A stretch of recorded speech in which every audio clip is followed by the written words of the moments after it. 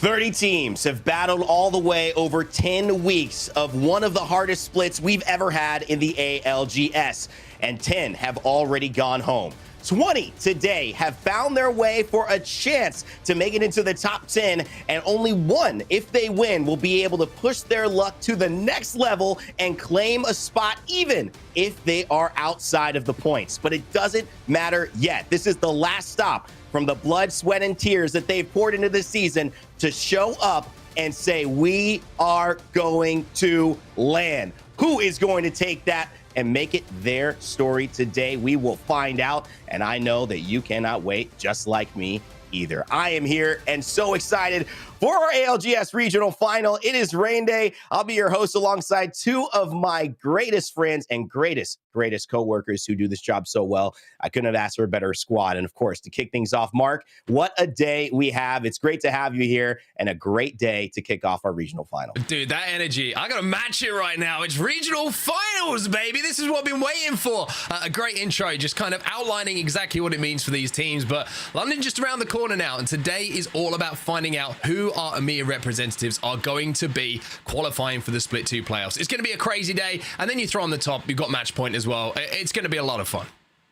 Somebody's going to win, and somebody's going to maybe make a little history. That's what I'm hoping for, but it's all about who takes charge and who makes it happen, Dan. That's the thing that makes today so special. Somebody is in control of their own destiny. Speaking of being in control of my own destiny, I made sure I put about an extra 2 monitors up today. I've got all the stats. It's match points, so that means I need to be looking at win rates. I need to be looking at percentages. I can't wait. This is what I live for. Match point is everything, and today is going to be incredible. It is what Apex offers that no other esport in the entire world offers. These types of moments, this type of Cinderella story being possible, and really the uncertainty with the drama and the theatrics. It's a little bit like, Greek drama out here where we can have the backstabbing, we can have the deceit, and we can have that kind of surprise ending. And Mark, that's what we're really, really hoping for today. And I'm sure all of the fans at home watching, we appreciate all of you being here as well.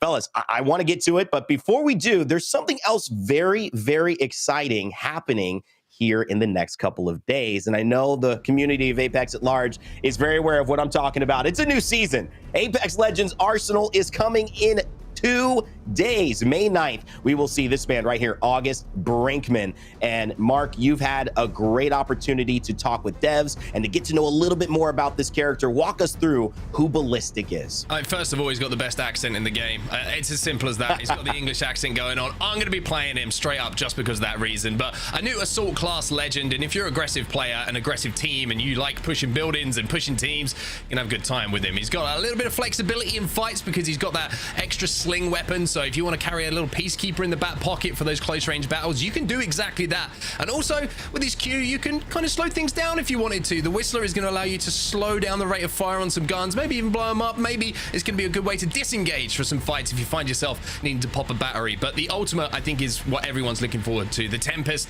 everybody on your team is going to be affected by it. You're going to get extra movement speed. You're going to get unlimited ammo. So if you're a team who likes to rush and likes to cause some problems, Furia, then I think this is going to be the legend for you. Yeah, and if you run out of ammo, this is also a legend your teammates need to be picking up for you, or you just need to run yourself so that you make sure you don't get in that situation again. Ballistic providing it so he can be aggressive and also helping to change the landscape maybe of the meta. We'll talk about that in a little bit from your words, Mark. But right now, the landscape of World's Edge has also changed, and this has led us to a very cool unique perspective of a map we see so often in competitive, now getting a little bit of a refurbished, a little bit of a rebrand, speaking specifically to one of my favorite areas, Fragment. And you're going to see a brand new POI monument that going from the old Fragment to this, Dan, is a phenomenal feat and is going to really change the landscape of World's Edge. I love when we get fresh POIs because I'm always wondering where a new weapon's going to be, where's going to be the best places to drop, especially when it's a central POI as well. If they've added extra loot in certain places, this is going to be very popular. This is going to be certainly a target area for a lot of people. And just look at it. I mean, it looks magnificent, and I'm sure they're going to add a lot of little extra goodies for us too. And what's even better, Dan, is you're looking at the outside, but let's go inside, because inside Monument is a museum showcasing some of the history of Apex in its entirety as a game. Now 17 seasons in, the Thunderdome era. I can't wait to look at this, Mark. Maybe maybe there's a little ALGS, champion area. I don't know if it's in there yet, but I'm saying it's a good idea. Hey, look, if you won a championship in ALGS, I think you got a pretty good reason to be in there. Also, I'm waiting for the oil painted of you to be up on the wall. I think it fitted beautifully as the centerpiece. I don't know about anyone else, but that's my personal thoughts. I'll do it. I'm waiting for my finished library, when I make it in life, and I'll have that oil painting sitting right up. I'll invite you guys to dinner, and you'll just be staring at me, then a big picture of me above there while we talk shop. I know that these changes are also starting on one side of the map, an essential area of the map as well. Just a little bit south of that is Harvester, who's seen a couple of adjustments. Most importantly, a big honeypot. We'll get to that in a second, though. But from World's Edge, you can see that this now Lava City has adjusted. A building called Stacks has now rotated. That construction site building is the new POI here called Stacks here in Lava City. And Dan, this is going to create maybe some migration for some of our more movement-focused players. They might have to start landing in a different spot. I mean, and for streamers as well. I've seen everyone drop in there because that's where all the fights happened. Everyone wanted the early engagement. So yeah, you're going to need to relocate. But these changes, they all seem brilliant. I'm excited to see just how it affects not just the game in ranked, but also in the ALGS.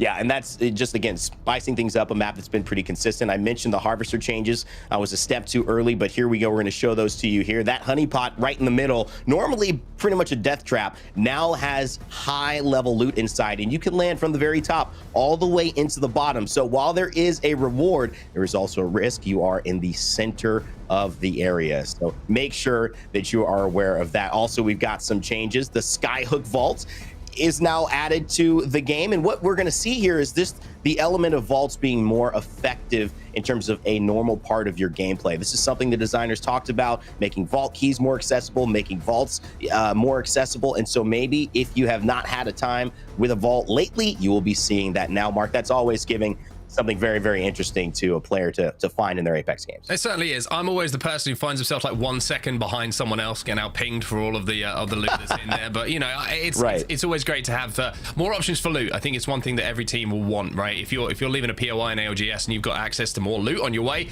you're going to be pretty happy with it. Well, I want to also mention this last piece that we're going to cover here. So many of these changes coming in Season 17, you'll get the full rundown on. But the gameplay changes, most notably, you might be excited if you're an ALGS fan, is the new item, the Evac Tower. It is a deployable balloon zip line that you can throw down on the ground, and it will call an actual redeploy for you and your teammates to use in a tricky situation. Very much like a mobile respawn beacon. Now, Dan, you're going to have the chance to get out of tough situations, whether it's early game rotating or maybe at the end of a circle. Interesting to see whether this could, negate Valkyrie a little bit. Are people going to still use Valkyrie? Does this replace her in a way? Do they feel like the ultimate is still not enough? I think there's a lot of changes that could happen, and it might just open up compositions a little bit here in the ALGS. I love that thought process, especially if you're taking Ballistic. It's got to take maybe a movement character spot, maybe a Horizon, maybe a Valkyrie. We'll see what people can unfold. More of that to be discovered. In fact, all of the shows today are basically, an ALGS show, but they're also kind of like a Mark show because he put in the work to get 6 or 7 interviews with Respawn devs ready for us, Mark. So we're excited. We can't talk about them right now, but we know that you've got some stuff coming up for us that'll tease all the new content coming in Apex. I did what I could for everybody. I tried to ask the tough questions. I tried to go dig in. I'm not going to lie, the devs, they're amazing. Wouldn't give me any secrets away. So as I say, I did what I could.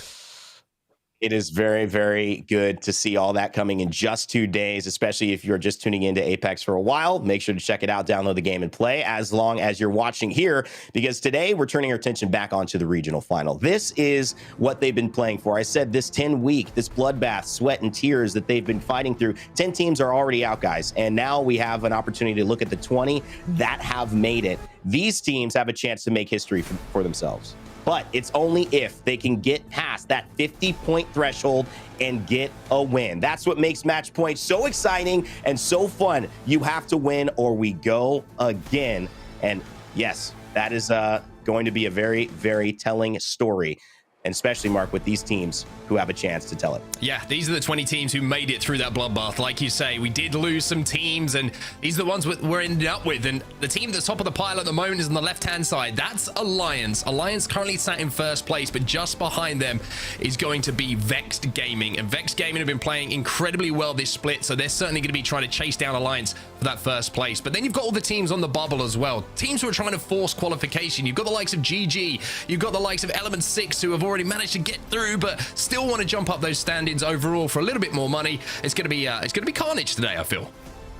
And it just might be. There are certain teams, though, that have already done the work. Dan, you're the numbers guy. You like to bring us that information. 5 teams at the top. No way they're not going to land. They have qualified. But everyone else underneath the sin, heading into our back half of these teams, still has a chance to make it and is still fighting for that chance to be able to secure their spot. Yeah, that top 5 gives us our guaranteed number of 95. If you are to get that today, you're guaranteed. But of course, we've come up with a magic number of around 80 plus, which should be able to secure it around 82, but it is going to depend on how many points can be secured by these teams. There are certain teams who cannot get to that points total, who will have to win on match point today if they want to go to LAN. Teams like Bitfix Gaming, for example, who just scraped into regional finals with an incredible performance on match day number 9, and we'll have to see whether they can follow something up and do it again to try and get themselves to LAN. Second place, 21 points. Like you said, it's not enough. They have to win or they will not be making land. But there's still a chance as long as there's games to play. $20,000 for our winner of this split. Remember, the points that they earn in today's placement will also count for their placement overall in the standings. So a team sitting in 15th, maybe they jump up to 11th. They don't make land, but they might be able to find a way, or especially 20th all the way to 11th, to earn an extra $1,000 for their squad. We'll see how this story unfolds, but just to keep track, there is prizing on the line, and there's a reason at the top for Fire Beavers, for teams like Alliance, for KCP, to try to take that first place, because Mark, more money. In this situation, not more problems. It's more good things. I was about to say, it's the first thing that came into my head as well. But yeah, I think the biggest thing as well is not just the increase in prizing, right? It's the fact that you're probably going to have a better seed going into LAN. It's also the bragging rights over everybody. So all of these things makes the fact that we get to the regional finals, and there's always something for one of the teams in the lobbies to have to try and achieve, to have to try and overcome. And I think it just leaves us with a great competitive lobby where, you're going to have the battle for first, battle for LAN qualification, the battle to jump up that prize pool. It's going to be very, very interesting to watch how these teams kind of go about things today. Well, Bitfix Gaming have this desperation climb to just get here, but now they've got to do even more and win. V2, a team in the bottom 10, but they've got more kills than any of those teams in that bottom 10, and actually are closer to the top 10 in terms of their fighting potential. But can they put it together in terms of rotation? Gaming Gladiators, the only team outside of the top 10 who've actually won a match point day. They'll probably have to do that again to secure their spot. All of these stories are just the tip of the iceberg. But Mark, Dan, we have to pick a few that we're going to go in depth on. So Mark, who's your one to watch today? I am going with a team who's currently desperate to qualify. They qualified before in Split 1, but they weren't able to make the LAN event, and I just feel there's some poetic justice to be done today. Aurora are the team to watch. They're outside of those qualification spots by just 2 places, 5 points behind the team who are currently holding things down. Now, if you're looking at their average points over the last 3 game days that they've had, they've been 8th overall out of the 20 teams we have in this lobby, and they need to kind of up that a little bit if they do want to make sure that they go through. They're going to need about 18 points, we're estimating, to qualify and guarantee qualification, taking everyone else's performance out of things. So for Aurora today, I feel like there's something special in the air. I feel like they deserve to qualify. There's almost not just the story and what they need to do, but there's the emotional story of the comeback from this season and also the disappointment of last. But looking at stats and looking at the comparison to how this season started in comparison to how it's gone very recently, this is the first 3 match days versus the last 3. You can see the average point per series has jumped up from 9.3 to 12. Average kills has jumped up by 6. Average placement has improved as well. So Aurora need to get it right today. My question is now, Dan Gaskin, who have you picked? Well, I want to focus on a team who I think has what it takes to win today's match point format, and that's going to be Fire Beavers. How could I not? With how incredible they've been throughout this season, they have the most wins in the EMEA region with 6, 3 on World's Edge and 3 on Storm Point. They have slowed down a little bit as we've got to the latter stages of this season, and a big question for me is, are we going to see the Fire Beavers that we saw right at the start, where they were getting back-to-back wins, where they were getting to around 50 points in 2 or 3 games, or are we going to see the Fire Beavers who has been a little bit slow, maybe a little bit lazy, maybe realize they were already qualified, or are we going to see a team who really truly wants to win today to show us what they're made of once more? They are a squad who's aggressive. They are a squad who will win the majority of the 3v3 engagements they have, so I'm excited to see what just they can do today here in regional finals. As we look to players in general, I mean, OJ Rain has been an absolute standout for this squad. 27k damage dealt. He's 3rd on the Season 2 kills leaderboard alongside Zane of Pioneers. 93% of his knocks have been turned into kills as well. A great statistic to have for him, and I think that he is a key factor to how good Fire Beavers are going to be today. Rain Day, what have you got?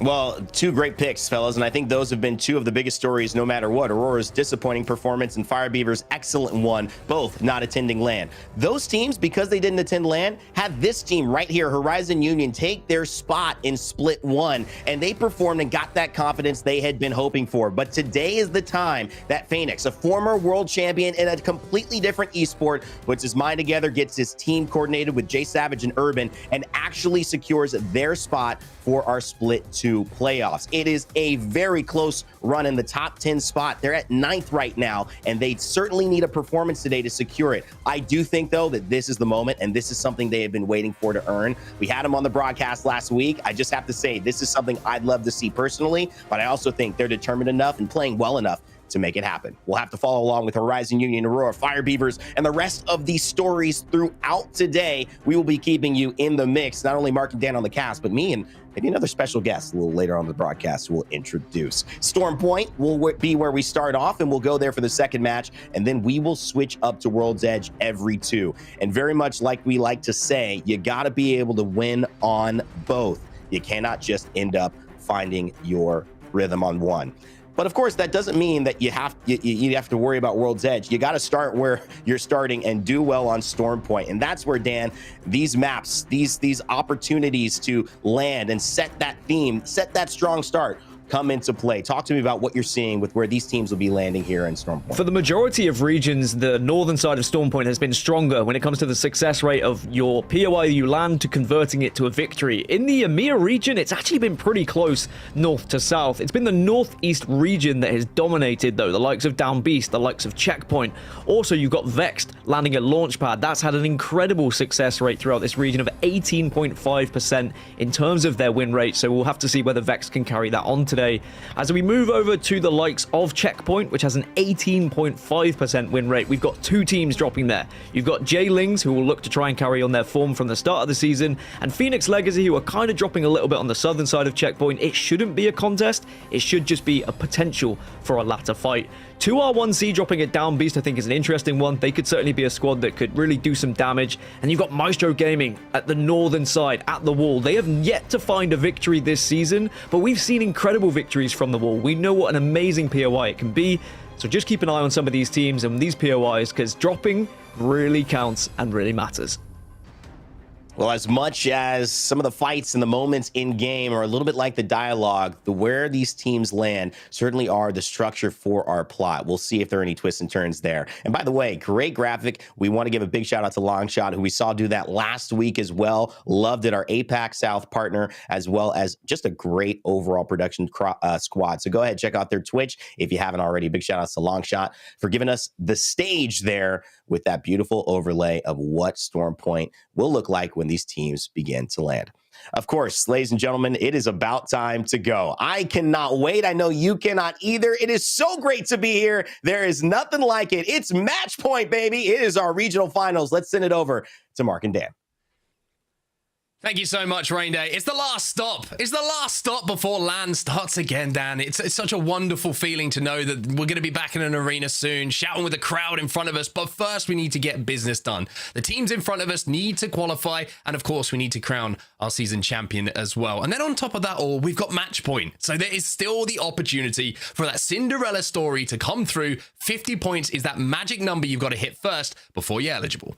And sometimes we come into match point format where only half the lobby has found victories throughout the season. But we have 17 of our 20 teams today who have found a victory, know what it takes to actually get a win. But it's about when you get that win, right? Some of them only have one victory. If you get that early on, then are you going to be able to win when it comes to match point? When you get to that 50 threshold, that is going to be the difficult scenario for a lot of these. There are some squads who have been able to win back to back to back. And I think that winning back to back is so important in match point because you've got to make sure you keep up that consistency. Well, we start on Storm Point as well. We'll have to wait for World's Edge, which is going to be without the lick of paint. New season not quite here yet, but it's going to be the old familiar favorite of many of these teams and squads, and certainly the viewers at home, you wonderful people who are joining us today. But as you can see, the dropship is active. The players are already on their way down here, Dan. And I tell you what, there's something special in the air today. The regional finals is live, and you can see the teams are ready to fight.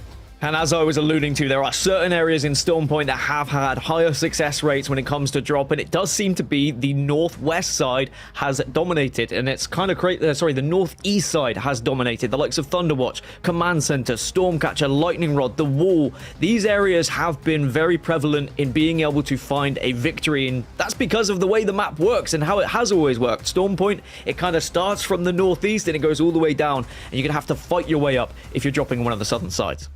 Yeah, interesting to see, though, when you're looking at teams and where they're dropping at the moment, just trying to keep our eyes on and see if there is going to be any contests going down. It looks like everyone is pretty safe for now. Nobody really having any early scraps. But if you're looking at the teams who do drop down on the southern side, I'm looking at Aurora, I'm looking at Fire Beavers, I'm looking at V2, teams who cause problems, and I stand corrected because Bitfix Gaming, the underdog who came out of nowhere to qualify for the regional finals, well, they're up against Ascend over at Barometer, and there is an early engagement and a fight going down. Yeah, this is going to be a very big telling story of what's going to happen throughout this day as well. Can you assert dominance against one of the biggest and best teams in this region? Bitfix Gaming looking to try and make a push. At the moment, it's looking like Ascend kind of just trapped down on the low ground. One player from Bitfix Gaming has a frag grenade in their pocket. They might be able to do a huge amount of damage to it. But like you say, this isn't just a fight in itself. This is a potential story that is going to evolve and continue depending on who comes out on top of this fight. But for now, you can see nobody wants to be that first player down, especially in the regional finals.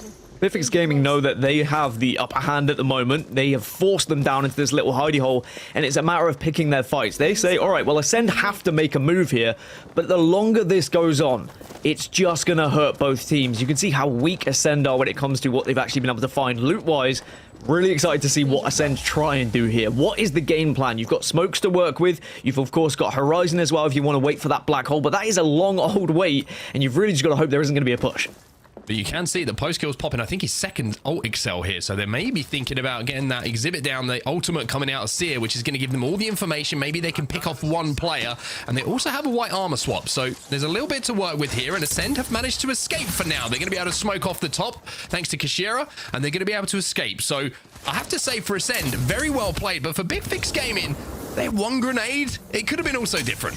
Yeah, it's whether Bitfix Gaming have, missed an opportunity there to assert some dominance, but they also knew who it was going to be they were fighting, and perhaps said, look, is it worth throwing away game one here when all the points are going to matter in match point format? We could see a team gain 25 plus points here in match number one, and they'll already be halfway towards match point threshold. If you're to throw away your game and have 0 points, you were already so far behind and putting yourself in such a difficult position. And remember, for Bitfix Gaming, they have to win today.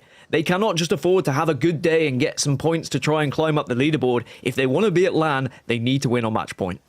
The only thing good points is going to do for them is put a little bit more cash in their pockets. But like you say, you really want to be at the LAN event where the big money is up for grabs. So as we take a look at our map overhead, you can see some teams who have already made a little bit of an early rotate. One of those teams is going to be Vex. They had good priority to this zone. KCP also going to have a pretty good early rotation. However, it's a pretty difficult spot for them to hold down for the long game here down on the waterfall.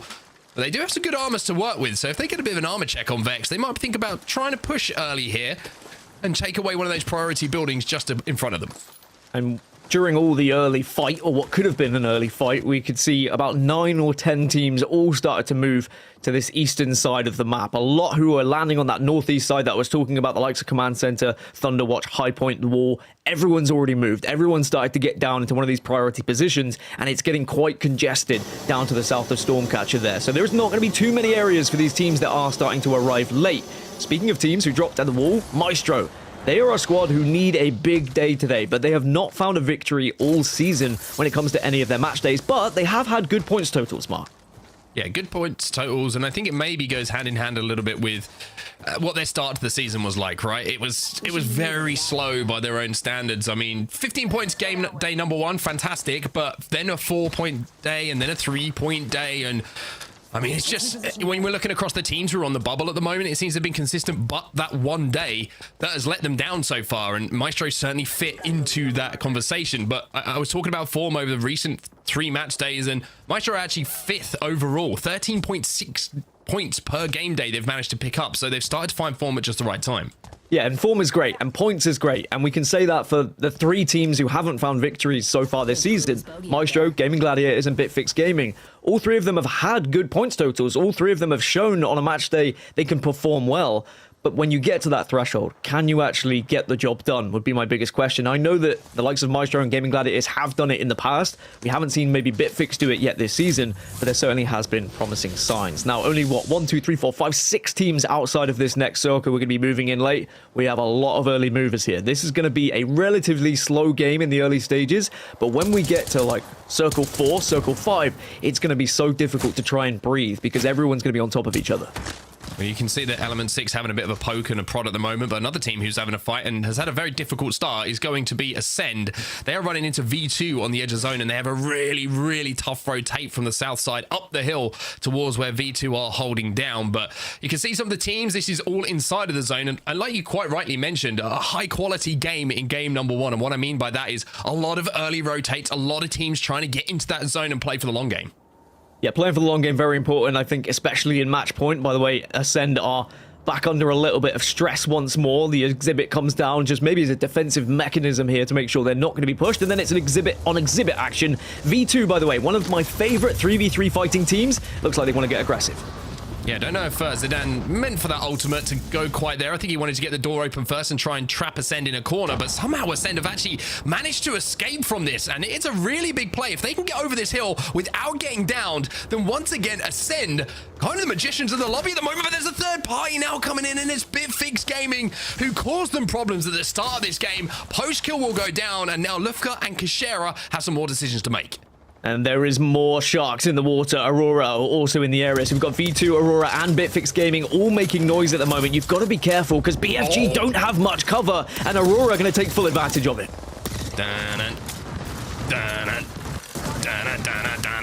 Aurora turning up, like you say, and they're getting that first knock as well, and moving from shipfall back to where they drop to cause some problems for these teams who have rotated. Bitfix Gaming probably thinking we have an isolated fight on edge here. We're going to be able to easily pick off Ascend, who are trying to escape, but then the rewrap towards the fighting from Aurora causes even more problems. And one thing to note out for Aurora as well, they got themselves a tasty little care package on the way. You saw the RE45 was in the hands of one of their players. And they've got to be careful with all this ruckus, all this noise they're making. Fire Beavers aren't too far away, and Fire Beavers, when they hear some noise, they usually want to get involved as well. So really, you've got to get out of this fight if you haven't been able to find yourself a safe location with cover that can actually be adapted to. V2 still are a 3, so at least they weren't punished for their attempt on taking down Ascend earlier. It's Ascend who lost one. It was also Bitfix Gaming who lost one as well. I think Ascend have been able to get back up to 3. Yes, they have. They've been able to go back into Barometer, make sure they pick them up. But what a tough game it's been for Ascend, all because of that contest right at the start. Usually, we'd be seeing Ascend getting into one of these priority positions at this stage of the game, but they're going to have to work very hard to get there.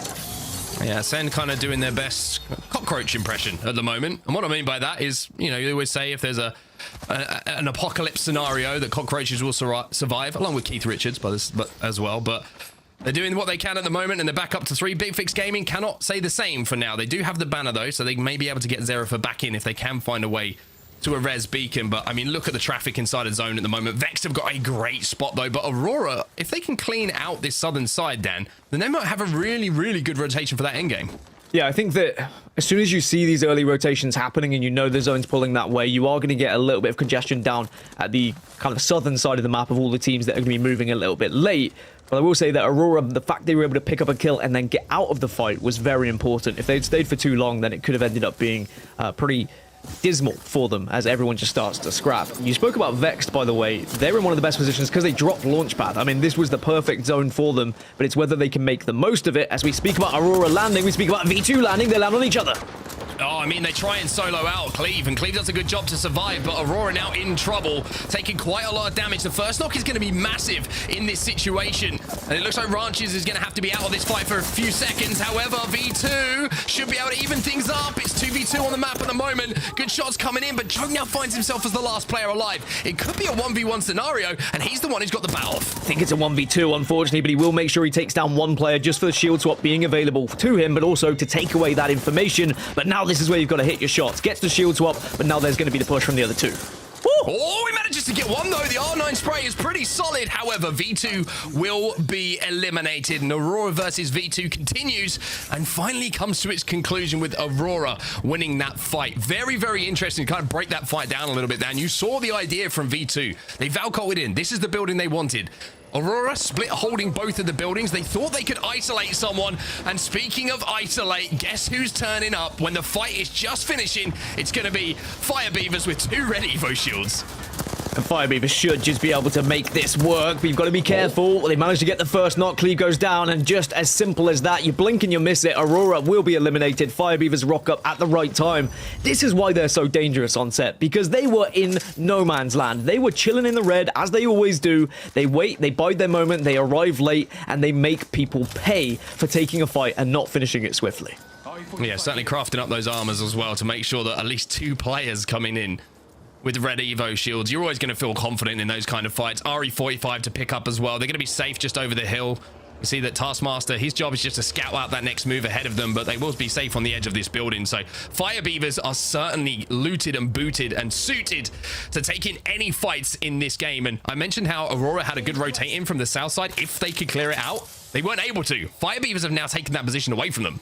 And actually, Fire Beavers now put themselves in a prime position on the southern side for this circle. They'll be the only team, really, unless Ascend were to rotate that way, on the southern side. So they're going to be chilling for now and should be able to at least get top 10 from that position, if not more. Remember, Fire Beavers have the most wins in the region throughout this season, so we'll have to keep a keen eye on whether they're able to make full advantage of their side on the southern circle. 2R1C, a team who I said are dropping over towards Down Beast and have a good success rate from that POI. We'll have to see whether they can do something from this side, but at the moment, it looks like they're just trying to work out where they want to go, as are a lot of teams now this next circle's moving in.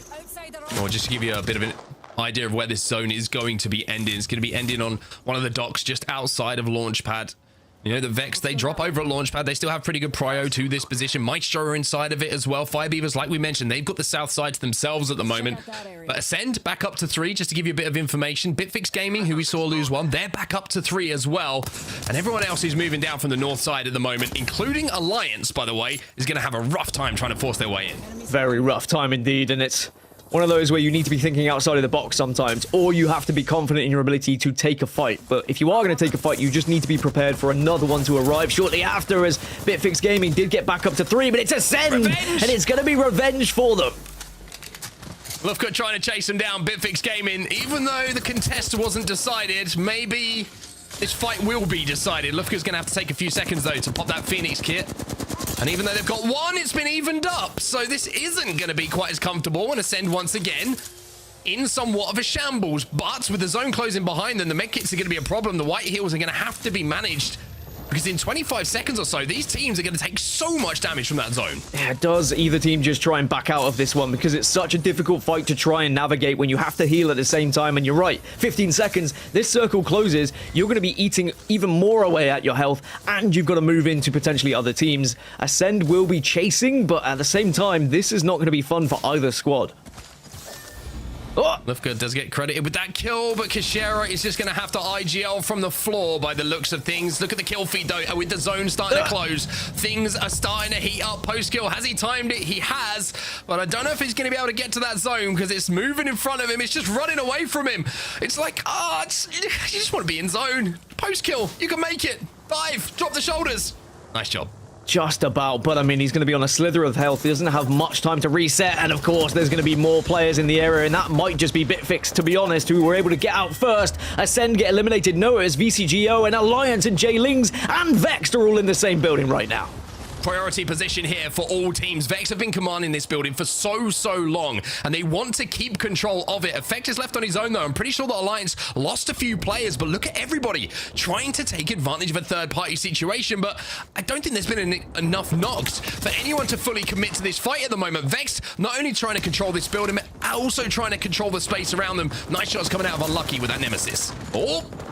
Phoenix Legacy going down. Vex just holding on at the moment and have done damage. Alliance do eventually get eliminated. I did notice a couple of them were dropped, and now suddenly people are dropping like flies. 12 squads remaining. 2R1C in our kill feed, taking on Gaming Gladiators at the same time. Everyone's got a couple of isolated fights right now that could really change the complexion of this game. And this is the KCP. They're trying to survive. They're trying to back down to this waterfall position, but this is what I meant. It's difficult to hold for the long game, because you're going to have teams being able to take height over you when you're healing. You're going to have to find situations to fire back, and with that gen being destroyed as well, that's just going to leave you even more vulnerable to Valkyrie queues, grenades coming in. For esports eliminated in the meantime, we're down to just 10 squads. Yeah, just like that. I mean, it was 18 just mere seconds ago, it felt, but everyone made their move in that moment when that circle was coming in. Firebeavers also managing to take down one member of VCGO, and VCGO were able to pick up the pieces of Ascend, but now it seems like they're going to be running into trouble as Firebeavers will be holding that southern side. Going to be interesting to see if Start a Fight can get a bit of information from the beacon as well, just to see if they can see the lay of the land, where these teams are going to be, if there's a position for them to maybe Valcol into, if they do have Valkyrie in that composition, or if they're going to be able to kind of thread the needle and move past all of this carnage that's going down. But Young Hong Kong, Fricks, and Bavis, they're the team that are in one of the best positions at the moment, alongside Maestro for this endgame. Firebeavers are going to be trying to hold out all the teams that are moving in from the north, but KCP and 2R1C, this is a big fight for control here. Danish have performed well throughout this season and have certainly shown what they're made of. They have 4 wins as well, so they know exactly what they want to do from this position. It's just whether they're going to be able to convert from top 10. 2R1C will now start to make their move, and they've got the digi-threats to shred through. This is a problem here for KCP. Pioneers eliminated. I mentioned this position's good to hold down for somewhat of a longer period, but as soon as you take damage and a team can push up and take the height from you, it becomes a very simple fight. They will fall, as we can see now. 2R1C trying to continue to clean up some bodies that are on the floor. 9 squads remaining, and speaking of 2R1C, we're going to jump into a listening presented by WD Black. Come here, come forward, come forward. Cannon, go cannon. Go forward together, Come cannon. Shoot the rock guys, shoot the rock guys now. 45 is here, cracks in. K1. Nice. Got knocked. Dead. Oh my God. Watch the house, watch the house. Yes. I need Keep watching the light. house. I need I light. want the house forward. Focus house. I'm holding.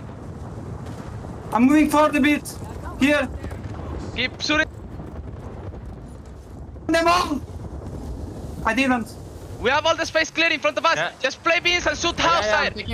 taking. They're gonna fight. It's 2 teams. Right, on right. Care, right. No. Don't pick. I'm one. I got knocked. GA rest, GA, Arca. They're pushing us in all, please. Stick it, yeah.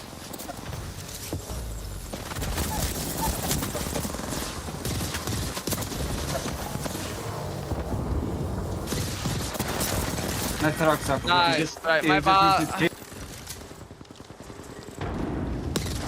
Well, back into the game, there's the end of 2R1C. Firebeavers once again, Dan, just picking their moment perfectly to come in third. This is when Firebeavers start to get terrifying as well when they get into the top 5 scenario. Their conversion rate has been incredible throughout the season. I'm sure they're going to try and do more of the same. We saw Vexed get wiped. Gaming Gladiators got wiped a little bit earlier. And of course, 2R1C on our screens. But now, with just 5 squads remaining and a circle of a considerable size, it will allow these teams to slow down and assess things ever so slightly. You can see Horizon over by SAF.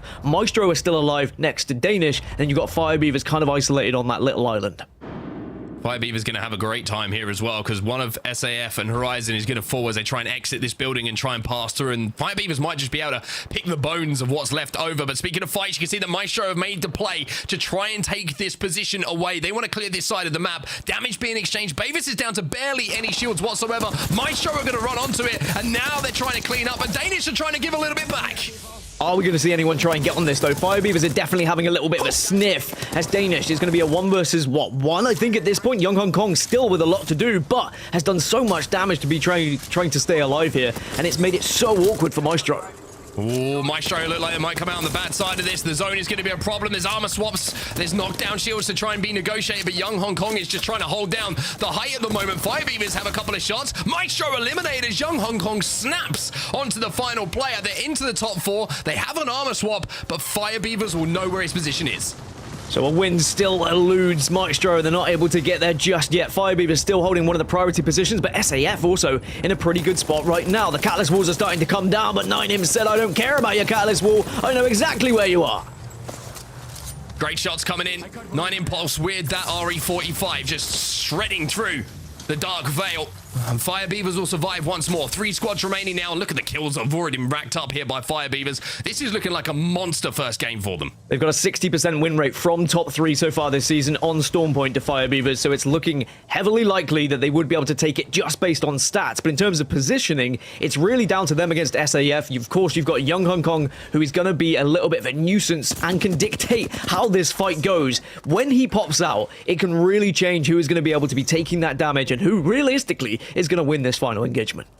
Yeah, you get the feeling the Firebeavers, this is their game. I mean, there's not really a way they should lose this unless they decide to throw it away, but They have so much control of space. I mean, when you're standing in the zone and you be able to take your eyes off of other teams and do a little bit of looting, you can see great head glitches to play with. You've got the rock, the ultimate height, and you know that SAF are going to have to move first. It's just about spreading your resources now, making sure that you've got as many lines of sight onto them when they are forced inwards by that zone. Young Hong Kong, like you say, he's probably going to survive and get top 2 here, which would be great. But SAF have got work to do here. They're the team that have to make the play.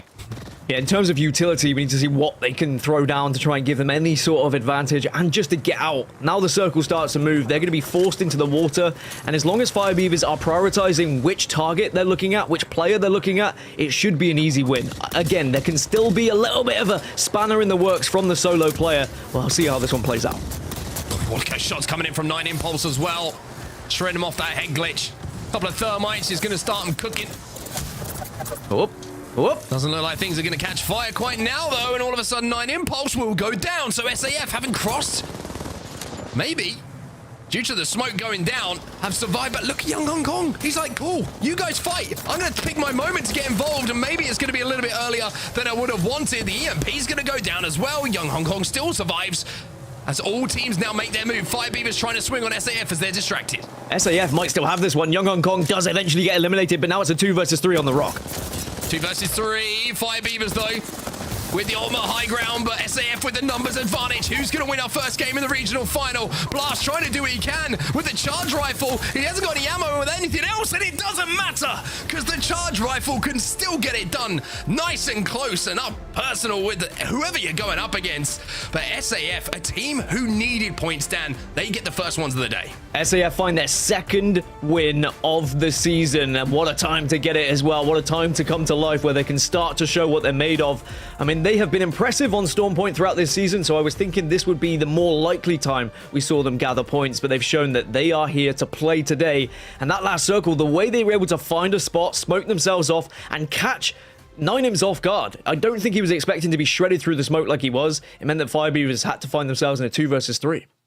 Well, we're going to bring Rene back in because you got to take over. It's an amazing start to the day, and SAF, a team who needed a win, one of the bubble teams looking for qualification, look very, very strong.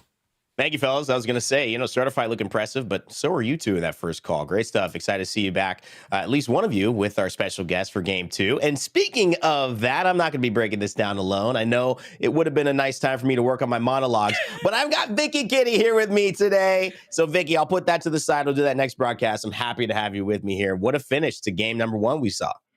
Oh man, what a hype first game when Starter Fight was one of my teams to watch. I didn't open up with our favorite Brit casters out here, but Starter Fight was one of those teams, like you heard Onset and Gaston talk about, that they desperately needed a win. This is one of the teams outside the cusp of the top 10 and starting off strong. You love to see it in this final circle play here, Rain. I mean, let's just take a look back at how it all happened. Fire Beavers, as Mark said, pretty much their game to lose. They were in control, but Dan had also alluded to this foreshadowing of what happens with Danish, what happens with Young Hong Kong. It turned out to happen a little bit more than Fire Beavers thought, made a big impact in losing 9 Impulse there, and they had to take the rest of this as a 2v3, but they did a good job with it.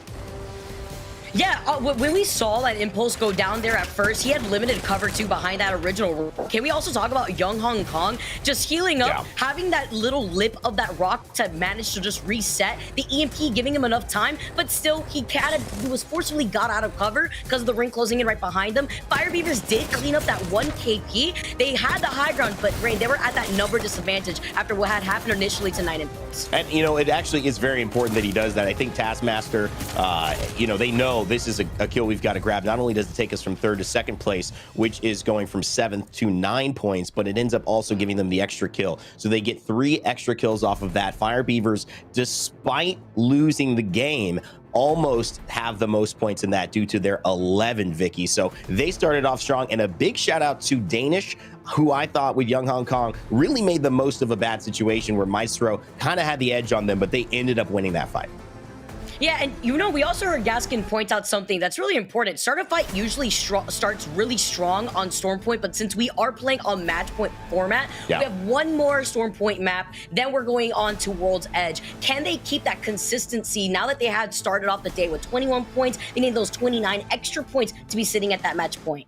Listen, Gaming Gladiators, they went out a little early in that, but a team we're keeping eyes on. Alliance, kind of a no-show so far. That tends to happen. Ascend, only 1 point, but they were a lot of the topic of conversation, at least in the beginning, near Barometer with Bitfix and them. Ascend get trapped underneath. They make it out. And you could have thought maybe, was this the time that we would see Aurora after winning that huge fight with V2? Aurora gets the kills. Firebeaverse comes in. We know how that story finishes with Danish to start a fight at the end of game 1. All of that. But it's also a great opportunity to see, has anyone caught your eye back at home? Because if they have, yes, that's right. Our Monster Energy MVP is back. You can vote for your MVP of today. Just tweet us or in the chat, use hashtag plus the player's name that you will be voting for. At the end of the show, we will announce them and see who our winner is. All right, that was a little bit of a breakdown of game number 1. While the players get ready for game number 2, let's take a little bit of a listen to one of those interviews we talked about where Mark had a chance to speak to one of our Respawn developers about what's coming in Season 7, specifically a little bit more about Ballistic, and get to know what he's bringing to the fight. Monster Energy, the official energy drink of the Apex Legends Global Series. After years of exile, disgraced legend Ballistic returns to the arena. Will he show the next generation how it's done? Or is he past his prime?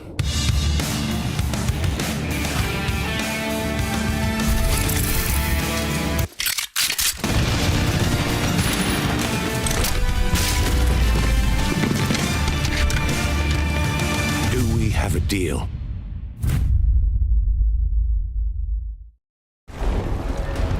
It's time these worlds remembered the name. August Brinkman. What can you tell us about his kit? What can we expect to see from him in-game? His passive is the Sling, and it allows Ballistic to carry 3 weapons. The third weapon can't take attachments, and it can't be a crater or gold weapon. His tactical is the Whistler. It is he shoots a smart bullet, harking back to Titanfall's smart pistol.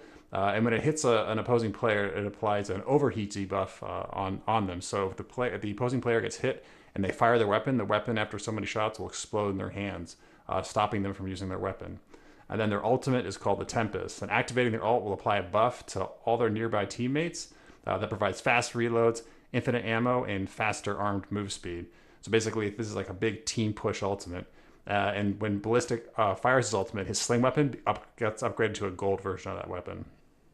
Wow, he sounds like, I'm not gonna lie, he sounds like my kind of legend. That's what I'm saying. Me and the crew, as soon as we see a team in the building, we love to hold forward, we love to W key, and I think Ballistic certainly might help us on that path. WD Black, the official storage partner of the Apex Legends Global Series. Welcome back, everyone. Man, what a trailer. Also, a little jealous out here that Mark gets to talk to one of the devs. I love what I'm seeing so far, though, from Ballistic. Those end circles are going to go crazy, Dan. I'm excited to see what Ballistic's going to bring to the table. Yeah, I think there's a lot of teams that are going to be excited for Ballistic. I mean, the amount of times in LGS competition I've heard teams screaming for ammo, for example, and also screaming about being bored about teams sitting in buildings. Well, maybe this is going to be the perfect way to clear those out and fix those problems. I can't wait. It's just a couple of days now away, and as you say, I'm pretty jealous that Mark gets to speak to these people as well. You know what, though? I think about how you won't have that issue late game without having the need for extra ammo, because that ult is going to allow you to go crazy. But can you imagine how the end games are going to get taken over by the Ballistic ult? I could theory craft the Mad Maggie coming in, the Bangalore, Seer is still going to be useful. But it's going to be nice to see that integrated change and how that's going to mix things up here, too. Yeah, I think there's going to be a lot of people that will be looking to try and, theory craft themselves. What's going to be that best composition? What is going to work best alongside Ballistic? Are we going to see maybe Valkyrie coming out of the rotation, Ballistic coming in? We're going to see the new ability to drop your own balloon as well and be able to rotate in that format. I think there's going to be a lot of changes that happen in the next few days when we see the addition of the new legend. And, of course, all those changes that are going to be happening. I love love it. I love the mix-up too. Now, being able to integrate a new legend into the different compositions that maybe Valkyrie won't provide to you, especially in these late games where you can see those risky redeploys coming in, when you could get the scan of what's happening underneath you, but if you don't know where you're going to be landing, especially in those late game areas, it can be very tricky. Game number 1 already wrapped up. You guys were able to take us through the entire action at the beginning of the game. Missed you guys, by the way. Love hearing your lovely voices. Start a fight, coming out on top when they desperately needed that win first, but not too far ahead from Fire Beavers, the heavy fraggers that we've seen them so consistently in all of EMEA. Yeah, I think that Onset pointed out that, you know, Fire Beavers should be winning that final circle in those moments, but it was just the ability from SAF to avoid them and get into a position where they could then target them through the smoke, and it caught Fire Beavers off guard. But still, a lot of points on the board, and that's what matters here in match point format, is get close and closer to that 50-point threshold, and then you can start worrying about the victories. Yes, victories will get you points, but at the same time, the kills will amp up those totals as well. Match number 2 is underway, and everyone is dropping onto Storm Point again. Remember, we go to World's Edge after this match, so this is going to be the last chance for our Storm Point teams to pick up some points. I say Storm Point teams because we do have some teams in this lobby who prefer this map. Yeah, teams like Start a Fight, you mentioned it earlier on, and I wanted to highlight that this team really does find that consistency on Storm Point, but they do have their highlight moments on World's Edge. We've got to see them continue that on, and what I'm also expecting to continue on is the 50-50 contest that's been happening in Barometer between Bitfix and Ascent. I know that this has been going on even in scrims, and the reason why they keep contesting Ascent is because Bitfix actually have had so much success in that 50-50 drop, but we saw what happened and what it welcomed with not just the third, but the fourth party in the middle of the rotation after that 50-50 ended. Well, we're going to be heading west, and we're going to be heading over towards the mill, checkpoint, and the surrounding areas. So Jailing's in one of the better positions right now. I spoke at the start of the broadcast how checkpoint has been an incredible POI to drop at throughout the region, and Jailing's one of the reasons why, with how many victories they have been able to put up over the weeks. I think it's just 2 wins, but both of them on Storm Point. For KCP dropping at mill, they're going to be pretty comfortable with their rotation as well. It's mainly going to be on those teams who have the ability to get the ring console information. You can see Jailing's do. 2R1C should be able to have that info as well, as they're close by. And also VCGO up at Northpad. All of those teams are going to be the closest to actually get into one of the priority positions for this circle. And they're going to be in such a good spot to also contest the squads that are going to be rotating from the north side of checkpoint. Having all that information, they could just sit pretty there, just wait for the other squads to start making that rotation. Talking about Phoenix Legacy, who opted to drop north of them. And here's that 50-50 that we were mentioning earlier happening once again. I do like the loot setup that we have currently from Lufka, though. A frag demon out here with a Nemesis and Car. They're just going to be waiting on the higher ground right now. I mean, Barometer, that's only had a 4% win rate throughout this season in EMEA, is being fought so hard for right now, and it does surprise me, but at the same time, it is an awkward one for Ascend, who usually are a team who love to be able to just loot freely, avoid other teams, avoid the early fights. I remember speaking to Kashira about it after the Split 1 playoff, saying, yeah, we just want to be dropping in a location where we can avoid these fights, we can get the loot, and then we can start to think about our rotations. It is not being allowed here by Bitfix Gaming, and it seems like Bitfix keep getting the shield advantage on these drops.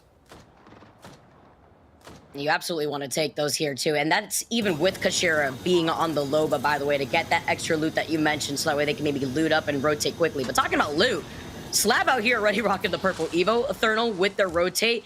See the redeploy coming in from Slab, just a little bit ahead of the rest of the team to see and navigate where the other squads that land around mill are going to be rotating through. Yeah, a lot of rotations at the moment that are going to be pretty simple, but it's going to be when you get into that circle when I think a lot of squads are going to realize that a lot of the buildings that are going to be in the final circle areas have already been taken. So we're going to see maybe desperate Valkyrie attempts or people trying to just smoke their way in as Eternal are stopping squads from being able to push across as well. They've been able to find a little bit of a home under this bridge here. It would just be a temporary home, though, you'd imagine.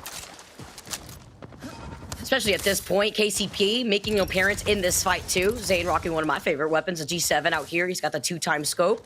Let's try to reposition as well on top of this higher ground, but they'll also be able to overlook the squads that are going to be making that rotate through down beast. They've already set up shop comfortably with the Watson gen. See the ping's also going on here too. They took a bit of damage to make this rotate here, but we saw already 2 of the squads within this area. Is this finally going to happen? Is Bitfix going to try and make a push here? It's so difficult when you're on the low ground in this scenario, as Ascend know full well that they can just wait and bide their time, and they're so close to getting a knock, and will get the first knock. This could be the end of Bitfix here. Oh, I love the follow-up too. Right after throwing out that thermal, Luva is going to stay on the high ground currently right now too. They don't want to give up this high ground positioning that they've been able to rock already. Getting that first knock, they're just going to be able to get even more grenades off of that black market. So them setting that all the way down before Kushira actually drops down now. The follow-up from the rest of Ascend as they're going to try to break open those doors after getting that initial knock. Yeah, one member of Bitfix Gaming just getting a little bit too confident, and now it's going to be all down to Cracked here, as even though he had an incredible week in match day number 9, a 1 versus 3 against one of Europe's best teams, this is going to be difficult. It's the revenge. They wanted this here. They were able to taste it in that last game now, after the position that Bitfix put themselves in that choke point right behind where Cracked is. It's gonna have to try to find an exit point if possible. The Rampage is charged up. We know how much damage that Rampage could do once it's revved up, but it's about the positioning that Cracked is currently in. Ascend aren't going to be giving up those death boxes anytime soon. They could just sit happy there if they wanted to, and it's up to Crack to determine how much time he really has it for if he wants to try to contest. Yeah, because of where the circle is, it's not a massive rush for Ascend here, and they know full well if they try and go up any of these zips, they're just playing into Cracked's advantage and giving him an opportunity of this 1 versus 3. They'll at least negate the possibility of picking up these death boxes first before they start thinking about a move. Speaking of moving, Vexed versus Danish happening over towards the mill. We saw so much action happening outside of Mill currently. You know, J-Links is in contention here too, as Spav is going to be the first one to get knocked. Vex Gaming, such a strong squad when it comes to the 3v3 fights. It's Danish. We saw what happened with Young Hong Kong riding it up to 3rd place right now. He's dropping incredibly low, losing out on that shield. Bridge trying to give him some of that suppressed fire here. He is dancing around that bridge and that catwalk way as Vex Gaming take different angles to take care of Danish as a first squad to go down in the second game. Yeah, I was really expecting more from Danish in these early games on Storm Point, but E6 also having a little sniff towards Vex, looking to see whether they can pick up some pieces here. They do have 2 players on white armors at the moment, though, so this is not going to be easy, and they may just have to back off. Are you kidding me right now? KCP, J-Links, Vex, E6, all making their appearance inside of the mill already. Look at this painting right here, too, as Slayers is the first one to get knocked, with these Watson fences also blocking their way, delaying their entry point to find some safety, some cover. It's kind of just hanging out on the other side, trying to get out of the line of sight of those broken down doors. Vex Gaming have been king of the hill, basically, in this middle part of Mill. Bitfix Gaming eventually do get eliminated, so Ascend were able to wipe that squad in the end. Vex are now doing the damage here, and E6 unfortunately got trapped between a rock and a hard place, or more importantly, Vex and Firebeavers, 2 of the worst teams to get trapped between, because they're 2 of the best fighting teams we have in this region, as now Vex are going to see Firebeavers on the other side. They do take down E6, but they have lost Matafe. And with so many teams making their way over here, and Vex now having to get that res onto Matafe, this is where the circle is going to be pulling. J-Ling's having to back away, so Rolling Thunder is going to be called in here. Nag's going to be able to try to take a high ground look to just keep these teams in their LOS. He's got the R301. He does have that blue mag as well as Noises with the R9. We know what an issue the Nemesis has been, but just trying to get some of that extra information through the smoke. And I want to see J-Lings step up to the plate here today. They have been one of my favorite teams to watch in how they navigate these final circles when they get to the final circles, but they have had certain weeks where they've just been a little bit slow out of the blocks. Let's see whether they're a little bit more up the ante today as we jump into a listening with J-Lings. Just get back on the roof. Good. Okay. Jay, you want to retake? Retake the spot, Jay? Yeah. Let me scan first. Wait, Valcolt. Yeah, fine bridge. Yeah, maybe kills. Get the rock first. Come on, me. That's gonna be kills. There's 2-team bridge. They can't play there. Yeah, they're just zero-ing. Nags, look at where we're playing. Look at your map, okay? It's really important. I know. The beast team is still here, Jay. I'm watching the beast team for you. They're going up towards Miller. Wait, they're all dead. They all just died. That was... Holy sh... I'm gonna do it, okay? I will split from you, okay? Just be mindful. I'm good, bro. I'm good. 16 squads alive, round 2. There's one... Okay, there's only one team. I did knock the fucking... These guys here. Wait. My game... I'm gonna shoot this guy when I get a chance so he knows I'm here. The beast team's playing far away, okay, guys? They just charge rifle. Bridge. The Beast team is playing so very submissive inside Beast. They don't have any space out here. Good to know. To be honest, I don't think we should give up this space. On me. Well, and Jaylings, they were having a little look towards Mill, and they were looking to see whether they might push, but instead they backed off, and you can just hear the discussions there, trying to analyze now where the teams are, how many are left. Down Beast, there's a team that was turtling up, they said, but looks like Jaylings are just going to be staying put for now. However, over here, Firebeaver's looking to have a little peek onto V2. And they have the high ground advantage right here, too. Nice spot to hang out with the second circle closing in right behind their backs. Oh my bam. goodness, what a nade. Oh, where are they going? Because then they have to wrap around the rock, still staying in the line of sight of Fire Beavers. V2 not having the rotation that they were expecting after a huge grenade set them up for that. Firebeavers are such an annoying team to play against for everyone in this lobby. As soon as you try and break away, it seems like they are watching like hawks, waiting, whether it be with charge rifle, whether it be with a scout. They've got something to pepper you from a distance. I don't know whether Firebeavers are going to be able to convert this one, but they certainly have made life a living hell here for V2, who are just going to have to now try and escape the mitts of Firebeavers. No surprise from a team that's currently situated in third in the overall standings for EMEA right now. This is such a strong team, so consistent there too. And being able to ping that the Kraber package is dropping right to their north from where they're looking. So you can also note that from a lot of the squads that have already rotated from the mill area, that one of those teams could have a Kraber in their hand. So clearing up some of that extra space that the Fire Beavers want to look out for. Oh, the redeploy now coming in. Can they be able to get those shots going in with the Nemesis? A little tricky, too, to be able to catch a Valkyrie trying to go for the Skyward dive here.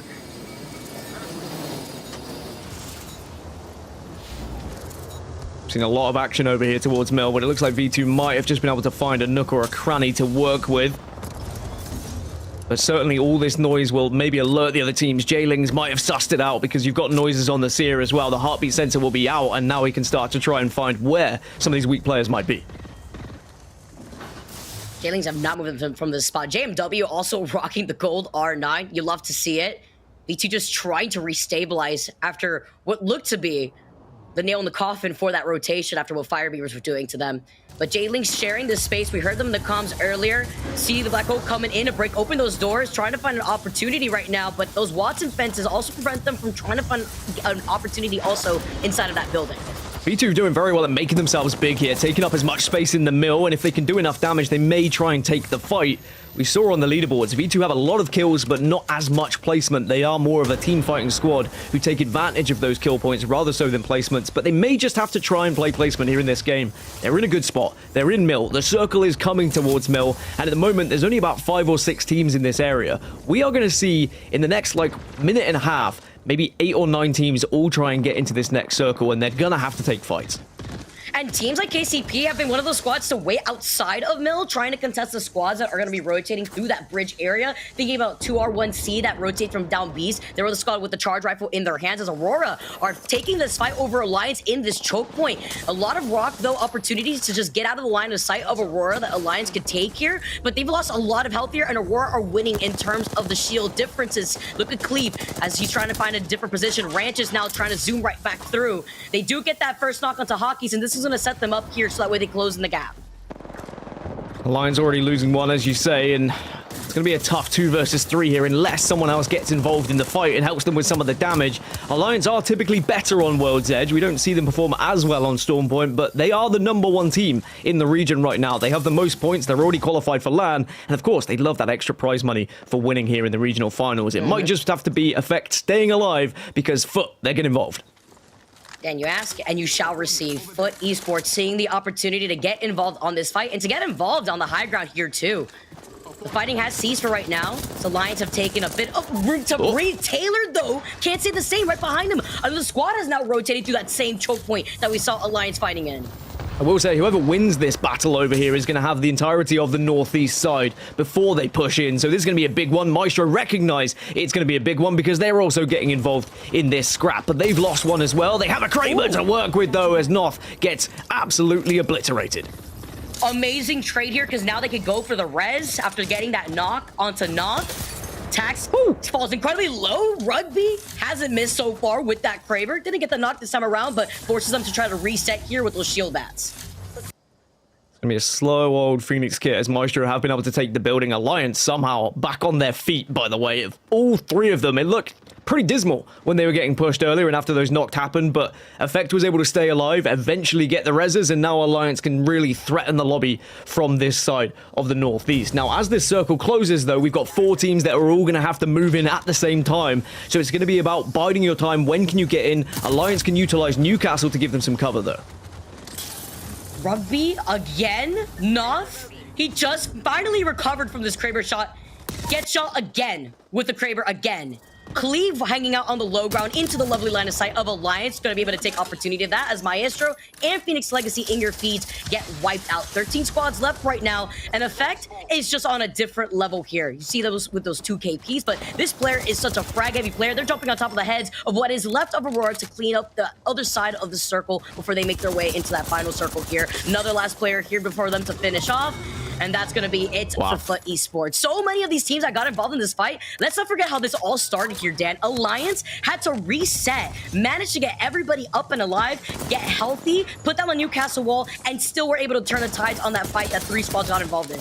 It was unbelievable. Also, J-Lings are going to fall. Gaming Gladiators go down. V2 eventually win that engagement, but is there anyone to take advantage of it? Vexed are in the area over on the other side of Mill, but they might just be able to wait long enough so V2 can stay alive as a 2. But you're right, Alliance, what they just did was incredible by surviving on that northeast side and then getting all the KP to follow, which puts them in a position where they now are going to dominate that side of the map. But they still have to move in from the northeast side. They're still going to be held out by probably 2 or 3 teams here.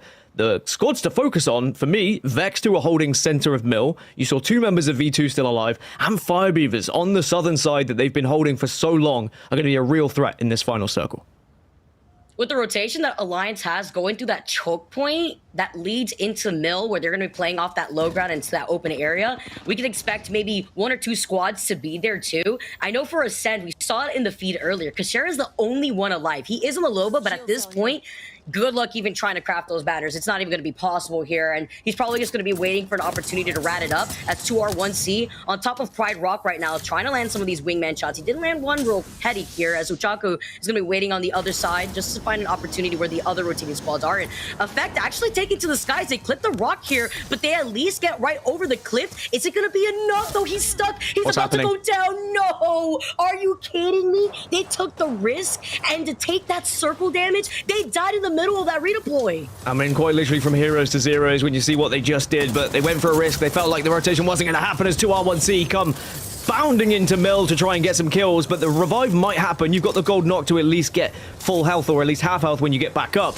2R1C, one of our better Storm Point teams, by the way. Firebeavers may be the only team that's ahead of them throughout regular season. 2R1C have found so much success. They've had 3 wins throughout the season as well, and if they can get into that top 5 and get into that top 3, they have shown time and time again they can find victories. KCP out here have not left from the building that we saw them take over at the very beginning of this game, and they've been able to clean up so much KP from the stragglers that were forced to rotate in their direction, exiting out of those 2 buildings on the outskirts of Mill. 2R1C, they're not in that line of sight. They're hanging out on the 2nd building of Mill. You can see where KCP currently is, neighboring that across the field from start of fight inside of the other building. But the moment either of these teams have to rotate out, Dan, they're going to be rotating into the lovely line of sight of Vexed. It's not going to be an easy rotation, that's for sure. Vex are going to have keen eyes on it.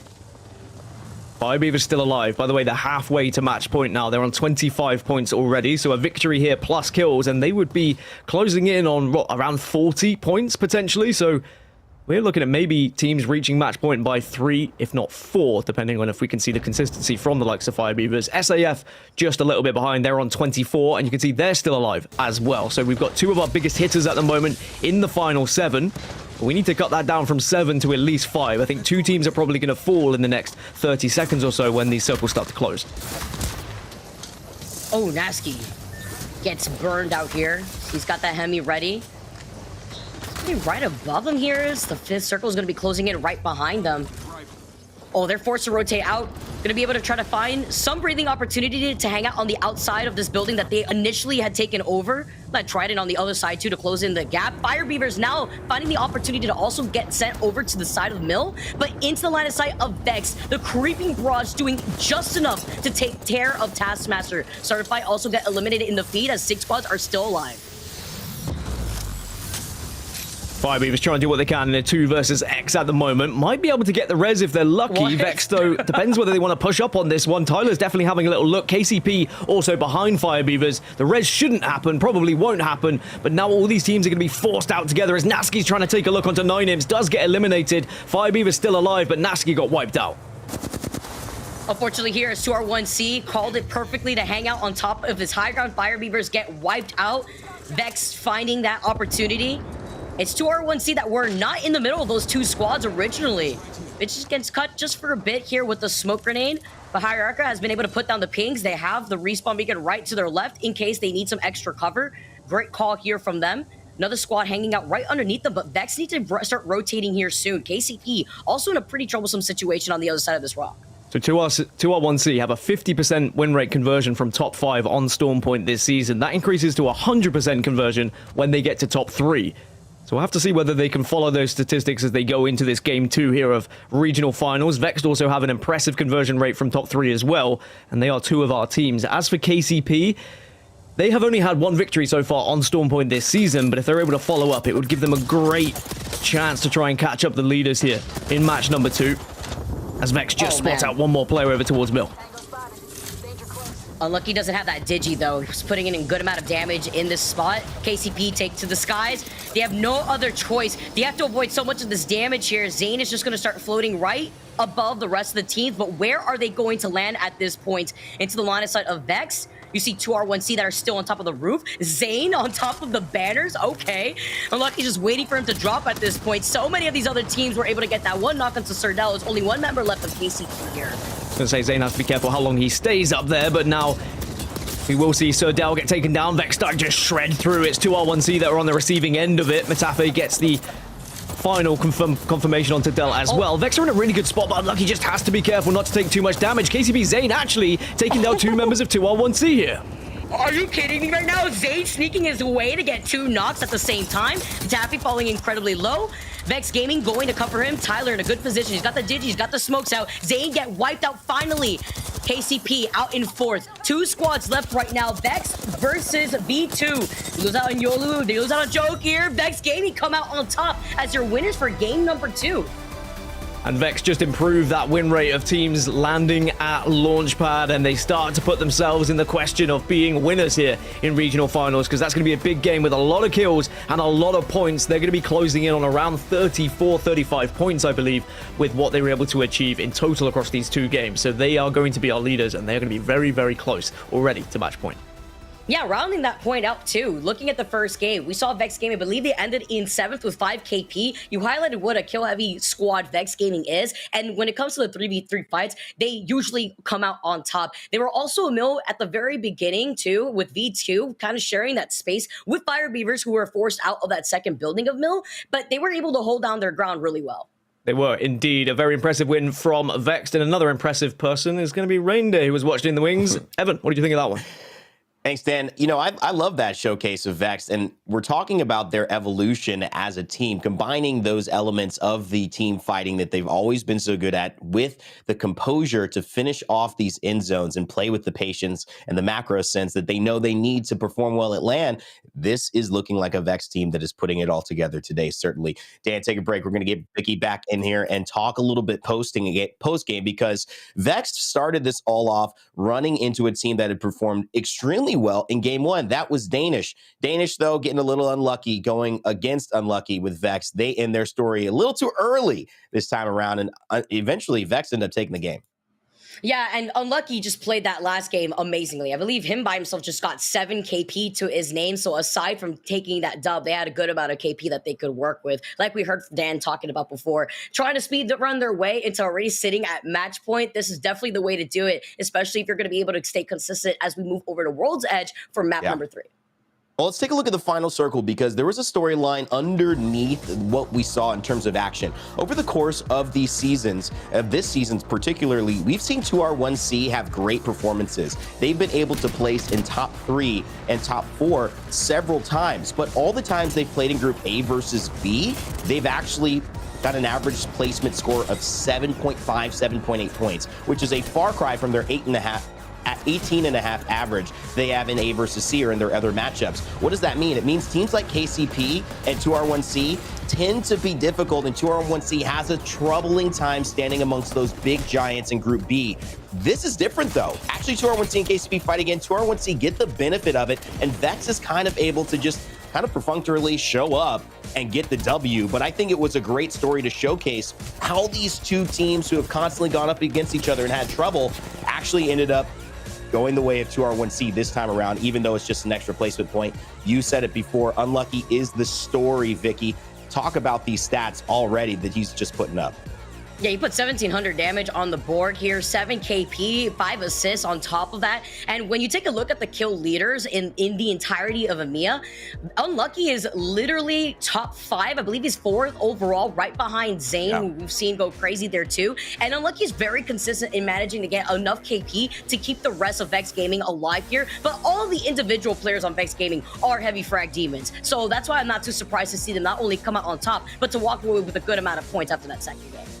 Overall, game 2 leads us here in terms of our scores for that game. 26. You guys knew it would be a big one. That is a great score.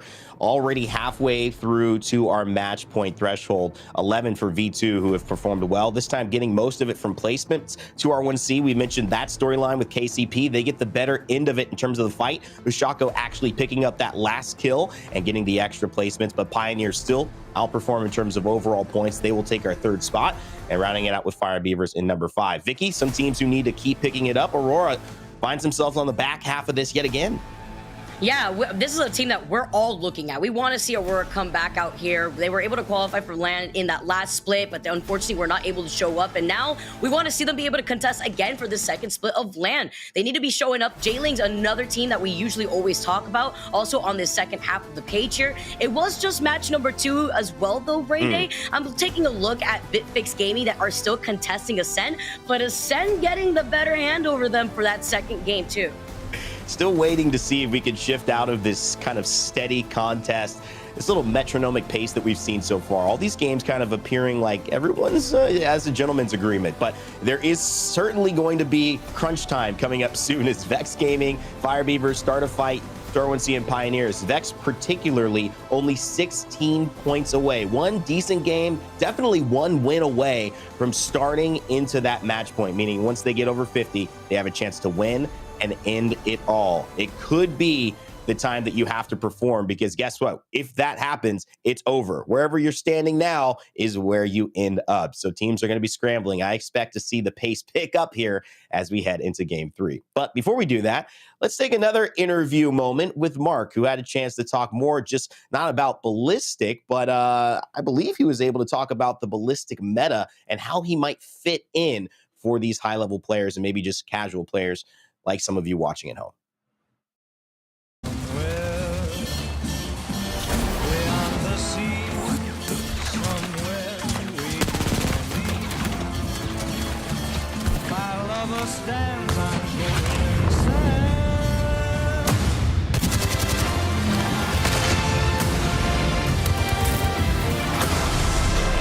I do hope you don't begrudge me just a bit of fun before the curtain drops.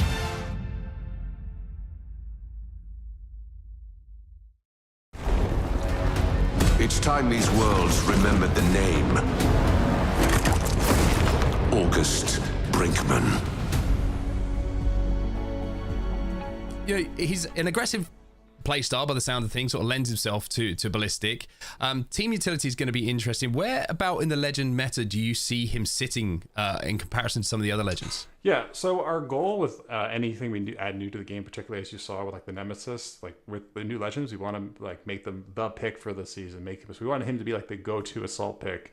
And so the hope is that with his ability to single out and target and use his ultimate to coordinate team pushes, he can be really strong against countering aggressive teams or be that really powerful initiator.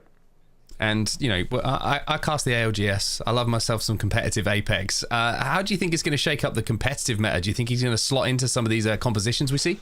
Potentially. I mean, I feel like the pros are always hesitant when they see new legends and new things coming out in the world. But I think he's coming in hot, and I think hopefully he is able to shake that up. Kind of maybe, you know, serve as that push those teams that like to hunker down against like the people who use Watson or Caustic or Gibby and try to push on that. But we'll see. I mean, the pros always surprise us how they play the game, because they play in ways we never expect when we're designing throughout the process.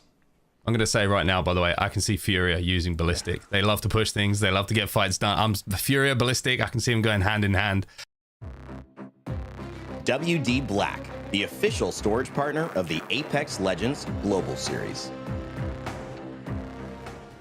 Welcome back, everybody. It's time for us to get into yet another map. Match number 3 is about to go down, and we're flipping the maps this time after Vex had a huge amount of success on the final game of Storm Point. World's Edge is where we're heading, though. Not the changes quite there yet, Dan. They're coming in a couple of days, but certainly a map where we expect some changes in our gameplay.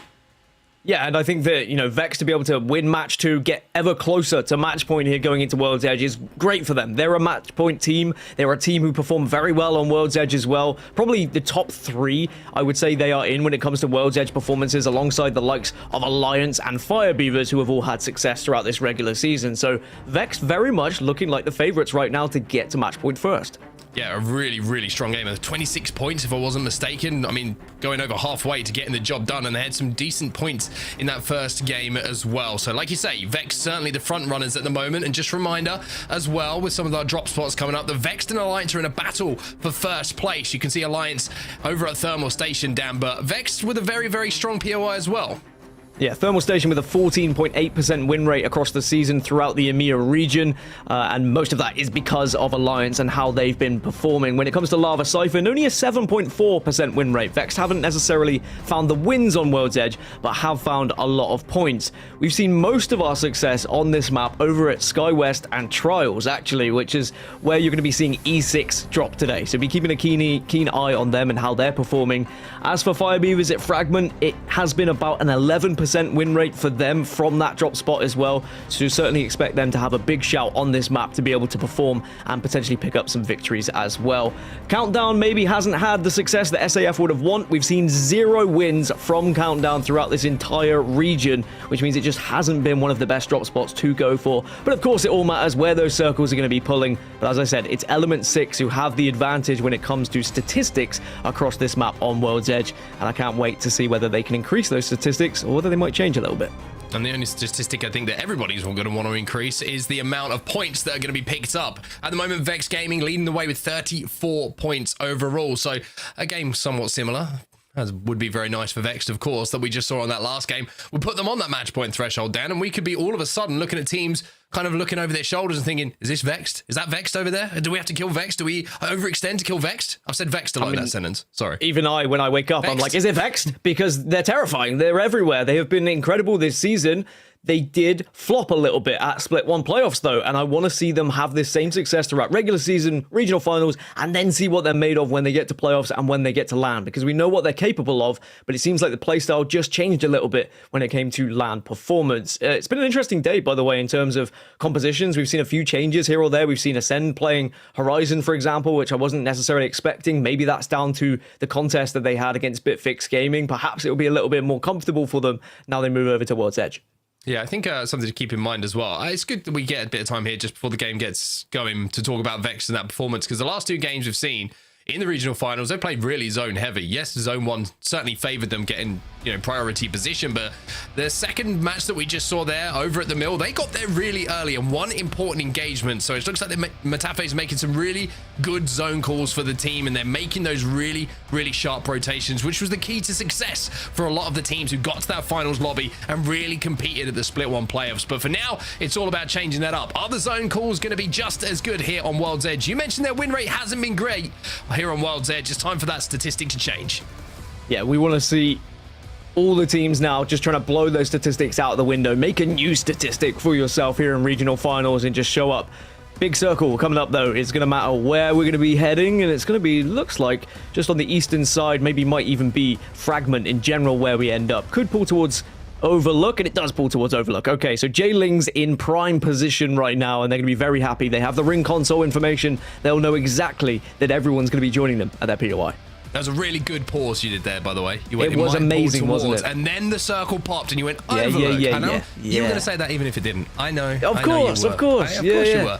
But you're quite right. J-Lings are going to have a great bit of priority to this zone. Going to be able to control that drill tower and put some great shots down. But Bitfix Gaming, love a contest, Dan. And we're contesting here once again on World's Edge. And it's almost expected. I think when you are the last team to get into regional finals, you're the bottom of the lobby. I think there's a little bit element of disrespect, maybe, that you're not going to be given a drop spot. You don't deserve one, so you have to fight for it. And we've seen that Big Fix Gaming, they did have a couple of okay fights versus Ascend, but they were never really able to find those final kills to be able to take full advantage of a POI. Yeah, this is going down over a climatizer at the moment, and you can see some shots have been exchanged, but nobody has really managed to get any impactful damage yet that has turned into that first knock. It looks like Bitfix Gaming want to try and maybe collapse on one player that they've seen, or maybe just try and take the height away from the team that's around them. It's VCGO who are around them at the moment, and you can see looks like a little bit of a split of loot. They had a little poke, they had a little prod, a little bit of shoulder, kind of shoulder to shoulder action going on, but nobody really getting that knockout blow. And this is frustrating for VCGO as well. Remember, they're one of our bubble teams. They are joint 9th at the moment coming into today's action. And when we are only giving, 9 playoff spots plus the extra spot for the winning team of today, if Vortex are being contested throughout the day, this is going to make it so awkward for them to try and find those points and try and push themselves up the leaderboard. So they need to either get out of this fight or assert some dominance early. But it looks like that fight is going to stagnate ever so slightly. And it's Ascend being contested again. Yeah, it looks like 2R1C, who dropped over at Lava City, have rotated all the way over to Dome to where Ascend are to try and cause them straight up some problems by the looks of things. And one of the reasons that Dome is seen as somewhat of a lesser POI is because of this third-party opportunity. You kind of get trapped between teams coming from Launch Site and Lava City, and it's pretty difficult. The loot pool's not particularly great in comparison to some of the other POIs, but Ascend have already proved that if they see a little opportunity to leave and reposition away from a fight where they're taking a bit of damage, they're really, really solid at it, and they've managed to do exactly that again. It's been interesting to watch the development of Ascend and how they maneuver their way through contests, because Ascend for me have always been a team that kind of switch on the elevator music, they loot freely, they avoid other teams, and then they play for placement, and they're one of the best teams at doing that, or have been previously. But then as the season's gone on in both Split 1 and Split 2, there has been teams that have said, actually, we're going to try and take Ascend here because they might just run away and give us free loot. Ascend do one or two things. If they feel like they're up in the fight, if they feel like they have the armor advantage, they will take it, and quite often they do win. But if they feel like they're at any sort of disadvantage, that's when they get out. A couple of shots being exchanged once again over here at Lava Siphon. It's going to be for Esports, who have taken the high ground, the platform overlooking Vex Gaming, who are inside of this building they're looking at right now. No real, again, impactful damage being done, but Vex certainly have an armor advantage when it comes to HP. Lifeint and Noth, the only two players who are dressed in blue at the moment. Taylor's still looking a little bit underdressed, shall we say, in that white armor. But I think the smart thing to do here for both teams is just let each other rotate. However, Noth trying to get a few pop shots in with this longbow certainly could slow things down, and maybe they're trying to line one up on the redeploy balloon here. The real question is whether Vex even want to take this one. They have the lead at the moment. It looks like Vexter's still looting. Vexter's still needing things. They're still needing weapons, and they're still needing any sort of attachments to give them the advantage in a fight. But it's whether they want to take it. I think they're more likely to think about their rotation, as you say. I mean, the Vex of old might say, well, who dare challenge us? We will absolutely take this 3v3. But I think a Vex who looks at how close they are to match point already might start to think about their rotation, as are the Gaimin Gladiators as they move into no name. Yeah, it looks like it's a battle for the Dorito at the moment, and there's a fuse, and that's always a surprise. See, the knuckle cluster goes down, a couple of grenades being exchanged, and Gaimin Gladiators, who might have thought they'd be able to win that fight and win that, I should say, race for the building, now find themselves having to back off. Hardeki does some damage, but again, no impactful damage. No knock is going to come off the back of it, and that's kind of been the story so far in these lobbies. And you mentioned the Fuse. We see more variety here on World's Edge in terms of legend selection. We've got an Ashe in the lobby, Newcastle, Wraith, Fuse, Crypto, Horizon, Bang. Like, they are the kind of off picks rather than the standard Seer and Valkyrie, which seems to be holding the majority. We have 16 teams on both Seer and Valkyrie, and then everyone else is trying to find something that kind of fits in and there between. The other interesting one that we saw was Firebeavers running the Crypto in Stormpoint, and whether that will carry on over to World's Edge, and whether they will feel like that will help them, but certainly it gave them that extra little bit of info and was allowing them to get that beacon information earlier on. Well, it looks like Vex are going to maybe catch Foot off guard here, unless Foot have got a rotation to make, or they have a Valkyrie redeployed to hit the skies and overtake Vex. That's the only other way that you can get through this situation. Haven't taken too much damage in the skies by the looks of things. Going to take a few pop shots, but nothing that's going to cause them problems. Vex might try and think about overextending to chase this one down, but for Esports should be able to land in a position here where they avoid the line of sight of Vex and should be able to reset. So pretty smart decision from both teams. And just to go back to Vex, and you kind of brought up a really good point about, are they going to want to rotate quickly here to this zone? Is it something that's going to be slowed down by the engagement here for Esports? We should kind of remind ourselves as well that Vex are very capable of playing edge. It's something they made their name of. It's kind of how they put up those huge point totals that we saw previously. So they're able to adapt, and speaking of adapt, for Esports from a position where they're trying to overtake Vex, now might be able to cut off this angle and isolate this player with a Catalyst Wall. Yeah, the versatility of some of these squads is very important, whether you have to play edge or zone. It's just about recognizing what position you're in, where you've dropped, where the circle is pulled, and what loot you have, and the teams that are around you. There's all these different variables that have to be taken into consideration when you plan your game, and that's why Apex Legends is the best to watch when it comes to match point and when it comes to these incredible games, as Vex now will be able to just hold out in the position they're in. 2R1C looks like they're going to back off from their rotation and move even deeper round, which isn't going to be necessarily particularly fun for them. Vex Gaming on the hunt once again for Esports. For Esports, I think their decision was to try and hit a ring console and get a little bit more information, because you can see they didn't have that zone info. The shots coming in from North again, just to remind Matafe that they are aware they're trying to push, and if I hit you with a headshot with that longbow, you're certainly going to regret the decision you're making. But it looks like finally the chapter will close on this battle we've seen going down for quite some time, and Vex Gaming are going to think about the rotate, trying to play edge pretty solid here with the zone starting to close behind them as well. But again, 20 squads remaining here, Dan. Just poke damage, prod damage, but everybody in the lobby still on their feet. And a lot of teams at Overlook, at No Name. There's even a couple of teams around the Vault area, and that was why I was worried about 2R1C's rotation, because they're pushing through Vault, and they're going to be held out by the likes of Eternal, and when they back out of it, they're probably going to run into Foot, for example, when Foot eventually arrive. It looks like Vex are going to completely avoid that Geyser side, and they're instead going to make a move through on this southwest side, where they may meet Alliance, because you always know, if you're moving from the southwest side, there is a likelihood that Alliance could be there, and at the moment, Alliance are hovering around Fragment East. You can see on this map Overlook that Fire Beavers are still doing Fire Beavers things, doing their crazy rotation up towards Survey and Skyhook, and sitting in the red, getting those armors up, and joining the fight late. Well, one team that I just want to point out here, if you look just to the right of the center of that zone, what a rotation it's been from Ascend, managing to make their way into the position they find themselves in. That's a really good spot for the end zone as well, especially if it pulls a little bit towards No Name or into Overlook. You kind of got that flexibility if it goes to No Name to fight from the high ground and slide your way down. And oh, speaking of fighting your way and sliding your way down, well, 2R1C have just caught Life off guard, and they're going to be able to finish him quite comfortably here. 2R1C, who weren't quite able to get the points totals they would have expected maybe on Storm Point, but they still find themselves in 4th, and they still are a threat to this lobby, as you've got to make sure you're as close to 50 getting into that Game 4 as possible, because as we've seen in other regions, we saw Fnatic win in 4 games, which was a new record in the match point format. And we'll have to see whether Vex can maybe try and match it here. If Vex were to find a victory, they would more than likely be on match point going into match number 4. Well, we're going over to the action now, and this is the truck just outside of Overlook and No Name that certainly will be an area that people are trying to hold down for quite some time. Hackis gets the first knock. Effect, does take a good amount of damage, though, and is forced to retreat. But taking down Taskmaster, Hackis with the Rampage in his hands has got the weaponry to do so. And Fire Beavers, who tried to force their way into zone, are now falling one by one here. Yeah, that might be the end of Fire Beavers, or at least their end of their chances of surviving as a 3. 9 Impulse has been able to escape the vice of Alliance for now, but I wonder how long this is going to last, because not just Alliance had eyes on Fire Beavers, but it seemed like the rest of the lobby also had eyes on Fire Beavers. They know now the strategy, they know where Fire Beavers are going to be moving from, and it seemed like people were just already in a position to make things very awkward indeed. So 9 Imps is just about trying to survive for as long as possible, but it's looking pretty dismal. Yeah, 9 Impulse is stuck between a rock and a hard place at the moment, and walked the wrong way down a tunnel, and it almost felt like a train was coming the other way as he took those shots. In the kill feed, though, you can see Horizon Union taking some damage. It's Bitfix Gaming who are involved. Seer ults are down on either side. Trix is having a bat in the back, and Xeraph's having to give up that high ground. This is the fight that could have happened so much earlier on, but is eventually happening now between Bitfix and VCGO. Trix back to full health. Cracked also going up into the sky. Tries to crack the opposition player, but now just has to desperately try and bat, and it's not looking good for BFG. Fire Beavers eliminated in the meantime. That will be the end of their game number 3.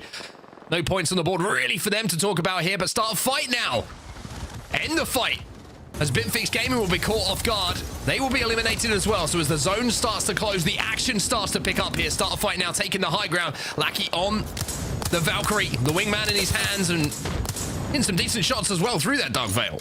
Remember, SAF, they were in 11th coming into today's match day. They were only 4 points short of the likes of 2R1C and VCGO, who they are currently fighting against. It would do them wonders to be able to take the likes of VCGO out in these early stages. I know it's not that early in this game, but in terms of how many teams we've lost, it certainly would be early to get taken out. But VCGO have found a building to reside in for now. They utilize the Dark Veil to be able to escape. Horizon Union down to 2. As Phoenix perfectly times the med kit as always. Just something else to note that's going on. Foot Esports did manage to get back to a 3. We did see that knock in the finish come in, but they got the beacon, they got the they got the banner, then they got to the beacon. I managed to get their teammate back in, but they're deep in the zone at the moment and are being held out by V2. So really tough decisions to make for them. But as we can see in front of us, this is a little bit more where we're going to see the end game start to take shape. Really good rotations coming in from the likes of Phoenix Legacy. You can see him holding down that truck. KCP trying to hold out a couple of teams as well, as Nasky is having a little poke and a little prod, trying to get some armor checks, but start a fight. They're going to have to fight their way in unless that zone pulls to them, which is very unlikely to do by the information we have. Yeah, I mean, this zone is more than likely pulling closer and closer towards Overlook, and it's a difficult circle to navigate because about 70% of it is just open ground. It's mountain range, or it's on the other side of Overlook, but you can't even play anyway. So if you've got the buildings inside of Overlook, you're in the prime position. So that's going to be Jailings and Danish, the two favorites, I would say, right now. Unless anyone decides to dive on them and take the fight, they look like the more likely to be winning match number 3 here. Well, Start a Fight are going to have to do exactly what their name says. Zone is closing, and it's a perfect time to jump into a listening. You remember the spot on my ping, like in front? Yeah, between these rocks and between the rocks, yeah. Yeah, I know what you mean, I know what you mean. Drop down behind us here. I'm popping ult Axel before, so I'm gonna have shield. Okay. Tell me when. Should do it. Just pop it. I'm gonna install it. Yeah. Go. Yeah. Look for anything, like spam pings. They're all here. They slammed bottom, okay? They might mirror them. I'm going right to spot the rocks. By time. Rocks looks free. Okay. Do we have wall? Yeah. We have wall. Land in front and wall backs if needed. Just chill. We should be able to survive. Popping bat. Play on this side now. We have space on this side now. Yeah. Team walking up from bottom. I shoot them so they know. Careful here. Dying here. Yeah, kills. Okay, they went into the tunnel. We are chilling. Look at right side. Yeah, look at right side, Blast, and put kills. Lucky, look back to him. I'm getting fuse queued. We are hard chilling this zone. All good. Keep looking. I'm trying to spot. We have Horizon. This is Horizon. I'm trying to spot. Just give me time. Kill. Wait, that's a duo. That's a different team. That's good. Okay. You need to shoot them. I'm gonna try to steal kill. Dying down the hill. Dying in my ping. We can third that maybe. Wait. Okay, keep looking at Vex. I need to spot. Give me time. Yeah, give me time. There's a guy in front of me. Yeah, they're here. Lucky, watch your back. I'm watching here. Yes, I'm watching.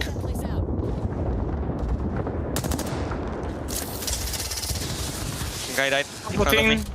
They're walling. They're crossing two. Okay. No, they're gonna be here. We'll be fine. 50 share, cracks here. You're gonna get someone to the back. 50 flash. What? Right here. Okay. You guys get kills. I need to look for a play. Next play. Yeah. Wait, is this free? I don't see them. I don't see this team here. Okay, you can take space, but we play on me, I think, anyway. Okay. It looks open, but I don't want to just walk into it. I'm gonna play in between. Guys, listen. There is ledge on me we can play, but this is like really scuffed. But we should be able to survive. Zipping. Here.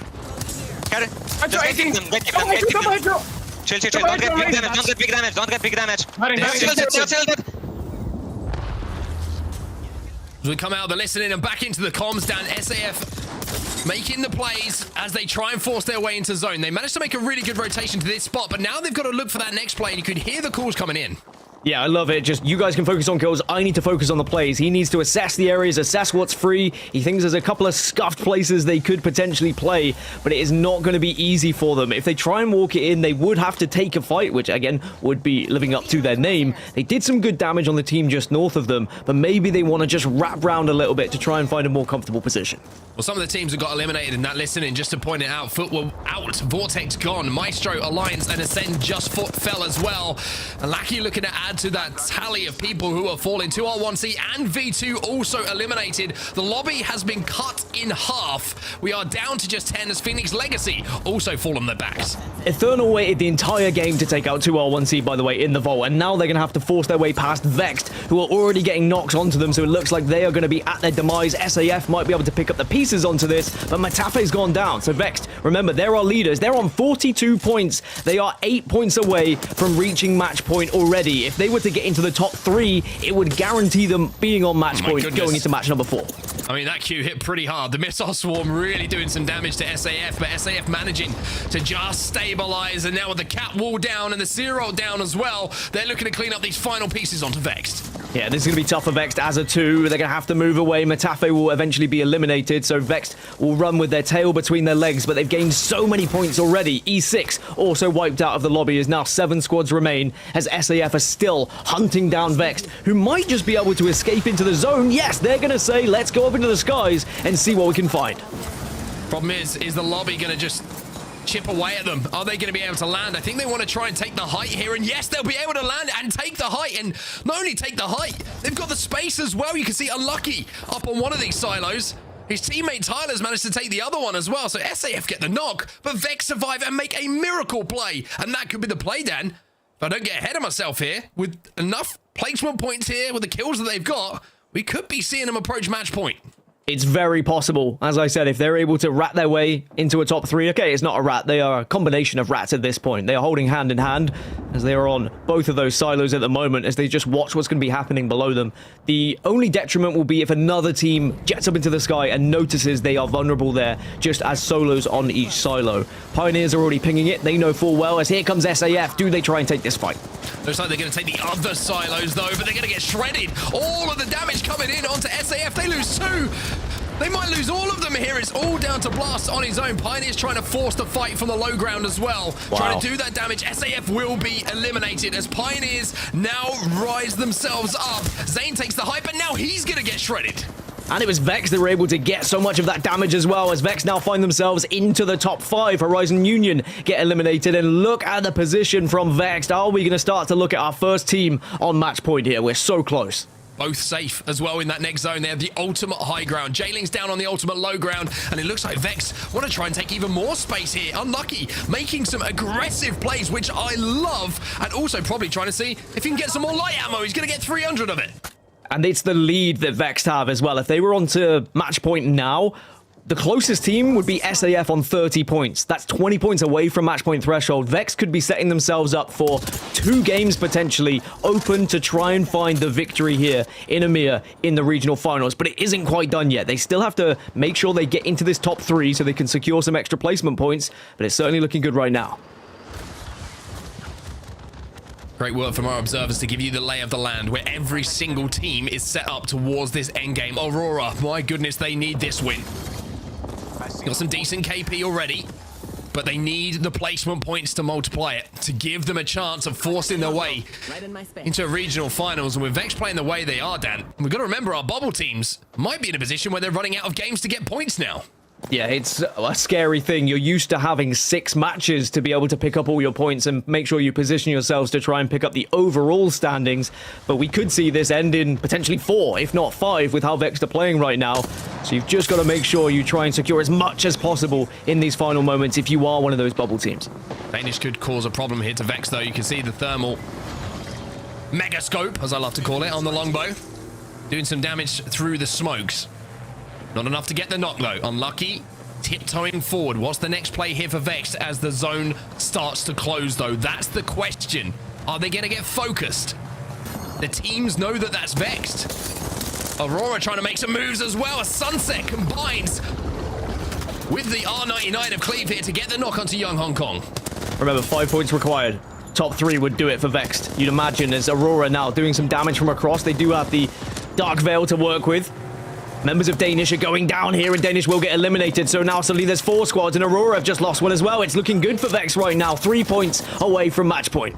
Vex just got to eliminate or contribute to eliminating one team. Aurora taking damage.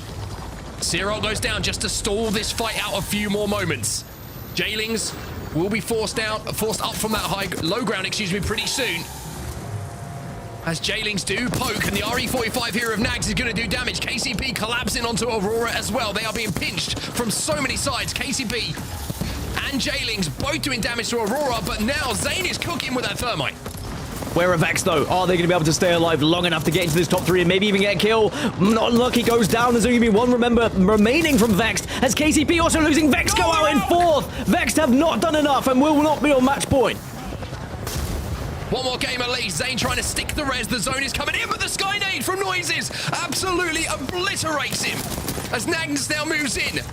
Jailing's in a position to maybe win this game. The RE45 from the care package once again causing so much damage, so many problems, and it turns into an Overlook win for the Overlook dropping team in Jailings. They had to be very patient, waiting the entire game to get any action, but when the action did unfold, Jailings were ready. They were primed. They were waiting for everyone to walk into their home territory, and they pull off a victory, and they show why they are one of the big threats in this region. As for Vex, they are so close. They are 3 points away from match point. You'd have to assume they're going to get there in match number 4, but they didn't quite get there in match number 3. Hell of an effort, though. You have to say, hell of an effort from Vex. We'll bring Rain Day back into the conversation because Vex so close. One placement point off as a duo, but not close enough. Not close enough. And those singular placement points, fellas, we've seen in many match day finals, they don't come as easy when you just need one. It tends to be that game you drop and get just 50-50 right away. It tends to be that game you make it almost a 14th place, but then you lose at 15th and you don't get the placement point. All these things are possible. So Vex, they have to stay on the awareness for next game. But game 1, let's talk a little bit in World's Edge. I think this kind of set the tone now. Things are starting to get serious, Mark. These teams, especially in that final circle, you could see how competitive it got. Jailings, KCP, Vexed. I mean, going through the kind of tempo of this, what did it say to you? Teams starting to finally find their rhythm. Yeah, teams certainly finding their rhythm. And I think a really important game for Jailings as well. The first 2 Storm Point games, not good for them. But getting a zone that you know very well, they drop over at Overlook, they win the zone over at Overlook. It's a great zone call for them. They know the best place to play. They're going to get the best priority. But the good thing about what they did in that end game is it's very easy to sit and try and let the lobby do a lot of the work. But if you can influence fights just by a couple of grenades, poking up those stairs, and especially if you've got the care package weapon in the RE45, a team like Aurora become less of a problem because teams are more inclined to try and push like KCP did to finish those KP. So not only did they get the zone call right, it was the management of how they played that end game and fully deserved win for them. And I thought it might have been the Catalyst story. We saw KCP rocking the Catalyst. We saw Aurora rocking the Catalyst, which I like. They kind of pioneered it even last split, and now we're able to bring it here.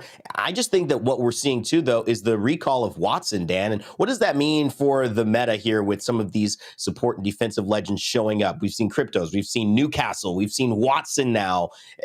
Anything definitive, or is this just hearkening more to the point that your play style is your preference? Yeah, I think play style and preference and the situations that you find yourself in with your rotations as well. Do you find yourself holding down more positions? If you do, then Watson perhaps is going to be more of a benefit for you. If you need to make rotations with cover, that Dark Veil and Catalyst is very much going to be needed as well. So we had, 7 Catalysts in that game, 5 Watsons in the game as well. So it's split pretty evenly between the two, but they can certainly make a difference, and we know why they're important. You need to have that ring console information, so you've got to play one of these legends that can do so. Well, let's take a look back at our final circle that just occurred in game number 3. Mark, your thoughts on this, because it was set up for kind of a royal ending here. KCP, Vex, Aurora, Danish, Jailings all had a chance at this. Yeah, there's a few moments here that you'll see Aurora just take damage. They're Jailings. Look at the kill feed there. Nags just pops up with the RE45, does some damage, and that just kind of encourages Pioneers to have a little look around the corner when that knock comes in. That's Jailings doing their job. It's perfect. They didn't need to do anything else because they knew everybody else was going to have to move before them. Zane from Pioneers goes up and does what he does, clears all of the high ground for them. But look at this Sky Nade that comes in right now. Zane has no idea, nothing on his screen until now. And then it's just, you know, devastating to see. You try to stick the res, you think you got the gold knockdown, you're going to win the game, but that's the Skynades from J-Links, and that's the difference. And sometimes, you know, that's the moment that you just got to say, we've got one player down. We've seen it before.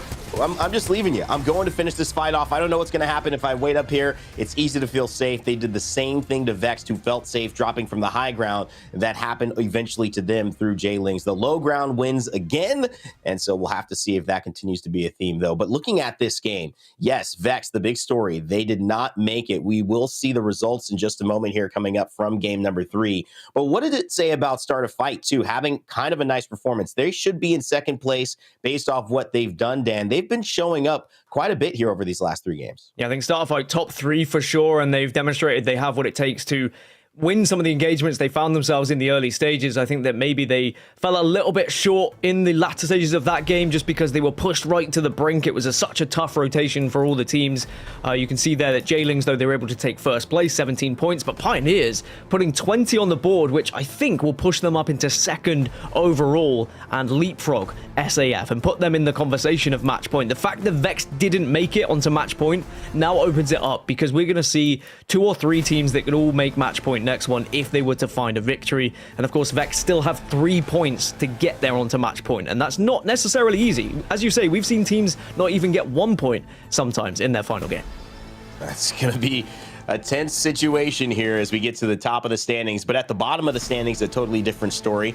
Mark, I like Phoenix Legacy showing up. They've been a consistent performer. V2, we know they're dangerous. Alliance seem to find kills no matter what, but teams like Bitfix Gaming that need the win, not doing enough yet. Firebeaver's also a relatively slow game in World's Edge. Yeah, it's almost like a typo when you see Firebeavers in 20th, right, with 0 kills. It's just weird to see it, but you know, you can't destroy everyone every game. It's a very difficult lobby to do that in, and that's a question that Firebeavers are going to have to answer. We've seen them perform on Stormpoint. A little bit of a disappointing game there. They did make a little bit of a strange counter rotation out of zone against Traffic to then try and force their way back in, and kind of got caught off by Alliance. But I think you're looking at the leaderboards at the moment, and I keep looking at the bubble teams, the teams who need points. Aurora, Maestro, for esports, who are one of the teams who are holding down a spot. They're the teams you have to keep your eye on when it comes to qualification for LAN. But Alliance as well, not been a great start for them. Not a huge amount of points on the board. And with Vex playing this well, they're going to worry about first place being stripped away from them. And I think another team that we have to keep our eyes on is Ascend as well. I mean, I'm going to come to that Alliant point, but I'm going to set up this idea that is this a missed opportunity for a team that was just 1 match point game away from winning all of LAN? You've got to perform here and use this as the trial for what you want to be in this upcoming situation in playoffs. We know you'll be there, but you still got to perform in these types of situations. I do have to agree, though, Mark. You know, Alliance, they've been a team that has surprised me in terms of how well they've come out this entire split. I think they've been one of, if not the best performing teams overall across all the regions. But it's also been the impressiveness of the creativity of their lineups, implementing the Rampart, implementing the Ash, implementing now the Newcastle. What does it say, just because you brought it up, what does it say about how Alliance is performing today that's either not working, or is it just about pace and just getting going? I mean, a couple of rough zones for them, I would say, especially on Stormpoint. The second zone, very tough one for them to get to. And that zone as well, you know, they've got to travel all the way from Thermal. So it's a very difficult zone for them to make their way to. It's almost surprising, though, to see, you know, you expect Alliance to get maybe top 10 with 5 or 6 KP on those zones because they're that good when they fight their way in. But I would say zones certainly come into it. Sometimes we could always go, you know, oh, Alliance aren't playing well. It's like, well, they've been really tough zones for Alliance to get points. So you kind of have to factor that in. You certainly do. And Ascend, Dan, just your thoughts on that. A team that we know was just a second away from winning it all in London in Split 1 playoffs. Now kind of having an unexciting performance. Is that just teams knowing that they're already qualified, taking it a little easier? Is it just things like maybe a little unlucky of a zone pull? What's your idea on that? I mean, they got contested in games 1 and 2. They got pushed early in game number 3. Like, that's right. Ascend are having a rough time. It's so hard to even blame them because they've just tried to survive. They've tried to escape. They've done the smart thing. They've not taken the fight when they've been down. They've taken the fight when they have been up, but then unfortunately it's taken so long because the other team delayed it that they've not really been able to play their playstyle. Ascend are so good because they rotate well. They know what positions to put themselves in, and they've not been given that opportunity today. So I think that now they've seen the first 3 games go the way they have, they maybe have to be a little bit more aggressive in some of these contests and say, okay, we might be down, but we need to win this fight quickly. Otherwise, we're not going to be able to have the chance to play Apex Legends.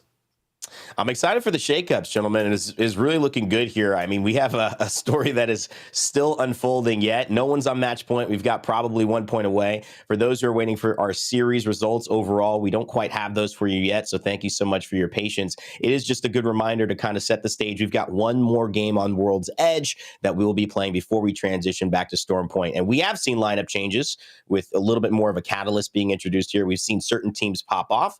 And I got to say, one of the bigger stories in EMEA across all of it, Mark, was what ended up happening with IG, which turned into J-Lings, which ended up having Graceful, which went to Element 6, which ended up now being replaced again. IG has done a really good job, J-Lings, of bouncing back, finding their rhythm, introducing nags, which not as much of an IGL, a second IGL with noises, but more of a slayer, and maybe that piece that they needed to kind of get going. Yeah, I mean, there's no better way to put yourself in the shot window than one clip in 3 players in a row as a solo on land. But I mean, all of a sudden his stock just went, stonks went like this. There was no question being asked. But that's what they needed. They have a great IGL. They have the pieces. They just needed that one player to help them win those fights. Because Dan and I were always talking, whenever we went back and watched, the VOD of IG, now J-Lings, it was always, they're making great rotations. They get into a great spot in zone, but they do it so quickly and they don't output enough damage that when a team gets into an engagement with them, they don't have their evos leveled up. They don't have like advantages in a fight or a way to hold their own.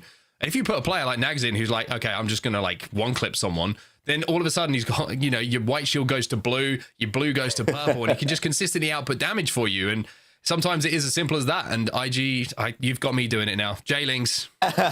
J-Lings. They are looking very good. And that was a really important win for them, because I always feel like when you get a zone that's going to your POI, you should win it. Or you should at least be in the top 5, because you're going to get that prior position. So I think just for J-Lings, still J-Lings, that was an important game just to get the momentum back. And you know what? It's actually almost a little bit more pressure. It's the game you got to win. People feel you should win, and there's this pressure to perform that you don't have if you're already in an underdog situation. But great on them to show that they're in rhythm. However, for all of you who have been waiting patiently, thank you so much. Let's see how it stands after 3 in our match point final for our region of EMEA. Vexed Gaming do not do enough. They are 3 points away.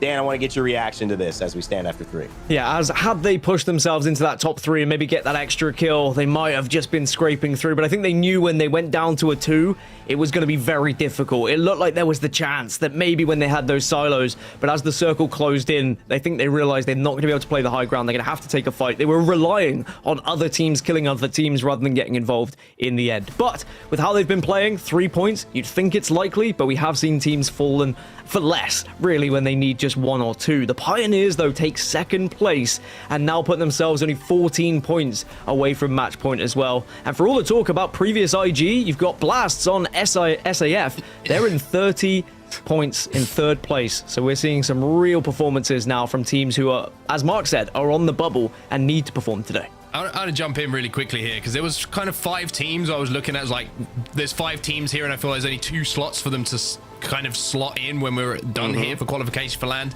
Maestro, Aurora, Start a Fight, GG, and Horizon. And they're all kind of in and around the same kind of spot at the moment. So it's not really, nothing's really happened. Like, nothing's really changed. One game, though, that's the great thing, right? One game can completely change it. It can rocket you up the leaderboards, especially with match point approaching, with potentially 2 teams getting on it in the next game. BCGO haven't had the best day, but they're in that spot too, tied for, I believe, 9th or 11th. And 2R1C, who we saw had that nice game too, they ended up taking down KCP, swapping that extra 3 for the placement points. But it's very, very exciting to see all of these teams fighting for basically 2 spots, essentially, because they're that close. Okay, you guys know you've been seeing some top performers. Continue to let us know who is your Monster Energy MVP by tweeting at us, or just tweeting who you think it is, as well as in the chat right now. Hashtag Phoenix, hashtag Zidane, hashtag Kashira, whoever you think should be the Monster Energy MVP for today. Also, here's another page as well, just so we can make sure we share some love to our Ys, our Zs, our Xs. Don't always get love in the alphabet. They come so late in it, but we appreciate you. You're still just as good as the A, Bs, and Cs, okay? We know it, and we love it here on Lucky. Also, big moment for him. Let's see if X can continue the run and get to match point. Challenger Circuit, you've heard the name twice. CC, we've got another win from Blue Whites. Flash, SSV, Cinetic, Itinum. What a performance so far. They have made themselves a member of our LCQ, which is a 40-team tournament. It's going to be a double elimination format. It consists of our pro leagues and our non-qualified pro league teams and our challenger circuit squads in order to get to the championship. If you don't think this is important, remember our first one and remember Furia's performance. That came from the LCQ. So do not sleep on it. It's going to be very, very exciting. If you have what it takes and you want to get involved, make sure to sign up, as we will put that information on the screen for you all. In terms of the dates, registration closing May 24th and probably ending Taurus season for all our Taurus friends. I know, Mark, you just had a birthday as well. Happy belated, my friend. And also May 23rd for Challenger Circuit number 4. And that should do it for those who want to get involved. Hey, you never know who you might be. The next is Watson, the next Zeratricky. I don't know. That's high praise, but it could happen to you. All right, we're going to take a little bit of a break as we head into game number 4, our final game on World's Edge in our Match Point Regional Final. But we had a nice moment where Mark was able to sit down and talk about one of my favorite features coming to Apex Legends Arsenal, and that is the brand new firing range. Let's take a look. It's time these worlds remembered the name. August Brinkman. Something else that's changing as well that I am excited about is firing range. We've got a big shake-up in the firing range experience. What's changing and what was the thoughts behind those changes? Yeah, so the firing range experience, we're actually trying to provide a better place to warm up and actually practice the core skills of Apex, which is moving and shooting. So, last season we added, basically bought the infinite ammo. We added dummies that move around, but now we're adding dummies that can shoot back. And the other thing too is we're changing the layout so you can practice more of your move and practice using the zip lines, using the zip rails, using the deploy balloon. And we're actually acknowledging that the firing range is a place to do 1v1. So we've actually created an explicit 1v1 pit to try things out. We've actually added boxes there so you can swap your ammo and swap your guns out quickly in the middle of the match instead of having going back to the weapon rack. And try to embrace that our firing range is a great place to practice and actually teach people how to play the game. WD Black, the official storage partner of the Apex Legends Global Series. All right, then. I've got a question for you, Vicky, before we get into this next game. First person to challenge into a 1v1. That's what I want to know. You. The new firing. You. Me. Frame one. Frame one. Frame one. Apex. We need to see this. I didn't expect that. I'm not gonna lie. You caught me off guard. I always have to throw it right back at you because sometimes you put us in the hot seat, all right? And we got to throw back the heat. And I'm excited because after the action that we've seen so far, I'm ready to really dive into game number 3. As well. It's going to be amazing. This is going to be our next game on World's Edge before we flip back to Storm Point, of course. But we got to talk about Vexed, right? I've been really impressed with their approach so far. 2 zones that they got good priority to on Storm Point, played it perfectly. One zone on Storm Point they had access to, great prio, played perfectly. Really smart, quick rotation on the second zone towards Mill. And then we saw them kind of change things up a little bit there, recognizing that they were going to have to play Edge a bit more. There was a couple of teams kind of hovering in and around and still managed to pick up points, but just not enough to cross that threshold yet. So close, finishing with 47 points. Didn't get the memo that we saw from APAC North where they ended everything today with 4 games, because now we are diving into that 4th game where they're just 3 points away from hitting that match point area. And so Vex are looking like they're on another level so far. But then looking on the other side of things, you really see teams like Gaming Gladiators. They're so close on that cusp as well. So many of these teams that need to start performing. J-Links, you guys talked about it perfectly. That is their POI and Overlook. You would be surprised if they aren't within that top 5 in a circle like that. But I want to be able to see some more of these squads come to life with better circle RNG. Talking about Alliance specifically as we dive into this final game of World's Edge before we make the swap up over to Storm Point. It's going to be a fun game indeed. Question is the big one, overriding question. Can Vex secure match point? And I have to say, someone who's kind of been going about their business very quietly, although they certainly made a splash in that last game, Vicky, Pioneers, they could do it in this game as well. Love to see that too from Pioneers, really popping off, playing off that low ground underneath the barrels that we saw Vex try to reposition in originally there too. Gonna be able to see how this is gonna play into how a lot of these squads want to uplift themselves, with Vex Gaming being so close to that match point area, KCP being right behind him with 36 points. Start a fight. One of the teams that I've been looking at going into today, sitting at 30 points. So that's our top 3 so far as we take a look at where our teams are gonna be going. I mean, look at Vex, by the way. They have just been blessed. Vex not only have a hot drop, they have a hot zone. They also have both beacons. They're going to have all the information in the world. And I'm waiting for this zone to pop, by the way, because if it goes towards Lava Siphon, this couldn't be set up any better for Vex to cross the match point threshold. It's going to be a very interesting game for everyone. Okay, they have to move a little bit, but still, they're going to have all the information they could possibly want. Maestro, though, one of those bubble teams we mentioned, also with some great access to this zone, but KCP as well here, Vicky, the chasing team who are trying to cross match point as well. Look at the zone for them.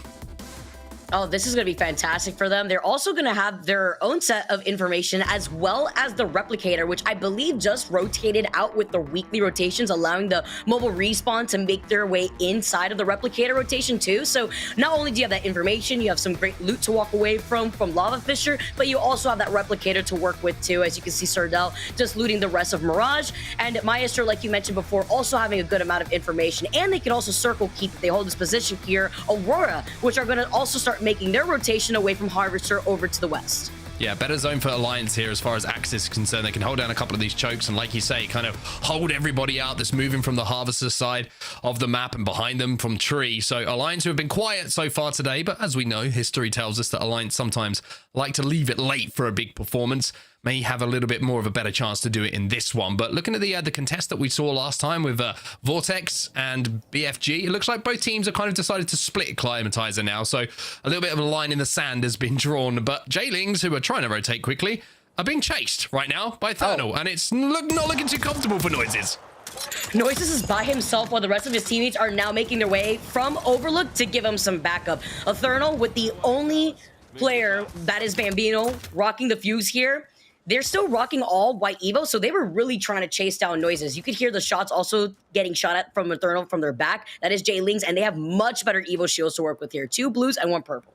Well, Vex just got a knock, by the way, and if they're able to convert it into a kill, that will be one of the points that they needed. Knocked off of that tally, they would be 2 points away from crossing the match point threshold. So really important to keep your eyes on that. And yes, they do secure it. Look at the kill feed. Matafe finishing off Bavis. So they now just need 2 points. But J-Lings, who almost kind of got caught with their pants down a little bit on that rotation, now find somewhere safe to play. They're inside a fragment on the construction building, which unfortunately for some, maybe happily for others, won't be here for too much longer. And they also get Fricks talking about Vex in the feed right now. This is crazy here, as that one last player is trying to get away here in time. I believe Young Hong Kong was able to make the rotation over to Big Mod from where Vex initially was trying to contest them, at exiting out of that Lava Siphon choke point. J-Lings now on the high ground, though, looking down on Eternal as they're just waiting on the other side of the train tracks. Gonna start making that rotation, though, and getting ahead of J-Lings right through that tunnel side that leads into Landslide. And you already know with teams like Fire Beavers, who takes control all of Fragment West, are going to be able to also make their rotation into this fight.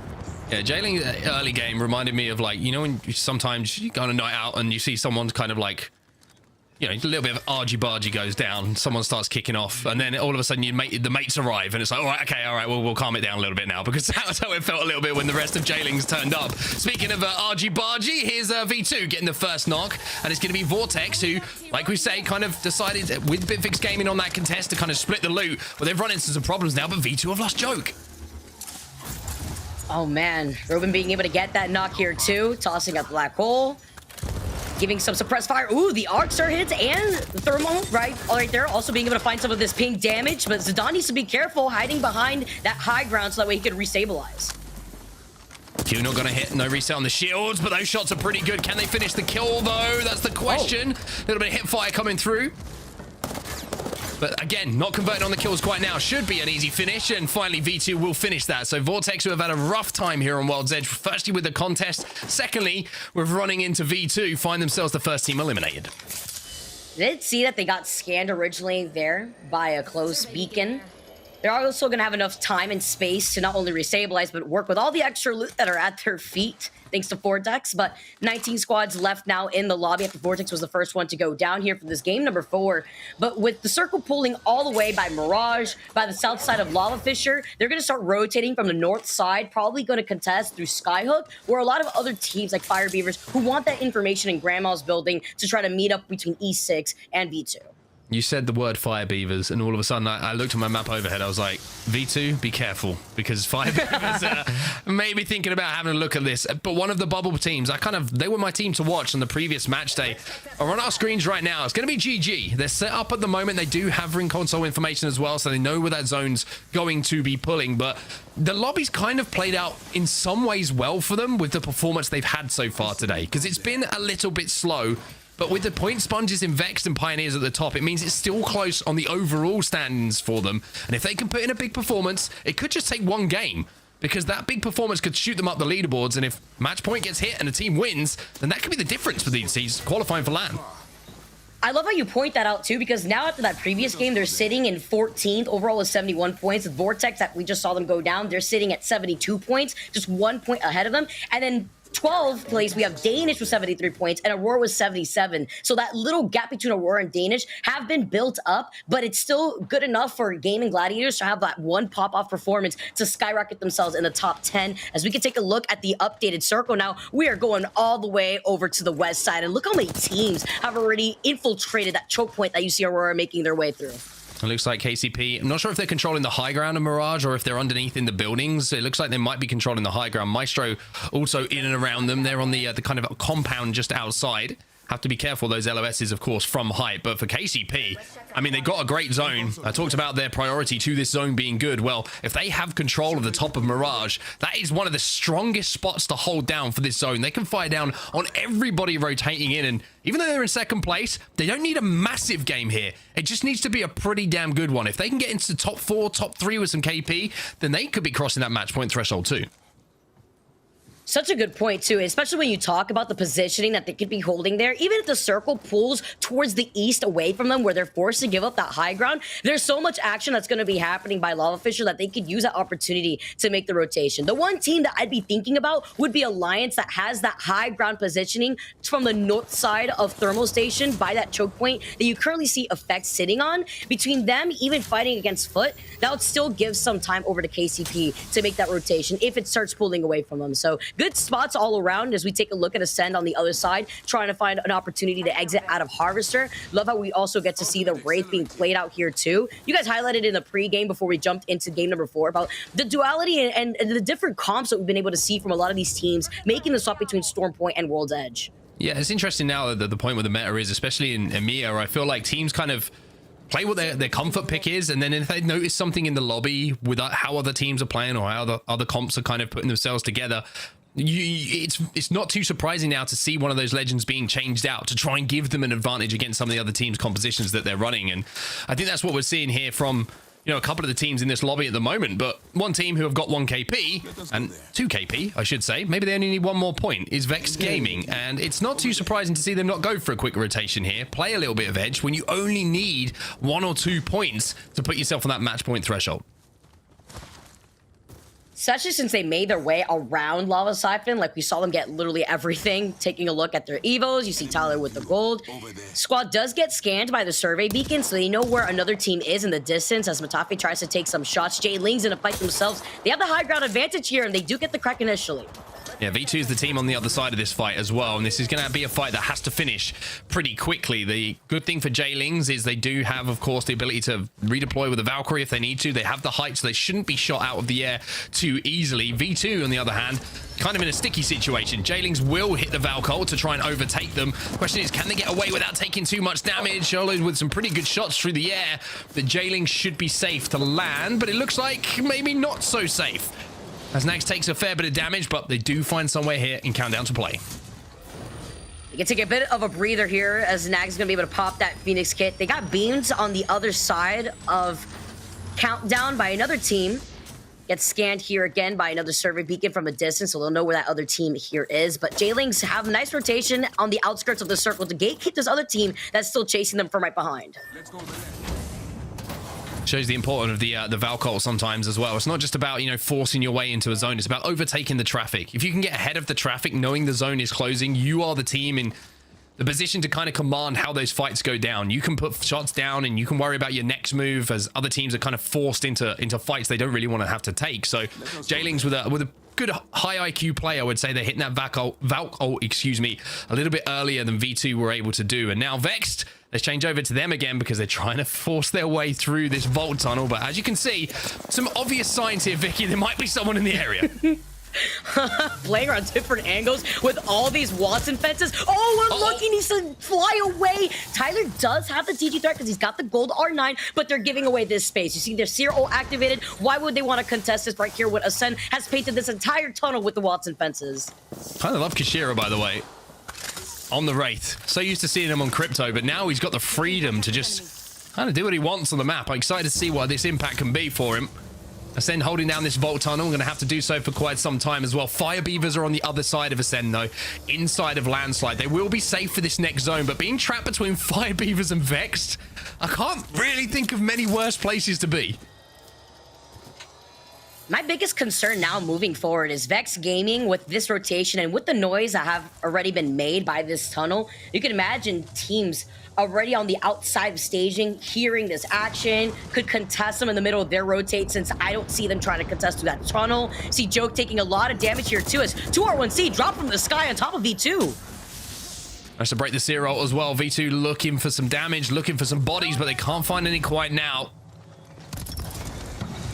Looks like the team that they were having a little scrap against has managed to move away to the low ground, and just giving you an update on where that zone will be going. You called it perfectly, Vicky. It has pulled away from Mirage over towards the train tracks now. So all of those teams we were saying in a great position, likes of KCP, the likes of Aurora, Alliance, tough moves, tough zone pull for them. They're going to have to leave pretty quickly.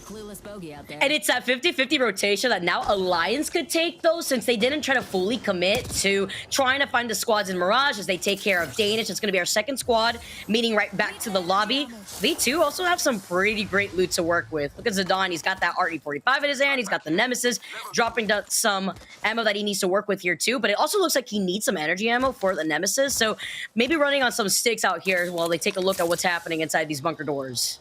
Also a very generous guy, Zidane. Gave the digi threat to his teammate off the RE45. Nice guy. Shout out to you. I don't do that. I would never do that.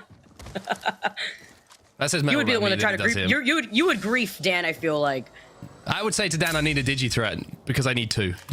And it's like, take a look at the zone, Vicky. I mean, you can see right now, Eternal have ended up in pretty much the God spot here. Yeah, this is a really nice spot for them, but is it too early for this rotate is my question, because we know that Foot are going to be rotating on those train tracks. They want to hold on to the high ground. BFG, another one that wants to also try to find an opportunity to rotate in here without getting third-partied by either GG or Alliance. So there's going to be a lot of action in that congested spot to the south of where the zone is going to be pooling. But with the action that's going to be going down between KCP, Maestro, Alliance is going to be shooting at them from afar, they could try to also secure some KP to their name. Interested to see what Vex do as well. Vex still kind of trapped in how they want to play things, because they're just thinking right now, we just need hit match point, right? We just need 1 KP. We just need a couple of placement points. Are they just going to ape someone and try and hope that they get that KP secured? Or are they going to try and play it a little bit more smart? Fire Beavers, though, we mentioned they were inside a landslide. Now they're going to have to make some moves. They were trying to hold out the tunnel team that was Ascend for quite some time as well, but now they realize with the zone moving, they're going to have to do exactly that as well. But look at the kill. They're going to have to do exactly that as well. But look at the kill feed. Fire Beavers are picking up some kills, and Ascend are going to be eliminated here. Eternal also involved in that elimination. So Fire Beavers now have the space to play with, and they will be safe too. Where else was Ascend going to go when they bunkered down in that tunnel for so long? You're stuck between Fire Beavers, you're stuck between Vex. You have only one direction to go with the circle pulling in, and Fire Beavers were able to clean that up nicely. Another team right in front of them, just secured with those Watson fences inside of that truck. Vex Gaming, though, in some trouble when they're just 1 point away from sitting at match point. And they're bang in the middle of a fuse ult as well. This is not the place to be. I mentioned what's worse than being trapped between Vex and Fire Beavers. Maybe in the middle of a fuse ult would be the answer. Down on the low ground, they survive for now. But GG have to make their move, and this is a massive moment for them. They have to cross, but Bifix Gaming, they're just sending down traces from above. This is what I was worried about, especially with the Therno, with the early rotation on top of these train tracks. These teams had no other choice but to rotate in this direction, and if they wanted the priority on the high ground, they were going to meet up with BFG, who was right behind them. Vex Gaming now healing from... 1 KP, that's all you need. 1 point overall is all you need. However, with so many teams in the vicinity, just with high ground all around them, what is the play here for Vex? They can't really wait until zone moves and everyone else has to make a play because they're on that low ground and everybody has got line of sight onto them. If they get out of this situation, it will be quite something. Maybe Tyler has to make a play. Smoke a team off. See if they can cross. Mark, 1 KP or top 15. That's all they need to sit at match points. It's crazy here. While they're running for their lives, see Bambino sitting out that fuse cluster grenade here too. Unlucky just trying to heal up with the Phoenix kit. Oh, the grenade also at their feet. This is crazy. Look how low their health is. Oh, this is like some horrible looking popcorn right now inside of this little shipping crate. The fuse Q coming in, the knuckle cluster causing damage, but Vexed survive. And I think that Tyler said, I've had enough. I'm going to try and pick up the KP myself, but he throws the game. He's going to go down, and it's all up to Unlucky now. Unlucky's like, where are you going? They were fighting right behind them. He wanted to look for an opportunity, maybe anything, to try to pick up a straggler. Now Unlucky knows exactly where the other team is. They know Unlucky's by himself. He gets a knock, though. He one-clips him with a gold R9. He's still got to dance around the fuse and the cluster of grenades getting hurled in his direction. But can he finish the kill? That's the question. Can he finish the kill? Because right now that point is still away. 15 for Vex. They get the 1 point that they need. Unlucky just survived. And that might be the one clip he talks about for quite some time. There's another one. Oh, if it isn't enough, you gotta be the nail in the coffin here. Vex feeling themselves now, not only being top 15, but also cleaning up the KP that they need as they already sit at match point. And by surviving, Vex now in the top 8. Look at that kill feed. It just went crazy. Vex eliminated, GG eliminated, V2, 2R1C, all gone. And Maestro, one of the bubble teams, survive here while all of the carnage goes down on the other side of this mountain range. SAF moving in as well. 2 bubble teams fighting as the cat wall is going to maybe be the difference here. Ooh, Tax dancing around the gen real quick. Oh my goodness, he was going crazy. Rugby with a punch. He needed to try to heal up and also get some extra ammo. Maestro get wiped out. Top 5 left here to start a fight. Another team that's in our top 3 with 37 points, still racking up some extra KP as Alliance cleans them up. We talked about the bloodbath that was going to go down in this area alone, being so open and having to shift away from Mirage. Look at the position of Jailings as well. Maybe thinking about going back-to-back here. Fire Beavers, though, trying to make some plays. Maybe thinking about a push. They're going to destroy everything that Watson had spent so much time, care, and attention setting up in the fences. The EMP destroys all of it. And Fire Beavers looking to now capitalize with some shots into the truck onto Jailings. But I think the point is Alliance now only has a 2. We mentioned they love to leave it late. When they find a little bit of form, though, and that train starts rolling, Alliance are difficult to stop. The Alliance with Hawkins and Yuki still up and alive on the other side. Thermal on top of the train tracks. Jailings, they've been able to set up the perimeters on the outside of those 3 pillboxes here too. The serial has been called in as Alliance find an opportunity to rotate from the low ground here. Unseen and unheard. Jailings maybe trying to call them out as Hawkins goes into Noise's line of sight. Oh, he's going to go into the LOS, but the good thing for Hackers here is he can afford to do it. He's playing on a legend in Newcastle. He's going to have a deployable cover. He's going to be able to use the ultimate if it's available as well to give himself survivability in this situation. And that could be a big difference here. Fire Beavers, they're going to smoke out the truck, though. They want Jailings dead. Do they have the angles is the question. They got the Gigi. They see right through the smoke. See the missile swarm also coming in right here too, but Fire Beavers can't overextend here. They can't give up this ground, but they have no choice but to move forward with the circle closing in behind them. So Jailings have actually left and moved to the other side of this truck, and Fire Beavers kind of a little bit perplexed there. Question marks appearing over the top of their heads. Jailings now know where they are, and Fire Beavers now know where Jailings are as well. Noise is up on the height. They're surviving for now, but Fire Beavers are hitting some big shots. Playing hide and seek around the side of the corner of this truck here too. Nice, goes incredibly low though. Noises finding the opportunity here, getting in for the reposition right underneath the lip of the rock. A little bit of M&K action going down. Fire Beavers holding their ground for now, but Fire Beavers also being eliminated thanks to Nags. It's the controller that comes in and does the damage. Fire Beavers eliminated. Alliance eliminated. Eternal now moving on Jailings to try and close out this game. It's a 2v3 by the looks of things. Bambino, he smells blood in the water here, Vicky. And with the comp that they're rocking here too, the Fuse and the Ash now as they're looking to clean up what is left of J-Links here. Bambino is a finishing blow as Eternal are your champions for game number 4. Well, that makes things very interesting, doesn't it? Vexed, most importantly, crossed the threshold for match point. KCP, I don't think they got enough points on the board, though, to make it. Alliance start to find a little bit of form, however, which could be interesting when it comes down to that story. Who wins overall when this Pro League split is done? But Eternal coming out of nowhere. And is that the first Fuse win we've seen in Pro League so far this split? I would not be surprised, especially seeing the fact that they're the only team that we've seen rock the Fuse out here and sticking through it too. It's nice also to highlight the gap between Vex, who are now sitting at match point with 53 points with those last KP that we saw them clean up at the very end. And then KCP sitting in seconds with like 39 points after that game. So what a gap there's been already built up after those 4 games, and Vex Gaming have a little room to breathe, but they can't be too comfortable. Yeah, I mean, we got to talk about the Vex game, because it was like, you could see there was a real dichotomy in how they wanted to approach it. It's like, do we just play for these couple of KP? Do we try and play in a position where we're going to rotate to zone? And then didn't really do either. They got caught in a really tough position, but I've got to say, who was it inside of the bin? I can't remember off the top of my head. Who hit that one? I think it was Unlucky. It was unlucky, I believe. Here is the pivotal moment. Great work from production here to give us this moment, Vicky, because we talk always about, rotation. We talk about team fighting ability of teams. Sometimes you just have to live long enough for the rest of the lobby to do the work for you. 17 squads remaining. Keep your eye on that top right. By the time that Unlucky falls, I think we were down to 9.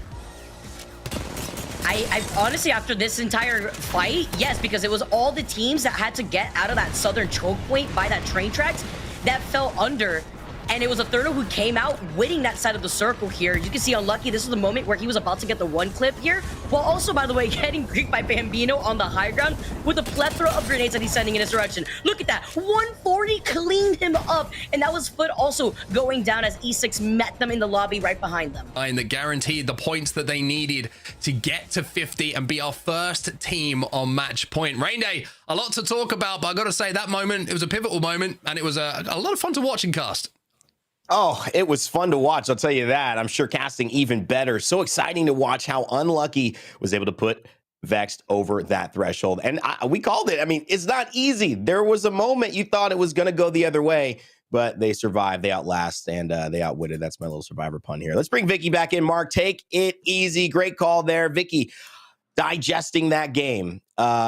So many things could have happened. I think the ending was just as surprising as the middle with Unlucky. The ending, seeing an Ash, a Fuse, and a Seer win? I mean, what kind of funky stuff is this? What do we got going on here? Hey, they're taking everybody. It's not Fragment, it's Funky Town. Yeah, I love it too. And I love it when a lot of these teams play into what they feel like is comfortable. When you get the mix up and take away from the usual Valk, Seer, Catalyst, I like that. Introduce that here, especially when we make the transition into World's Edge. But also, we got to highlight the rotation. They held their ground on top of those train tracks and were able to get involved in this final fight when J-Links had lost out and JMW. So what better way to now move in after you see Alliance get taken out here too. Fire Beavers had just met them right afterwards. Fire Beavers also, by the way, very consistent in these late games. But Eternal took the opportunity, wasted no time here, and we're able to see that it was just 2 of the members of J-Links up and alive, so they were able to just clean up the rest of the lobby.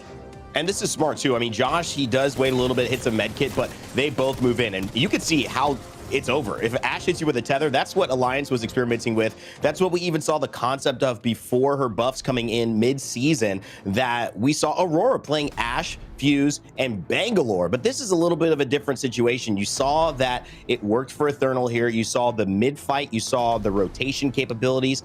Don't underestimate how Ash's ultimate can get them and keep them to those high grounds and relocate in these circles where maybe you just are a little bit out of position and you need that fast displacement. Eternal, great job showcasing some legends we haven't seen in a while. J-Links keeping it up as well.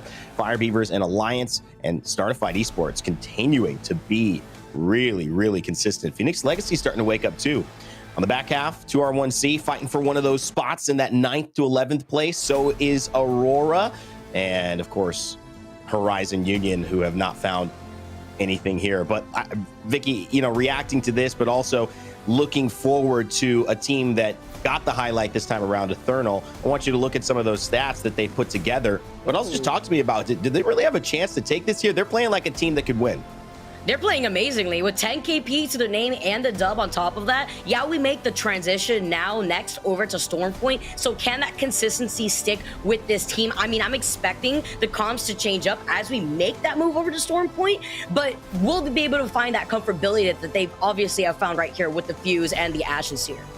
And you can see the role that the Seer is playing in terms of the information and not needing to be involved in the damage. 250 damage, that's okay. He's got the 4 assists. He's got the ability to get in there and give them the info they need. Vexed Gaming becomes our very first team, ladies and gentlemen, on match point. For those watching at home, what does that mean? It means if they win, it's game over. The standings are as they are right now if they win one more time. But that does mean there's one more game at least for these teams to make a move. A team like Horizon Union, which I highlighted, does not want to be sitting in 15th place here. There are other teams beneath them. Danish, Maestro, Gaming Gladiators, 2R1C who are ahead of them, V2 behind them as well, Eternal, Start a Fight. These teams are looking in a pretty good position to jump right now. So you've got to start making it happen, Vicky.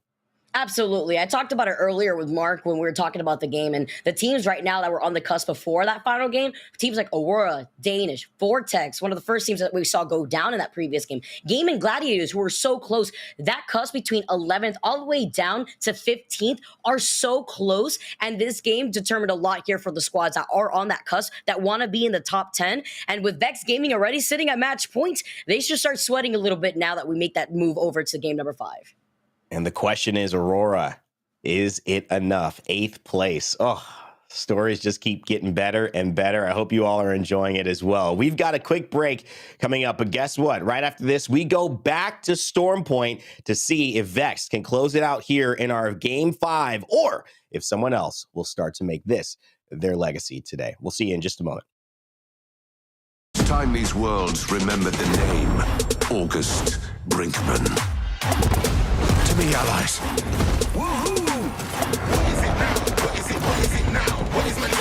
Didn't expect to see me up here, did you?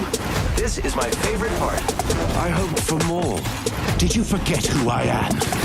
I will not fall today.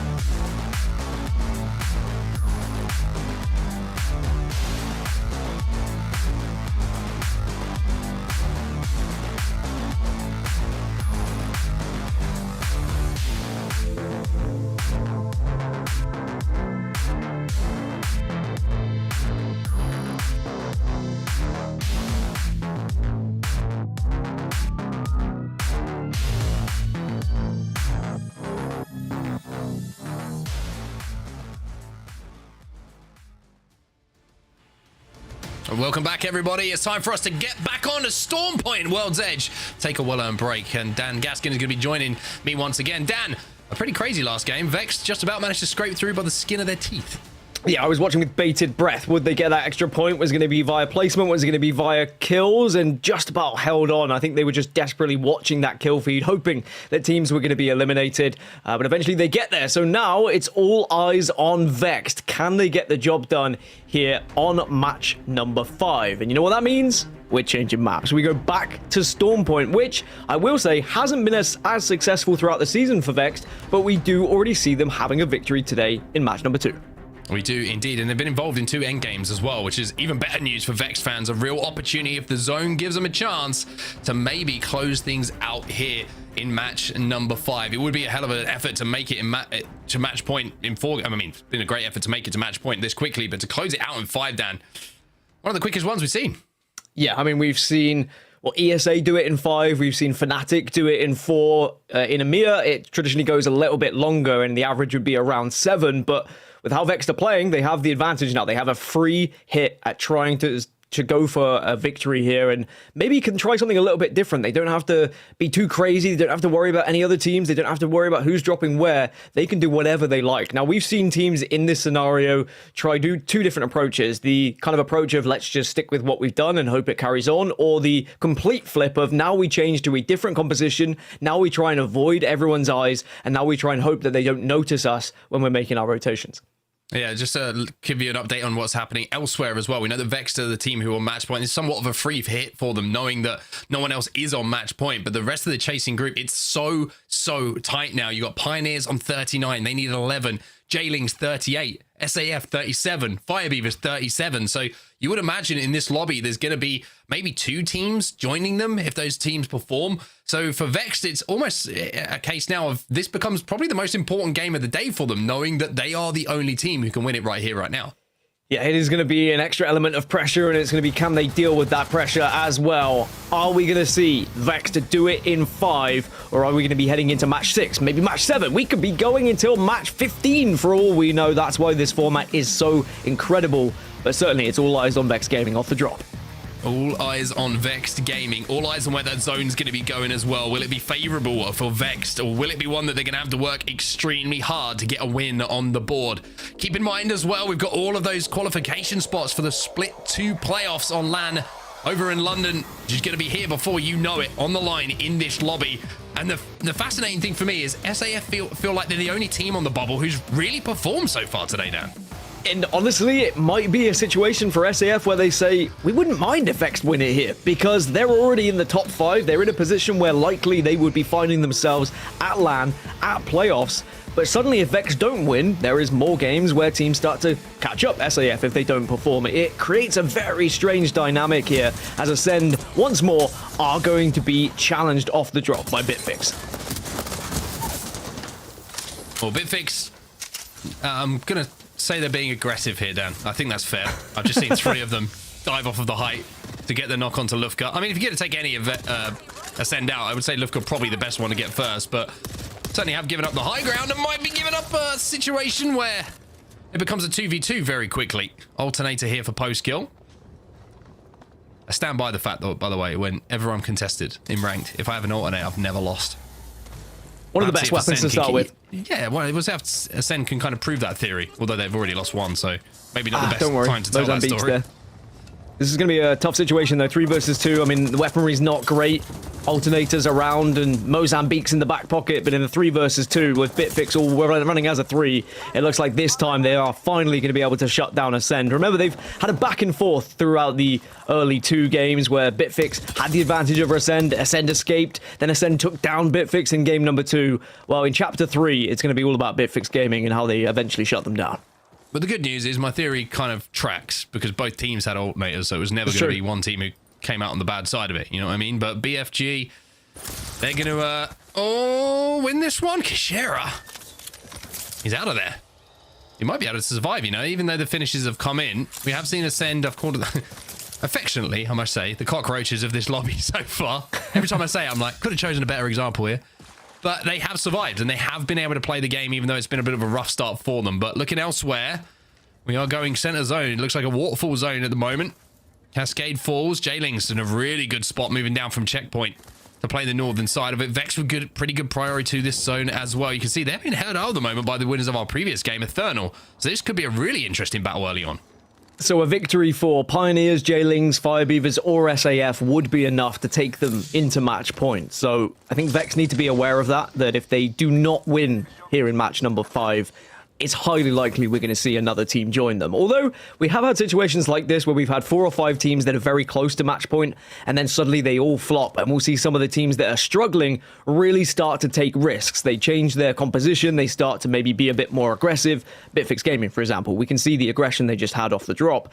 And then they have their big games, and suddenly they propel themselves up the leaderboards, and they become a team that might actually be able to challenge those who are at the top. And it can be frustrating for those who are fighting at the top. Speaking of the top, it's Vex Gaming. It looks like there is a team that is very close to them here. Yeah, they're just holding them out at the moment, and just judging by what you're looking at, attachments, general inventory for Vex, it looks like they wanted to make a quick rotation here, and they're being slowed down on doing so.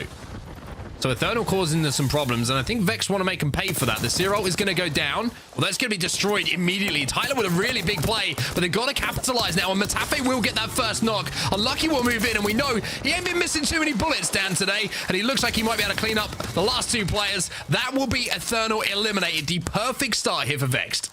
And not only do Vex, take down another team, but they take down a team who was a threat, really. Eternal have just won a game. They're on 30 points. They were closing in on match point themselves. But I love the fact that Vex take the fight. So many times I've seen teams get onto match point and then just avoid fights and just say, oh, we have to make sure we get into Central Zone. We can't take any fights. What if we lose? Vex know that they can take on anyone in this lobby on any given day. And they show their dominance. They show their confidence. And that is going to be the best way that they will find a victory now here on match point. Over to checkpoint then, you can see Vortex and 2R1C laying down the lines for a potential battle. Robin's really important in this fight as well. You can see he's holding down that central structure. You can get so many good angles that allow your teammates to push off the back of it. 2R1C kind of hold up though, you can see.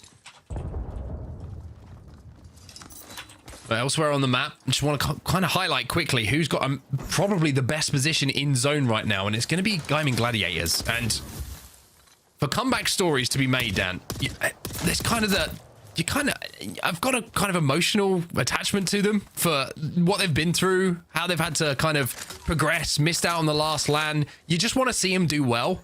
And this might be the game with how close it is on the bubble that they could do well here. And maybe that one game could be the qualifying for LAM game. It is a case when you're in match point and you're maybe not one of the teams who is going to win on the match point day, but all you need is one big game that can get you 25 plus points. It puts you in the top 5, and that could be enough to propel you in the overall standings to get you into that top 10 for LAN. Now, for Gaming Gladiators, maybe has to be something a little bit more significant, like a top 3, but certainly a victory and a big game would do that for them, and they have the potential for it. You're completely right. I think everyone would echo that statement that there's almost that gut feeling you just want to see them succeed. Have to see whether they can follow up with it. It's Horizon Union down to just 2, and they're very much just trying to stay alive at this point, but they're being bombarded by E6. E6 just causing them all sorts of problems at the moment. And for Horizon Union, what an unfortunate turn of events it's been for them in previous weeks. They were the team who were kind of holding down one of those last qualification spots, but coming into today, after a very, very poor last match day for them, now once again find themselves maybe in danger of being overtaken by those bubble teams we were talking about and missing out. And if E6 can eliminate them here, which they are desperate to do, by the way, well, they will be eliminated because SAF are just going to come and pick up the easiest KP of their life, then that will be, again, a rough game for them where they might see those chances slipping through their fingers. Yeah, Horizon Union are 7 points ahead of SAF, for example. They're 3 points ahead of 2R1C and VCGO, and 8 points ahead of Aurora. So there are 3 or 4 teams I've just named there who are all performing well today, who all could be picking up points, and they all could leapfrog the likes of Horizon Union, who could drop out of playoff places, which is really an unfortunate situation to find yourself in when, as you say, you are so close, you are on the cusp, and you could almost taste LAN, and then it just gets ripped away from you. We'll have to try and keep an eye on it, but it's very difficult to try and work out these points totals when it could all end here. Vexed are still alive. Vexed are still within the chance of winning the regional finals. And remember, if Vexed do win the regional finals, that would mean that 10th spot in the overall standings would then be opened up to someone to qualify as well.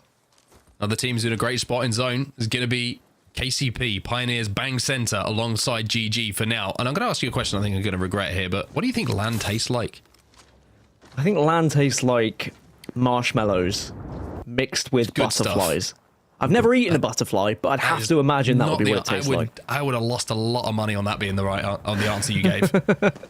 Maestro, though, down on the low ground at the bottom of the waterfall. E6 being forced off of that high ground that we saw them holding down a few moments ago. Maybe thinking about trying to force Maestro away from them, but the Digi-threat and the interception pylon are going to give Rugby a really solid anchor position to play from here, but E6 wants some of it. They're up for the fight here. E6 are very much up for the fight. That's because they've already qualified for LAN, and Case winning on the Octane as well, as Maestro get eliminated. Maestro, who were, you know, in that bubble situation, who needed points today, find another game where they fall short, as E6 just trying to get back on their feet here. Yeah, team trying to take the height off of them as well, but good shots coming in almost allowed them to retake height themselves. Phoenix Legacy, I think, with the team, yes, indeed, who did take that zip line. And Alpha Draft has to be extremely careful to use those shield cells to get back up to full health, but on the top of this waterfall, this is a zone where they might be able to hit a nice rotation into where the zone is going to be pulling, but E6, you're looking at the armor checking at the moment. You're seeing 2 reds, you're seeing 2 golds. E6 is in a good position to pick up points here. Absolutely, and they need them. I mean, it's been a pretty slow start for them. I say they need them. They don't really. They're already at LAN. They've got what they achieved, but you still want to be... Dan. They want to get up the leaderboards. You want to be higher up on the leaderboards for A, more money, and B, a better seed going into LAN as well. You're not going to see an engagement, though. 2R1C taking the fight against V2, but it should really end up as nothing here. When you have those blast doors in the way, usually you just back off from one another because it becomes a bit of an awkward dance, almost as awkward as mine at high school. But now 2R1C will have to take another fight on the other side here. 2R1C going to have to be careful because there's a couple of other teams in the vicinity, and I think that one of them is Alliance. Zone is starting to close as well in 20 seconds, so... decisions have to be made. Xako with some beautiful shots with that R99, though. Can he get the knock? Yes, he can, and it's going to be Noth from Foot Esports who goes down. Good news for all the other bubble teams, because they have been the performing bubble team so far. 2R1C just demonstrating that they can be aggressive, but now this is the time for V2. As soon as they heard all of that commotion, they said, all right, we can open up the doors, we can open up the curtains, and we can start to have a look at this one. But 2R1C should be able to avoid the sight lines, and it really is going to depend how aggressive V2 want to be here. V2 able to reset.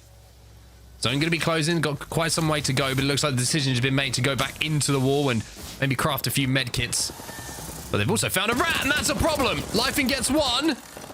Takes a huge amount of damage, and that should be the end of Foot Esports. But that is very interesting as far as the overall standings are concerned now, Dan. We mentioned that Foot Esports have been the performing bubble team so far in the games that we've seen. But them falling early, outside of the placement points, and I'm pretty sure they had no KP as well. That will open the door for the likes of GG, Maestro, if they can have a good game here, to really put the pressure back on. Yeah, I mean, Foot Esports down in 18th now, and they really will be struggling, especially if it were to end here. They just give all of the opportunity for all of those teams to take those positions away from them, and they won't have that chance to be able to take a top 10 position and take a LAN spot. So when you are one of those teams that gets eliminated in these stages, you are just hoping Vex do not win to give you one more chance of trying to get some more points, or of course, give yourself a chance of getting closer to match point. But if you are that far off, if you are about 40 points off, you're not thinking about match point, you're thinking about just trying to get as much as you can to go up the leaderboards. Well, Cascade Falls is looking a bit busy right now. Vortex up on the high ground will be safe for that zone to close. Zero is down as well, trying to cancel maybe one of those players down on the low ground, but Vushin's going to be very careful here. And isn't careful enough as E6 poke their head in it. Slayers from distance with that scout. Such worrying times for a lot of these teams, because I think when you are going into match point game... Oh my god, why are you crafting right now? You surely know there's a team right there. Well, at least you can Newcastle away at the very least. That was a little bit concerning.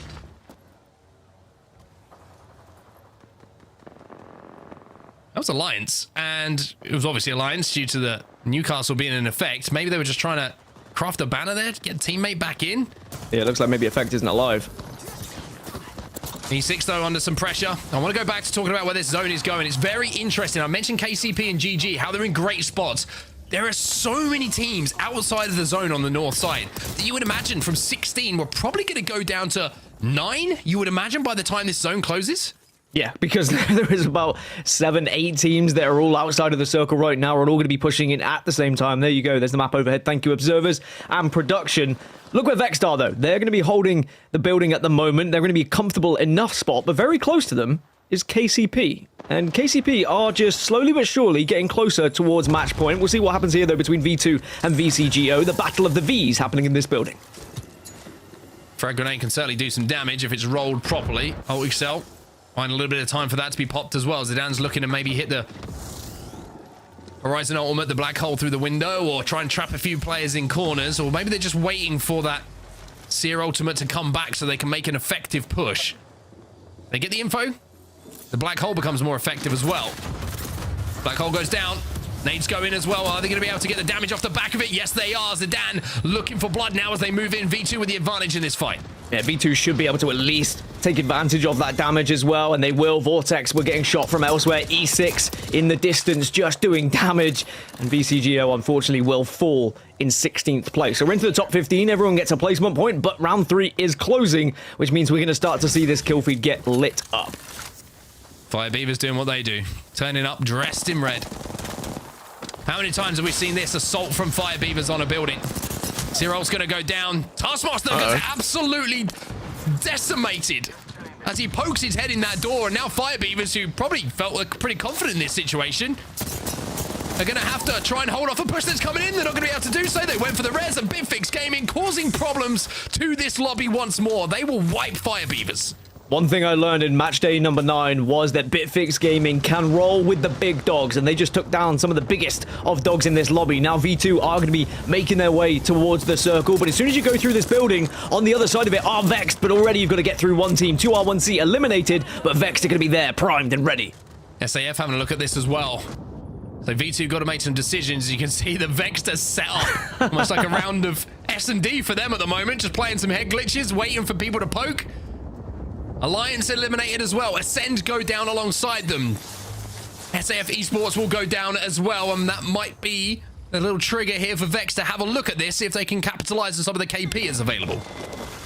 V2 move all the way around. E6 gets taken out of the lobby eventually after their involvement to help V2 with the fight against VCGO. The trouble for Vexed is, look where that circle goes, by the way. It's going to be shifting far away from them. It's going to be going heavily west, which means Vexed have to get through KCP. KCP, who are currently in second place, only 9 points away from match point. That could be a huge fight, not just for the likes of Vex trying to survive and get into match point, but for KCP's chances of getting onto match point. I did say the lobby would go down to 9, right? You did. Wow. And I'll give you credit for that. That's you did ridiculous. some good math for once. That is a guess of all guesses. Anyway, Vex, like you say, gonna have to try and force their way through KCP, and this is a very interesting fight. The team who's on match point versus the team who are closest to them and trying to cross over. The flesh damage is there, but it's not enough to get that knock. Pioneers are gonna have to move as well here, and it's a perfect time for us to jump into the comms with Pioneers and see what their next move's gonna be. Right, that's next. Yeah, I mean, yeah, but... They're queuing over, queuing over! They're queuing over! Can we 51 on him! Yeah, move up, Del, move up, move up, move up here, move up here, move up here. Yeah. Zane, look at her back real quick. I'm gonna hold her back right now for like, just for now. Yeah. Nasky, you play this building. They're on her back, on her back, on her back. No, they're not, they're not. 100 on bank. Nasky, they're deep in, bro. They might come through the wall on me. Nasky, they're gonna push us. Yeah, I'm fine. I'm flying up. Come back, please. You might need to. Get ready to come back. Flying up. On me. Right below me. Yeah, one's right below him, actually. Bro, one guy's flying right up on me. though. Flying up on me. Flying up on me. I'm watching him, I'm watching him. I'm holding him if he drops No, on no, me. no, no, flash. Guys, please. Inside, inside. Yeah, yeah, can we push Dropping. Del? I'm dead from the charge, man. Push, I'm guys. Can you open the door? Yeah, opened it. Play inside, Janet, Janet. I'm Only one inside. I'm blocking door, I'm blocking door. I'm with you, I'm with you. You vibe, you vibe. They broke my serial. You arced I'm it. playing on the gen. Play on the height. Tell us to come for bottom. Yeah, I will. Dude, we're gonna die to zone now. I'm putting knock here. Yeah. We gotta push out from bottom. They're just gonna take our building. Push out for bottom. Go left, I think. Grab the... no, you can't even do that. It's dead, bro.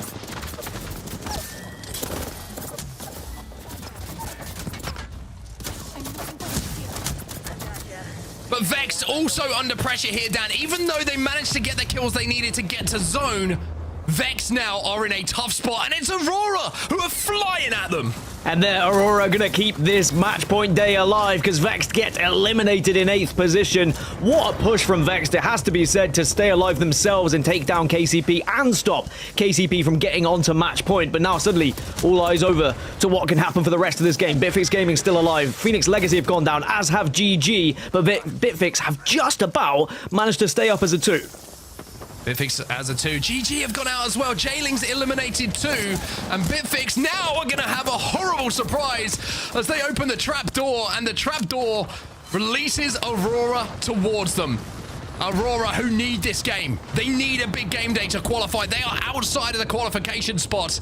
They were a first place team in the previous split, but now they find themselves in a different situation, Dan, and they are turning up when they need to. And it's looking entirely likely that no one will join Vex on match point unless V2 were to find a victory whilst killing the rest of this lobby, because at the moment they find themselves on 40 points. Aurora doesn't look like they would get there, but they're going to be close, but now they're going to take the fight. Ranch is taking a lot of damage. Cleve goes in to clean things up, should be able to do so and does so, but where are the rest of the players in the lobby? Where are V2? Are they able to close the gap in time? It looks like Aurora have got healthy enough, and V2 kind of a little bit split at the moment, and they're going to have to back up. Zidane might be caught off guard here. Both of these teams are going to be ever so close to 50, but probably not enough to be able to get on to 50 just because of the only available placement points from getting first and only 3 from KP. But they are going to put themselves within touching distance of it. What's going to be important here is to try and stop the points being gained from the other team by solidifying this victory. Now, V2 are arguably on the low ground here, but Ranches is trying to make a flank round. If he gets spotted out, this could be terrible for Aurora. I mean, the problem for Aurora is they just don't have zone. Zone's forcing them in. Cleve and Sunset have got to do something magical. Only 21 bullets in the RE45. I thought it might be the difference maker. He can't even get one as the bat is popped just in time. Cleve, you've got some work to do. You're a hell of a player, but it's not going to be enough to see you through this situation. V2 with the win here on Storm Point. And it's going to be about 2 points off getting to match point, so it's going to be agonizingly close for V2, but that being said, they are only 2 points away, and there's only one team on match point right now. So V2 putting themselves in position going into this next one to be on match point as well. But it does mean that Vex still get another free hit. They gave it a good go, but the zone just didn't really work out for them. Such an incredible push, I have to say, again and again from Vex onto KCP. KCP just weren't really able to hold out the building the way they expected. Well, Vex are still waiting for the win. They are still on match point, and the only team who are on match point, like you say, will bring Rain Day back in. It was an interesting game for sure as V2 pick up the win, Rain. Yeah, I love to see V2 also performing in the same light as other teams like Aurora who desperately need it. Sometimes this becomes a very top-heavy conversation where we see, after a great cast, fellas, just a team like Firebeavers, Alliance, to start to run away with it all. Not today. It's been Vex, and it's been a lot of other stories coming in, and that's why, Vicky, I want to bring you back in and talk to me about what you're seeing here in this development. After 5 games gone, I feel like more of the story is shifting around the V2s, the Auroras, the Danish, who is also in another top 3 than some of our top teams we were really thinking about coming into it, like Firebeavers. Well, we could say thank you to start a fight there because Aurora are basically counting their breath after what we just witnessed in that last game. I wouldn't be surprised if we could see Aurora now sitting in that top 10. We have to accumulate all the scores after that last game. But Vex Gaming also sitting at match point. You could already know that a lot of these teams have already decided that, all right, Vex Gaming at this point are probably sitting at match point right now. We got to do something about this. What we heard from the listening in KCP, though, in that play where they were slightly separated from each different house, where we saw what was going on with KCP and how they wanted to play that positioning. And then Vex, it broke my heart because Vex took the opportunity and they were able to turn it into their own favor. And then Aurora capitalized right after that when Vex was already low. So that was great on Aurora's part to be able to also clean up the KP that they needed to clean up there. But V2, now sitting 2 points away from being at match point. How is this next game going to determine what we're seeing in this overall standings now for today? Yeah, that's a great point, Vicky. Let's run through that last match because, like you mentioned, Aurora coming in and stealing the thunder from what could have been Vex. You know, that's happened with V2 and Aurora already, where they had that huge fight, and then Firebeavers came in at the very end. I think that was in game number 1, where there's just been the story of the third team showing up, the third party being the best party. V2 here, though, ultimately get the win. They've got this position on the opposite side of the zone where they can kind of play in front of them. Yeah, and you can see here V2 taking advantage of the rock right here for some natural cover, getting that knock onto Ranches. They played these different positioning so well here too. It's not always about that high ground positioning, and the cover fire that we're seeing from Zidane was on another point, literally breaking ankles. Now you see me, now you don't, and they were able to clean up around what was left of Aurora. But still, that positioning was fantastic. As we take a look at some stats here, Rain, Joke coming in here from V2, dealing a good amount of damage, over 1,000 damage in total, with 6 kills to his name. I mean, incredible stuff from Joke. I got to shout him out. I've also got to shout out Zidane, who continues to impress me. The thing about V2 as we go into our series results, our match results after game 5, is that although they sit in, I believe, 16th place coming into this, so they need some work. They need things to happen. 18th place. Can you believe it? They barely made it in. They have got more kills than all of the bottom 10. So they're a top 10 team in terms of kills. You can see it right there, 23 total points. When they win big. Even when they don't win, they get kills, Vicky. And that is something that in a situation like a match point where you don't necessarily win that final game, but you've done enough to stay relevant, get 4, get 7, get 9, get 5, then you win. They're setting up for a pretty good finish here, maybe even a top 2 like we've seen Furia do in past situations. Can you imagine, Rain, the storyline that would bring here too for a team that was sitting in 18th at the very bottom for a regional final to come out on top 2 points away from sitting at match point and then taking a dub if that happens? Oh my goodness, that would be fantastic. As we take a look at the other side of the page right now, start a fight. Not having the game that we were expecting them to have, since this is a team that feels pretty confident on Storm points with only 2 KP to their name, but they still got that placement point. And as you mentioned it, looking at Eternal, a team that did really well last game, nothing this game. Horizon Union, still a team we're keeping our eyes on, and Maestro, as well as VCGO and 2R1C fighting for those middle spots.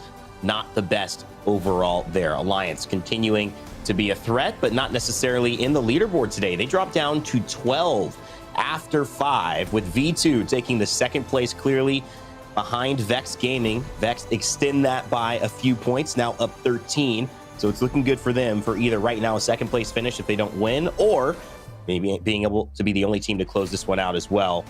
Vicky, Pioneers, Aurora, Startified Esports, all these good things. You're going to have a chance to talk about that a little bit as you head back on the mic in a moment, but we'll have Mark and Dan joining us for game number 6. I'm just super excited, though, as we continue to look at this match point format, that things do not slow down from here. They only get more intense and more exciting. That's what the ALGS is all about, baby. Thank you so much for being here. Remember to vote for your MVPs with that hashtag. And guess what? Game 6 is right around the corner. Will Vex take the victory, or will somebody else steal the spotlight? We'll find out right after this.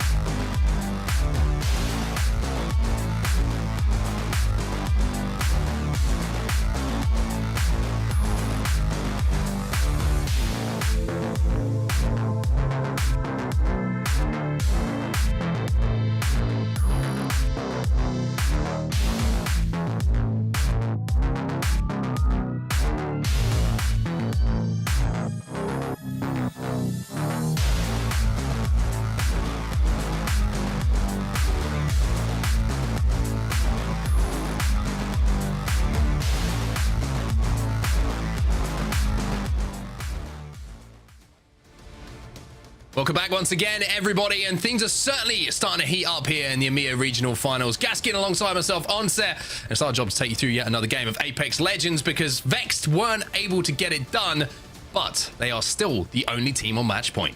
Yeah, I think the important fact was that no one else joined them, and they still had a blooming good go at it, to be honest. Also, I love seeing the match chatter after the game and before the game in the text chat between the teams. There was a bit of an argument between KCP and Vexed on what should have been done, what shouldn't have been done, and it's one of my favorite things about Apex, when people start to dissect what went wrong and what didn't go wrong. Of course, if you're watching the player streams, you can see it all as well, but it does seem like KCP were a little bit frustrated with Vexed in that scenario, but it means KCP still have a little way to go. They've got 9 points required before they get to match point, and actually there's 4 or 5 teams who are in a similar position now, so you'd think surely we're going to see a couple more teams on match point if Vex don't win here. Well, it's always interesting for me. There's the team who die in the engagement who have something to say about it. But, you know, I know it's also KCP. KCP always have something to say. I don't want to add any more fuel to that fire. But, I mean, we're staying on store point here. And this is where Vex have been picking up points consistently. And I'm a little bit surprised to see with the zone that we did see the likes of GG and KCP not hold it down for a little bit longer, because I felt like they had really good zone priority. But it was just that moment of miscommunication, wasn't it? When we were in that listening, really good listening, by the way, just to show you how the comms go down in a team fight when you're trying to watch your back. You know, Nags is saying, they're pushing boys, they're up on me, and he's giving information, he's trying to survive. but KCP just too slow to respond to it. And it's just a risk, I feel, when you're leaving one player to watch all of that, especially when they got the charge rifle, which was the difference maker. Vex being able to anchor with that just allowed 2 players to push up and take height so easily. Yeah, and I think earlier on, KCP, one of the mistakes they made that they even admitted themselves was they gave up one of the priority buildings to try and third-party another team. It didn't work out, and then they had to just give it up, and that's why they ended up where they were, which allowed Vex to then be able to push up on them. But in the end, neither team were able to succeed out of it because Aurora came and third-partied themselves. But anyway, enough about match 5. It's time for match number 6. Match number 6. This is usually where we end the day in the Apex Legends Global Series in the regular season. The question is, will we be ending a match point day right here, right now in match number 6? Regional finals has certainly been interesting, and I feel for Vex this is where the last game where they don't feel nervous, because if you play really well early on, Dan, and like we hit match point, this is great, by the way. Ascend and Bitfix is still going on. We'll let this happen in the background, but for once, actually, Ascend have got the advantage. It's almost like a deja vu of map number 1, but with the other way around. So not quite deja vu. Complete opposite deja vu. But it's very similar.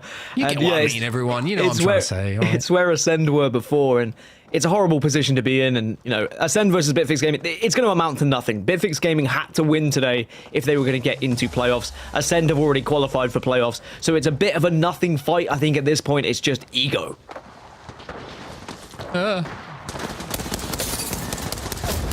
Rampage. Oh, we just saw a ninja kick. That was wicked. You see that? Something out of a kung fu film to get that knock. Post kill down on his own though. So 1v1, I'm pretty sure at this point. Gets the break. The Rampage is singing. Got a lot of bullets in the back pocket as well. That's the one good thing about the Rampage, and it was the final bullet that actually got that kill. So Bitfix Gaming lose, but you're completely right. This contest, once again, really kind of amounts to nothing for both teams. But I will say, it's better that Ascend have been able to get the job done quicker. Remember, they avoided the fight initially. They were able to escape, and their rotation was a little bit too slow. Similarly happened on World's Edge, where they just got out of a fight over towards Dome, and they were just too slow on their rotation. We haven't seen Ascend be able to perform at their very best, but maybe this will be the best opportunity they get, because they've eliminated Bitfix early. They get to properly loot up now, and even though their rotation is slightly delayed, because of where the circle is pulling, this is going to be their best opportunity to actually perform. Now, talking about circle and talking about who's where, it's a good one for KCP, who have already moved into a position here to try and set up for the endgame. It's a good one for KCP. It's also a zone where we've already seen Vex win a game. So keep that in mind when we're watching Vex on their rotation. Pioneers, though, are going to be playing this bridge, and we saw this end zone, I'm pretty sure, the other side of the Godrog in North America last match day, and it was Tripods who got their first win on this zone. So Pioneers set up for the long game here. Good armors to work with as well, especially for an early zone position. But they've got to be in a position to kind of command space here. It's the one thing, when you're holding down an early spot, I feel like you have to earn enough space. You have to own enough space in the surrounding areas to show presence. At the moment, Pioneers don't really have LOSs on anyone. They don't, and it's one of those positions where after you've set up for so long, if you take your eyes off the ball a little bit, if you're not concentrating, if you have just been waiting the entire game, you can slip up. One of the difficult things with Apex Legends when you get into these priority positions early is you have to stay focused for the entirety, otherwise a team might be able to take advantage of that and steal that position away from you, as E6 looking to continue their aggression with the more aggressive composition, having Bloodhound and Octane available for them. It looks like a little change in decisions here. Slayer's going to pop the ult, but it's not going to be used in an aggressive way. It's going to be used just to see how quickly he can run, to be honest with you. Slayers is going to be moving back to his teammate K Swinney. And one thing that they do have is, well, I'm going to sound like a football manager here, great pace in that great pace in that composition. I mean, you got Octane, you got Bloodhound, and of course you've got Bangalore as well with her passive, giving you a little bit of a acceleration boost, shall we say, as well. So it's cool. If you're going to have an Apex Legends front three, I think that would probably be it. And you know they're going to give 110% as well. Oh, and they're going to put it all out there, aren't they? They're going to run through brick walls for you, Dan. They're going to. Speaking of running through brick walls, V2 are probably going to have to run through quite a lot of teams to be able to get to this circle. And remember, they're only 2 points away from match point. But the only team on match point is Vexed. And they are making their move now to try and get closer towards this circle and see if they can call somewhere home. Looks like they might have to just go for a rock to work with right now and then look to try and find somewhere else later. Yeah, Vex is just going to play the height at the moment. That's going to hurt, though. And that is certainly going to make them aware that there's a couple of teams over at Milt. Tyler's going to swap out a few armors. Matafe probably on duties to try and level that one up himself with some range. It looks like a little bit of a change of fortunes here and a change of decisions from Vex. Speaking of changing decisions, a very simple one for SAF. They've got the damage done and they need to push off the back of it. And this will be huge. Again, it's VCGO on the other side as Bushi gets ripped apart by Blast. And VCGO are above SAF at the moment in the overall standings, but it's going to very quickly turn around if SAF keep doing this. 2 down. Watson Fences should go down as well. No, Lucky's going to do what he can, but there's a Peacekeeper causing problems. A Peacekeeper is a problem, and now Blast, who already got 2, he's got to finish this off, and if he's not careful, he'll get hit by this Peacekeeper, and this could turn into a horrible 2v1 scenario. Gonna maybe bait the res here, does indeed. But Vortex have been eliminated in the meantime, so our first 2 teams have gone, and Blast, from what looked like, he's probably thinking, what's going on, boys? I got 2. Now has to escape because he's only got 20 bullets left for the car. Yeah, 2R1C came in, they third party, they finished off Vortex, and Blast was very aware of that as he saw in the kill feed, so he was quickly out of there. 2R1C taking advantage of the noise they had heard, but what's important for SAF is VCGO were eliminated. The teams above them in the overall standings going 1 by 1 is perfect for them. As for 2R1C, well, now there's their chance to try and take advantage of this position they've been able to gather. Still going to have some work to do, of course, to move in towards zone. Probably thinking about a rotation in and around Checkpoint, but Checkpoint currently has E6 sat on top of it.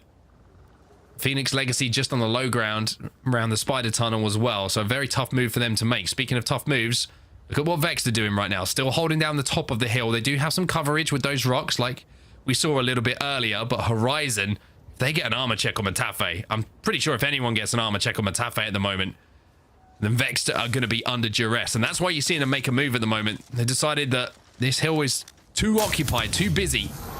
And Matafe, all of a sudden, changes the fortunes of his team by managing to level up that Evo to blue.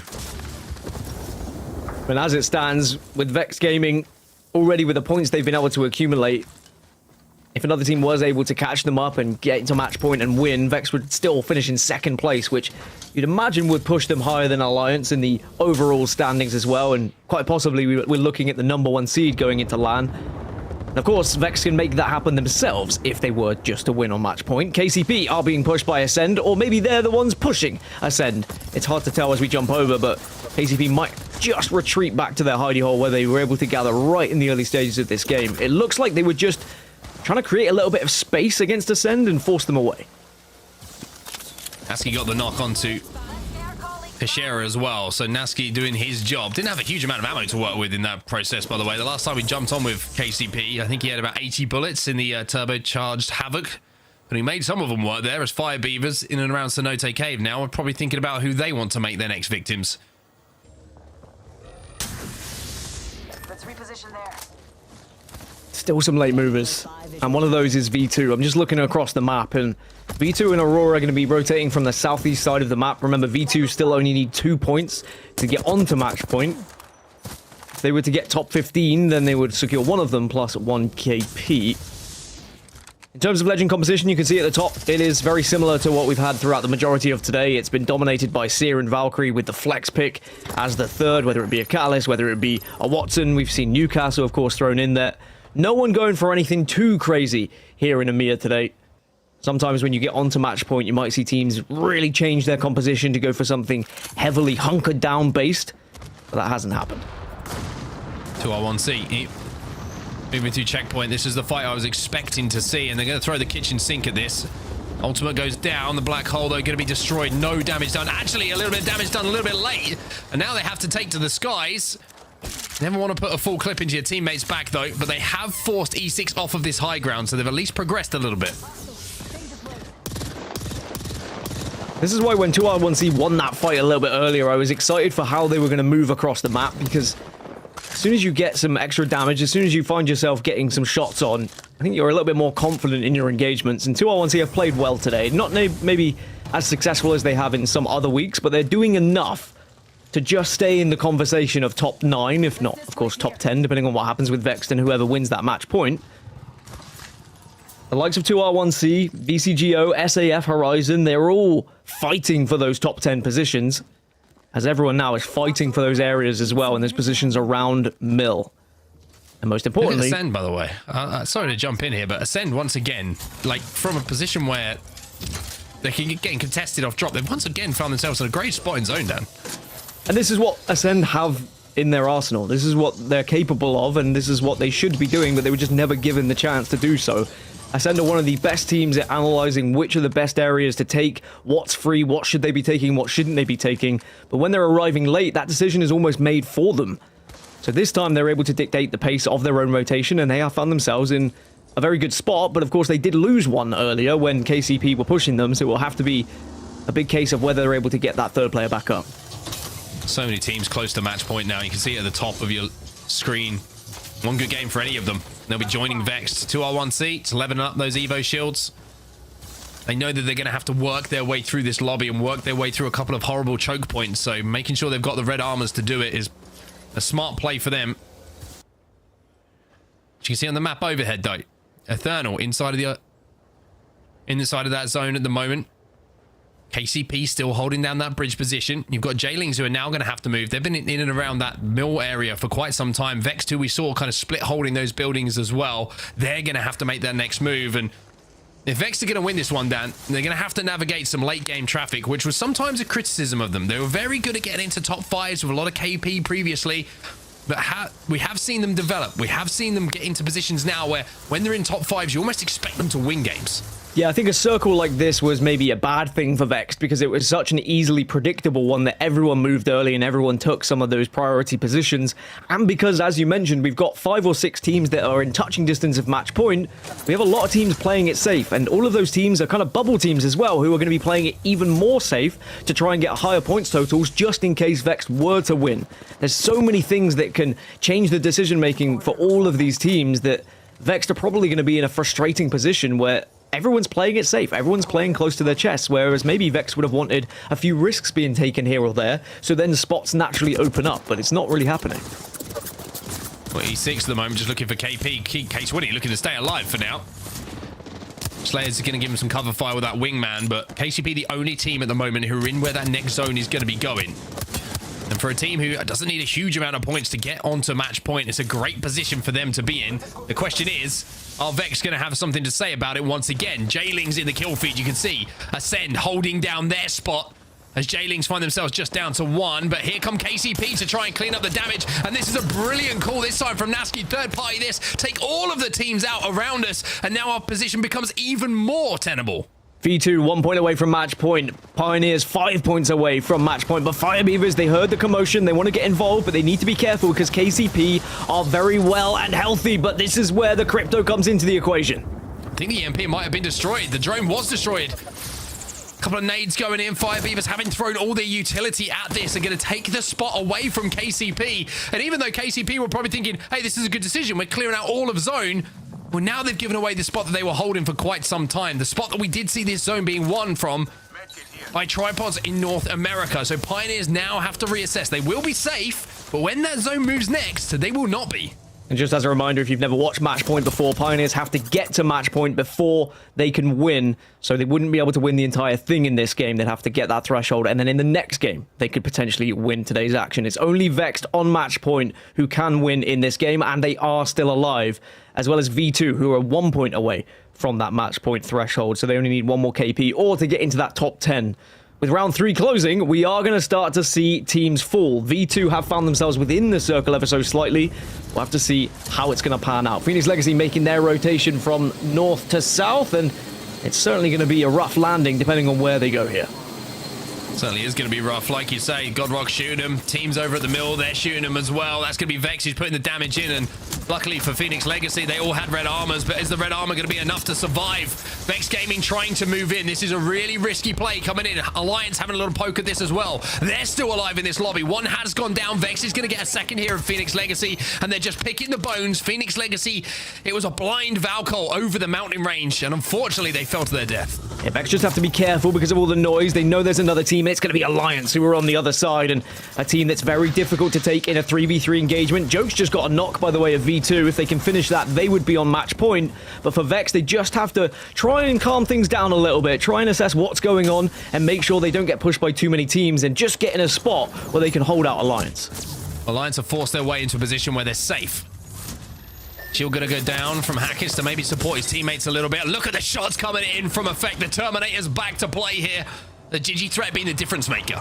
Confirmation, V2 have reached match point. Pioneers, the next team that are closest. They're still 5 points away, as Alliance have been having a look over towards Vex, but they're also reluctant to be pushing up.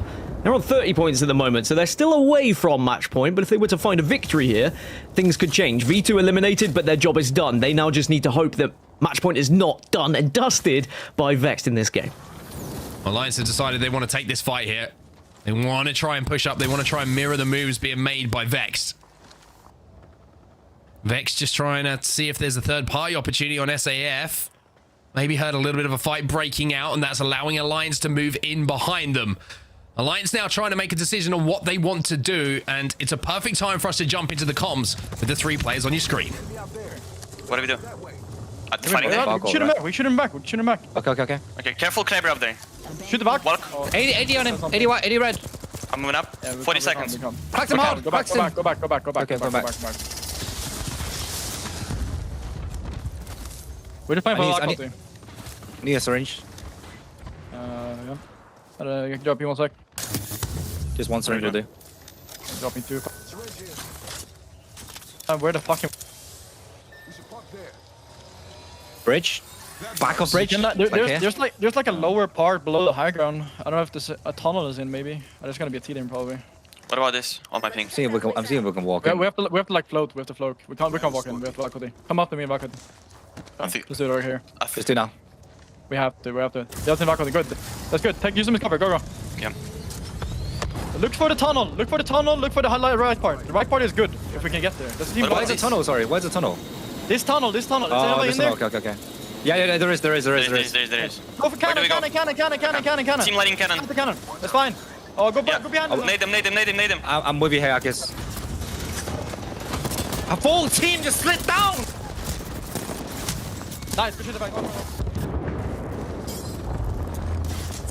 Alliance land, it's uncomfortable, Dan. They make it work. A little bit of help coming in from above as well, but Effect left on his own. But more importantly, Vex eliminated. They will not win this game and win this tournament right here, right now. Alliance take out Vexed, and also Effect has reached over 100 kills this split as well. So congratulations to him as he carries on to stay alive and wants to try and get his teammates back on their feet. He's just trying to avoid the shots, but as the nades come in, surely Alliance can't escape this one. But we've already seen them today escape the unthinkable, so I wouldn't put it past them. Well, thank goodness for the purple and gold knockdown shields. Otherwise, Alliance would be out of here. The nades being blocked by them. One player going to be finished. They get Hackers back on his feet, but now Effect. Unfortunately for him, he might be able to get an armor swap. He probably can do a lot of damage as well, but it isn't going to be enough to disrupt the team who's pushing them. No is the answer for esports. Finally find a bit of form in this game. KCP also in the kill feed as well. They've got to knock onto Fire Beavers here. And all they need is 2 more KP or a little bit of extra placement, and they will also be on match point. There's 1. And Pioneers find themselves on 49. You'd imagine the writing is on the wall here, and we're going to have at least 3 teams on match point, depending on what happens elsewhere. Fire Beavers are out. Pioneers are on match point. Our number is 3 for match number 7. Ooh, this makes it all the more spicy as we head into our next game where we will leave Storm Point behind and head back over to World's Edge. But for now, we got to see how this game ends up. We got to see the continuation. Eternal still here. GG still here as well. One of our bubble teams. And look at the position they find themselves in here, Dan. All with red Evo shields. All looking like they're ready to take on this fight with Pioneers. But Pioneers have been winning all their fights so far. Well, GG look like they're going to take the high ground off of them, and Hardeki definitely having a look to try and engage here, but KCP doing well to stay out of sight lines at the moment. This is where Sia gets involved, and his Q can really make a big difference. If you can hit one of those Qs when someone's trying to med up, that can really help you win an engagement, if not guarantee you the engagement if you can stop a bat from being popped, for example. But GG, they know they don't need to push right now, so their eyes go elsewhere to those in the skies. Trying to keep an eye on where those Valkyries are going to be landing. You need to make sure as soon as those feet hit the floor, you are doing damage and you are forcing them away from the position you want to call home. And GG, I mentioned they've got some good positions in zones a couple of times so far. They've got good KP here in this game as well. And a conversion would be massive, not just for their overall standings down, but for the confidence of a team who have said themselves that their confidence has suffered in recent times. Yeah, they could really shoot up the leaderboards, and they'll know, well, they should know that Vexed are not in this game. Someone should always be tracking that kill feed and getting confirmation of when a team is eliminated. And when it's at a stage where only one team was on match point, it's pretty easy for someone just to keep an eye and say, okay, well, Vexed are out. We can now play this the way we want to play. We don't have to think about if Vexed are going to be fighting against us and if they're going to be in a certain spot. Well, KCP still alive below GG, by the way, and they've done very well to do so. Yeah, it looks like Pioneers kind of exchanging a little bit of fire at the moment. And this battle is continuing. Nasky trying to see if he can get a few pop shots to try and make that push that eventually will have to be made a little bit more difficult. Zane tracing onto the team who's kind of caught behind this palm tree. See if he can get some free damage, but looking across inventory at the moment, he hasn't got a huge amount of ammo to work with in that Nemesis. And remember, Pioneers took this position right at the start of the game. After they dropped Mill, they moved very quickly under the bridge, and they still find themselves in residence with only 5 squads left. Eternal are very much struggling on the cliff edge at the moment, but the team above them can't really take the angle to peek because of where GG are. Speaking of, KCP versus GG finally happens, and KCP will win it. GG go down in 5th position, but the Pioneers now get pushed because they are weak. They get some shield swaps, but will it be enough? Nasky looking for another shield swap. He's got a knockdown shield maybe to do something, but he's not going to be able to do enough. Peacekeeper for Sadell. Can you clutch around the knockdown shields? 105 isn't going to be enough. Pioneers are eliminated as Foot Esports see the opportunity to take the space away. Huge game for Foot as well. They were down in 18th, but pushed themselves up into 15th. There's Eternal still alive, but Danish arguably in the best position of the game right now. They are the healthiest 3, and they might be able to put a victory on the board here. Only problem is, yeah, it's a Kraber. Yeah, you got 3 shots, but there's no light ammo. Finally, a teammate drops a little bit to Bavis here. 1 shot with a Kraber, and all of a sudden, this is game over. As for Esports, just try and play this one slow. Look at this position from Bambino. Great job, by the way, from the observers. He's just waiting for any damage to come in. Noth's going to check his corners. A little bit of a surprise for him, but Eternal will be eliminated. We're now down to 2. And none of these teams are going to be able to get onto match point, but this, of course, can send you up those leaderboards and give you that chance of getting to LAN if someone wins on match point. Foot have to fight from the low ground here. Danish should have this game. We'd have to see something very creative and expensive in terms of utility from Foot. Noth's got to hit a few more shots. Lifing goes down, though. Noth trying to peek, trying to prod, but it's looking like it's going to be a Danish win here. They convert in match number 6 into a W. Danish will take the win, but a couple more teams joining Vexed in that game down on that match point. Pioneers and V2 will be on match point for match number 7 as well. As for Danish, they are into the top 5. They find themselves 8 points away from match point, but that gives them a real shot of getting to LAN. They're another one of those teams who are trying to catch up that top 10, that top 9, and if you can sit in a top 5 position when the day is over, the likelihood of you making LAN is pretty good. Well, we certainly have someone joining Vex now. Like we said, a couple of teams making that move. Rain Day, it's almost as if like now we really start the things going, right? Now we feel the juices start to flow, and you know it's getting to a point now where teams are going to be starting to focus each other. That's right. The warm-up scrimmage is done. It's for real. The whistle is blown. It's time to kick this game off. And I think that's the best part about this type of match point format. Sometimes that crescendo hits really early at around match 4. We saw it end last time. Now it's hitting at around 6. And I think you're seeing teams have to, if they keep playing this way in the next game or two, spill over into match point. 3-4 more teams will probably be joining, especially teams like Danish who continue to put together really nice final circles. This isn't a team that, going back to kind of what you were just saying, Mark, around heating up, this isn't a team that has had these flashy performances. In game 1, they were in the solo, Young Hong Kong, trying to do a lot in just by himself. But as a team, they have really been consistent overall. And it's important to highlight how well that they've played for a team that's coming into this sitting in 16th place. Yeah, they've certainly been playing extremely well and involved in a lot of end games, which is always a great sign for a team. For the if you're looking at consistency, if they're involved in like top 7, top 8, it means they're getting into good spots. It means they're making smart rotations, and they're doing really well. I've still I know there's this battle going down for match point right now, but I've always got in the back of my head this LAN qualification, and the bubble teams keep kind of like one will have quite a good game, and then not do anything the next game. It just seems like people are taking turns at the moment to have quite a good game, but nobody's still had that game where it's like, wow, like this is amazing. Like what a performance that is. SAF, pretty good game in that last one, probably the standout so far today, but it just means like every game that goes past, everyone's looking at the standings going, I hope it doesn't end now because we haven't got enough points. Like it's just another kind of a thing that gets added on to what's going on today. And it becomes one of those moments with Vexed that you dread, but you're very, very elated on when you see them exit that kill feed. And that's what you're picking up on as well, Dan, talking about just keeping that notice of what do we have to do from a macro level? Can we play our game, but can we also understand that there may be no more chances to play our game if we let this team get through? How do you approach this as we head into, some of these results that we're going to see, I think the final circle to look at. How are you approaching this, Dan? Keep playing the same old thing. We're switching back maps again. Are we finding something different, or just keep playing your game like Danish is doing? It's slowly but surely working for them. Well, I think for Vex, they're going to carry on doing it. We've already seen 2 examples, and they've come close-ish, but not really had the perfect circle. I think they'll hope for a better circle here before they start to go too extreme.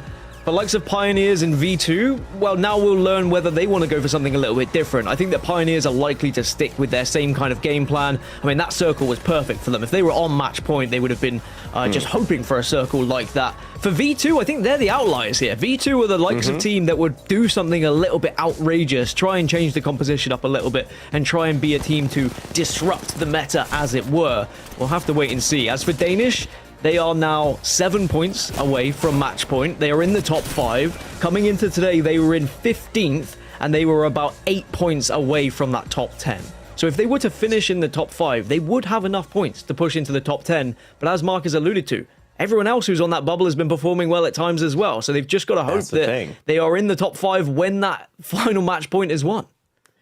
Yeah, I mean, you look at it, maybe the only teams, Phoenix Legacy, Bitfix Gaming, not quite having it, but you'll see here in our series results, teams like Footy Sports, Eternal, Danish, all in that bottom 15, now trying to basically push up together and make it happen. They have certainly done so here. Pioneers with a really nice kill game and finding themselves 14th as well.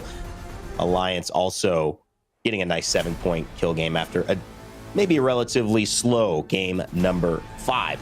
Heading over to the back half of it, you'll see our bottom 10 of the 20, and V2 getting kills on the board always. It feels like they find a way no matter what to get some kills. Ascend, notably, not a great day, but Mark, a lot of that has to do with what we see in the beginning. Each match, them and Bitfix Gaming going at it. Yeah, it's almost as if Ascend are kind of like, okay, thank goodness that we got most of our work done before the regional finals, and if we have a okay performance, we're going to be cool and we're going to be at LAN. But like, it's a tough day for them. I think you just got to keep it in perspective sometimes. And the one thing that you can take away from a day like this is like, if you're consistently winning the contest, it can carry over to LAN, because we know that there's going to be drop spots contested. We know that there's going to be teams who are trying to fight for them at that LAN event, because there's only so many amount of POIs, and there's a lot of teams traveling from all over the world who want to fight for them. So I think just getting that team fighting down is important for a team like Ascend.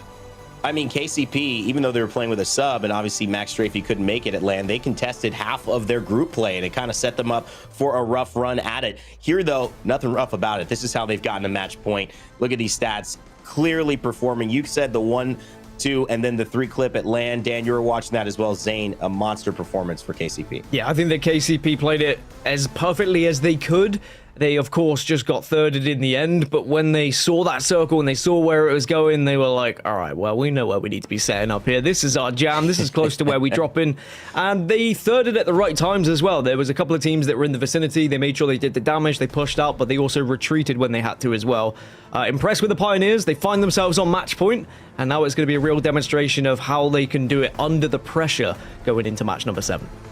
Like we had mentioned, V2, KCP on match point. The other teams to join Vexed Gaming. And V2, Pioneers might have been the Batman of the story. The Robin certainly was Alliance, who, despite not getting what they want in terms of overall points, did the skyward dive to land and take down Vexed and open this up for now 2 more teams to have a go at it. If either of our top 3 win, they will end it as it stands. Danish, J-Lings, I mean, I think Aurora is pretty good spot for them to be in, as well as Eternal.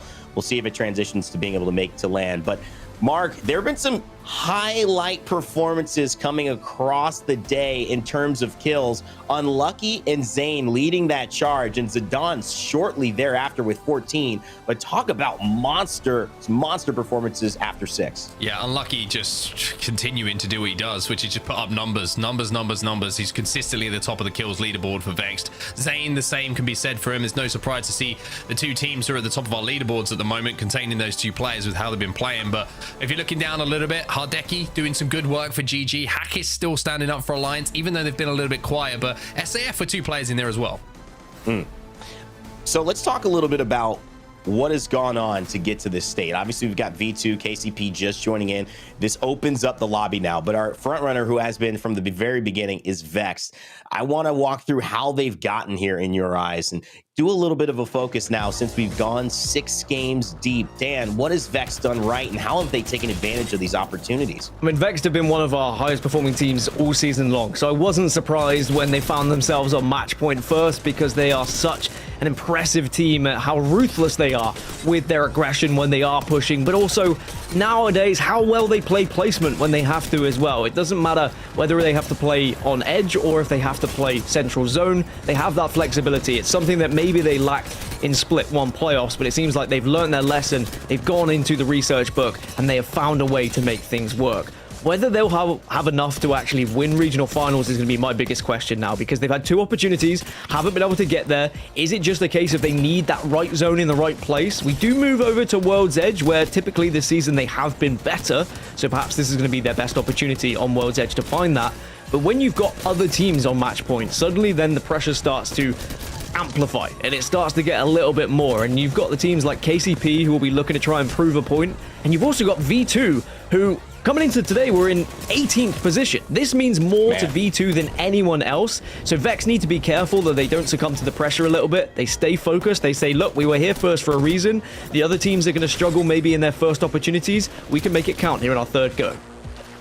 It's going to be difficult for them to make it happen. Obviously, the first chance, it didn't quite work out. The second time they get a go at it, it doesn't quite work out. You hear Aurora coming in with a vengeance. The 3rd time, feeling like this might be it, but Alliance plays spoiler to Vexed in this situation. You could just see how fast that ends up happening, paying attention to another team, and then it's just that easy. But Mark, dynamic duos in the ALGS. You gotta say, this has to be one of the top ones. Oh, these guys are disgusting. It's as simple as that, you know, and I mean it in the best possible way. You're looking at the numbers, and you can throw any numbers up. You know, you can look at their assists, you can look at their knocks, you can look at their survivability.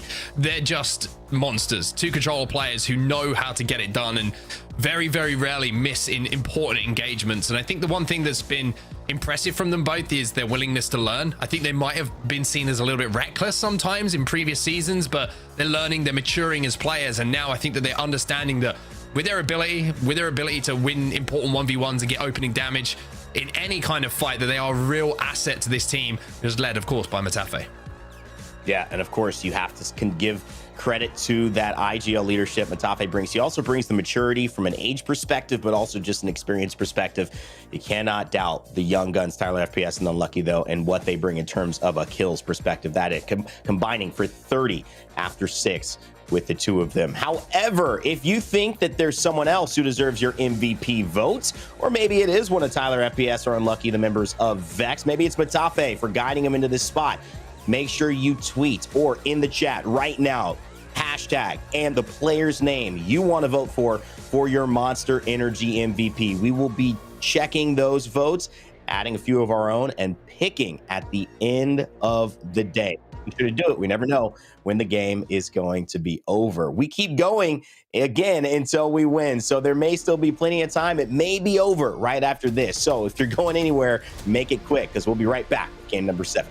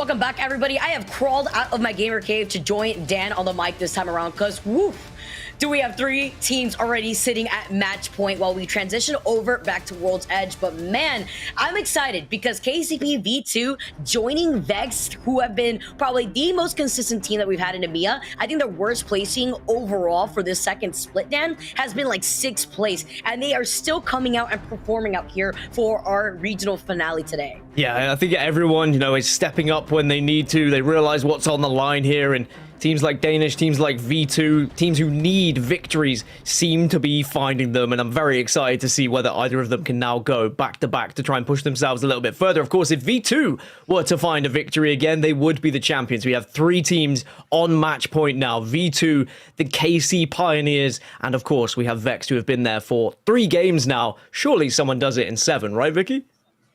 I mean, I would hope so. We had our own little bets in the back of the scenes, wondering how many games we're going to see today for EMEA. And 7 was actually the special number that I had in mind, especially seeing how the first 2 games went down. I was pretty confirmed on that. But talking about the teams that are on the cusp of also making their way into match point, Start a Fight out here, I believe, with 44 points, as well as Danish, who just took that previous game with 43 points. So that gap really close together. I mean, in 6, you got Jailings with 42, match that with Aurora, who also have 42 points. A team like Aurora, who definitely needed to show up today to be in that top 10.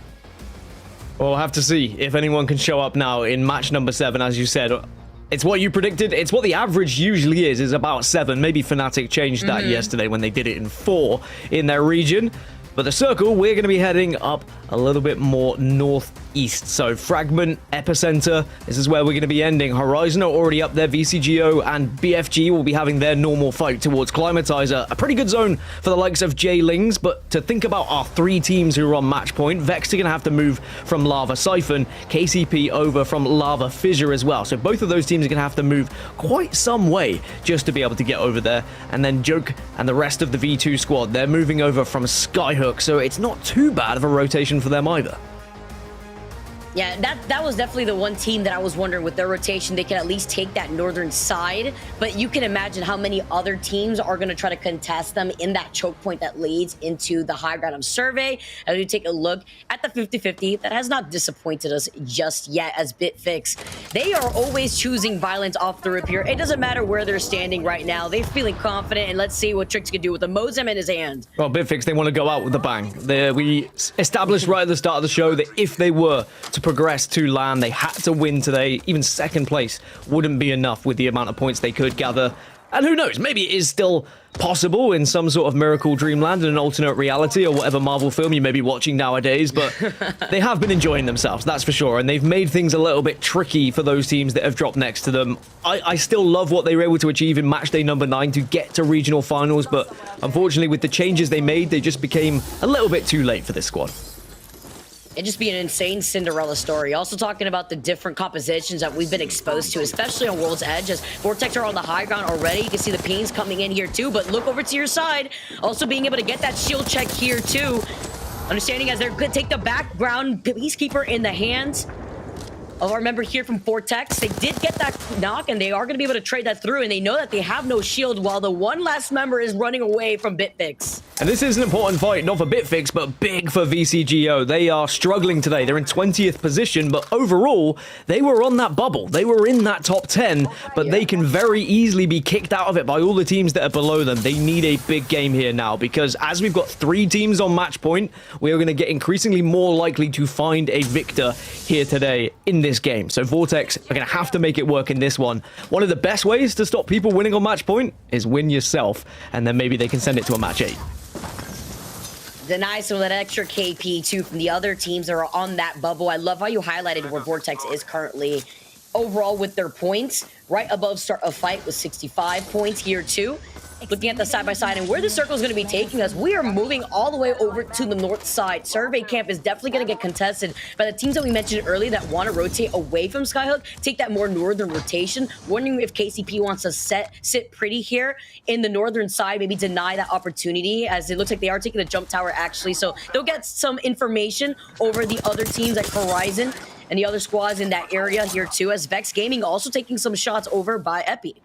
So KCP are making their rotation as well. You can see over towards Survey Camp. If they can find a little hidey hole, if they can find a home early, KCP might be able to set up shop for quite some time, whereas it's going to be a little bit more difficult for Vexed and V2 to move over. But it seems like V2 might be residing right next to KCP right now. It would be quite a fight if they were to both clash, and they maybe wouldn't realize at first, but after the elimination would get that confirmation. By the way, one of the funniest things I saw in the pre-game chatter was K Swinny saying, by the way, who's winning? And I think that says a lot about E6 and the fact that they're happy with the fact they've already made LAN, and they're just like chilling, they're vibing, they're having fun, and they're one of my favorite teams, it has to be said, whether it be their composition choices or just their energy in general. But a team that has that kind of like nonchalant way of approaching games are always a threat in any lobby, because they will push things if they want to, and they will make your life very difficult. The Octane just making me cry after seeing what went down for that team too. It was just funny. And the Octane with Bloodhound as well. So interesting composition choices, but that's a team that is having a good time, like you mentioned. And some teams that want to perform and who had taken a win actually on World's Edge, as we saw earlier, was Eternal with this exact same comp. The Ash, you got the Fuse out here too, as well as a Seer for that extra set of information. They'll be waiting on that high ground for quite some time while looking at the other teams rotating away from FE. But E6, we talked about them for a reason. They have some nice loot to work with, as well as that gold Evo and the 2 purples. V2 on the high ground trying to match that as well, because this is a team that's already sitting at match point. So V2 were the team I was interested with as well. I was like, are they going to do something a little bit crazy with their composition? But no, it's going to be what they've been playing. And I'm excited to see whether they're going to be able to really hold on for something crazy, because they're the team who needs this more than anyone out of the top 3, because if they weren't to finish in the top 3 themselves, they would not be going to LAN. But V2 have already lost 1, and it could be more here. Oh no, are you serious right now? Joke now on the high ground here after losing out on Dan. Taking a nice angle here with the R9. He's got the purple extended light mag here too. Joke is going to be able to at least hold him off for right now. Cyril just trying to help him out here as he's trying to get away in time. Out of that line of sight here, just trying to reposition, losing out on his 2 teammates. This is what I said about E6, why they're a threat, because they are just going to be more than happy to push teams, and V2 unfortunately are going to be victims of that, and the likelihood of them winning this game is starting to very much spiral downward, as now they're just going to have to try and survive as just Joke alone, unless he waits, becomes patient, hopes that E6 leave the bodies, and then maybe tries to get all 3 back in. But E6 being E6, likelihood is they're not going to make this comfortable for V2 whatsoever, and E6 will dominate Skyhook. It has been actually the best POI to drop in the EMEA region is Skyhook West and Trials, where E6 are able to drop, and actually it's where the victories they've found throughout the season often come from here on World's Edge. So maybe E6 can make a late surge here in this lobby to try and pick up some big points. Can we talk about their comp here too? They put the Octane away. They take out the Mirage. They take out the Fuse, saying, you know, Bamboona looks like he's having fun. We want to join on that too. And I love how you highlighted that they land in Trials. They already know that V2 lands in Skyhook here too. So they were able to deny that opportunity, as that one last straggler V2 is going to be able to get away in time here, as now see another fight happening. Young Hong Kong on that low ground. It looks like they're just trying to run away. Yeah, Dana's trying to escape VCGO, who want to be able to make a late push for themselves to try and stay within that top 10 and get a place in the playoffs. 2-on-1C have been a pretty average day, as they want to try and do enough to make sure they solidify their spot in top 10 as well. It's so nervy, I feel, Vicky, in this lobby right now, because we've got 3 teams on match point, and there's a lot of teams who are on the cusp of LAN who know if they don't pick up a good game here, they might fall out of that top 10 position. And that means that we're going to see arguably less risks being taken from a lot of these squads. But then we also have about 5 or 6 teams who are pretty much out of it at this point, or maybe don't even care because they've already got a LAN position, and then they can also throw a spanner in the works here, just as E6 did with V2. And just to like talk about how close the point system is for top 10, well, hold on to that 2R1C, finding the last straggler with the Digi threat, the gold R9 in Ochaku's hands. They are able to get that first knock onto Bushi. Gonna finish that off here too. They're hiding right behind the knockdown shield. You gotta take some extra cover now as a Seer ult is coming in. Chaco's gonna be able to throw in his own Rolling Thunder as well, clearing him some of that extra space. Just trying to enable the rest of his teammates to actually close in that gap. That team is definitely gonna try to back away in time, but you highlighted it perfectly out here, Dan. When you take a look at the bottom 10 teams, they're separated by just a mere single points. Serve Fight in 8th with 81 points. You have 2R1C with 78, Aurora with 77, and between them and 11th with Danish, they're at 76. And V2 is 75. So expect the game to pace itself in a lot slower way, with a lot of these teams just trying to survive with 3 teams already sitting at that match point format. Also, Dell just got knocked as well. Is he going to be in a vulnerable position where that knock can be converted into a kill? And will that ruin the chances of KCP trying to get a victory and take the regional finals for themselves? Remember that earlier on, they were very close to V2 as well, as this fight's still going on, but it's VCGO getting pushed now by Ascend, who have had a pretty rough day. They're another team who have already guaranteed themselves LAN, but can very much change things in this lobby, because you never really know when Ascend will pop off. They could have a 20-plus game, and then suddenly they throw themselves into the, top 10 in this lobby just today, and that might push other teams out and take points away from them. And that's how they started here, too. They were experimenting it. We saw Kashira on the Wraith out here, swapping right back over to the Crypto, feeling a lot more comfortable like this, too, because they were also trying to delay and deny opportunities for some teams making the rotation, like we saw with their Watson fences, but they were just stuck in a hard place when we last saw them on World's Edge. Now taking control over this tunnel on the low ground. They're going to have to start moving soon with the circle closing in on their backs. So V2's still alive, but it's just Joke on his own. And as for KCP, they find themselves on the northern side of Survey Camp, where they can just sit, they can wait patiently. And Vexed have also found themselves center circle, so our 3 teams who are on match point are still alive. And of course, as I mentioned, that a lot of these teams who have already qualified for LAN may not be vying for trying to win today in terms of match point. Instead, it's going to be about just making sure they're as high as possible so they can get those seeding points and the extra prize money. So still plenty to play for. Just when you're that far behind and there's already 3 teams on match point, you start to question yourselves, all right, have we got enough in the tank? The scary thing is some of them do. And this lobby is very much a lobby that can just throw a spanner in the works at all times. And I'm excited to see what Ascend are going to be able to achieve. E6 have already decided they want to change things up, as you mentioned earlier. The Mirage seems like a little bit of a troll, but also can provide for some excellent watching. I was down for the plays that could come out of the cheeky Mirage. Case Swinny falling incredibly low, the charge rifle, burning them, putting them in the microwave here as Yuki's going to take a different off angle here. Tries to get the crack as he goes on the gravity lift, and then gets sucked in by the black hole outside of line of sight of Effect, who manages to get that crack and a knock on top of it all with the wingman. Separated right now as he gets another crack from a distance across the train tracks. Ooh, gets a second one down here as Slayer is going to meet himself on the floor. Alliance feeling themselves as Hockey's has stayed true to this Newcastle. Also taking a look at what they got to work with. He's got that gold extended energy mag. K Swinny, the last one alive here for E6. So E6 get pushed. Alliance stay alive, and Alliance another one of those teams like Ascend, by the way, who could just suddenly explode and rip those points away from the lobby, or rip a win away from the lobby and keep things going into a potential match 8. I did allude to it earlier that all 3 of our match point teams are still alive. V2 hanging on by a thread, with just Joke being the last remainder. As the circle is going to pull back towards Epicenter, and the team who currently resides in Epicenter is Vexed. So maybe 3rd is the lucky charm, and 3rd is the magic number for Vexed, as they're going to have a 3rd attempt to try and win this regional final on match point. There's Joke from V2, just trying to rat his way in, but he gets spotted out, so V2 will not be winning here in match number 7, and they're going to have to hope that we go to a match number 8. Effect is such a scary player, just melting down everybody else with the wingman. I mean, I'm not surprised. It is Effect at the end of the day out here. Waking up as Tax, literally 1 right now. Managed to go for the shield swap. Rugby playing off the low ground alongside his teammates. You need to watch out how they play this on the low ground, because Alliance have taken control over this entire western side of where the circle is going to be pulling. Since K-Swing's the last one alive from E6, he's not going to be showing face anytime soon. What I'm thinking about are the teams that rotate away from Fragment. I'm thinking about Fire Beavers out here that can take some shots as Maestro now. They're not going to take their chance. They're just taking to the skies right now with the redeploy. Maestro have a lot to do in terms of trying to catch up the rest of the lobby and trying to keep their LAN place alive. A victory, though, could change everything as Vortex CGO get eliminated. A crack in the air is not enough to take them out of the sky, but Alliance was certainly making it difficult.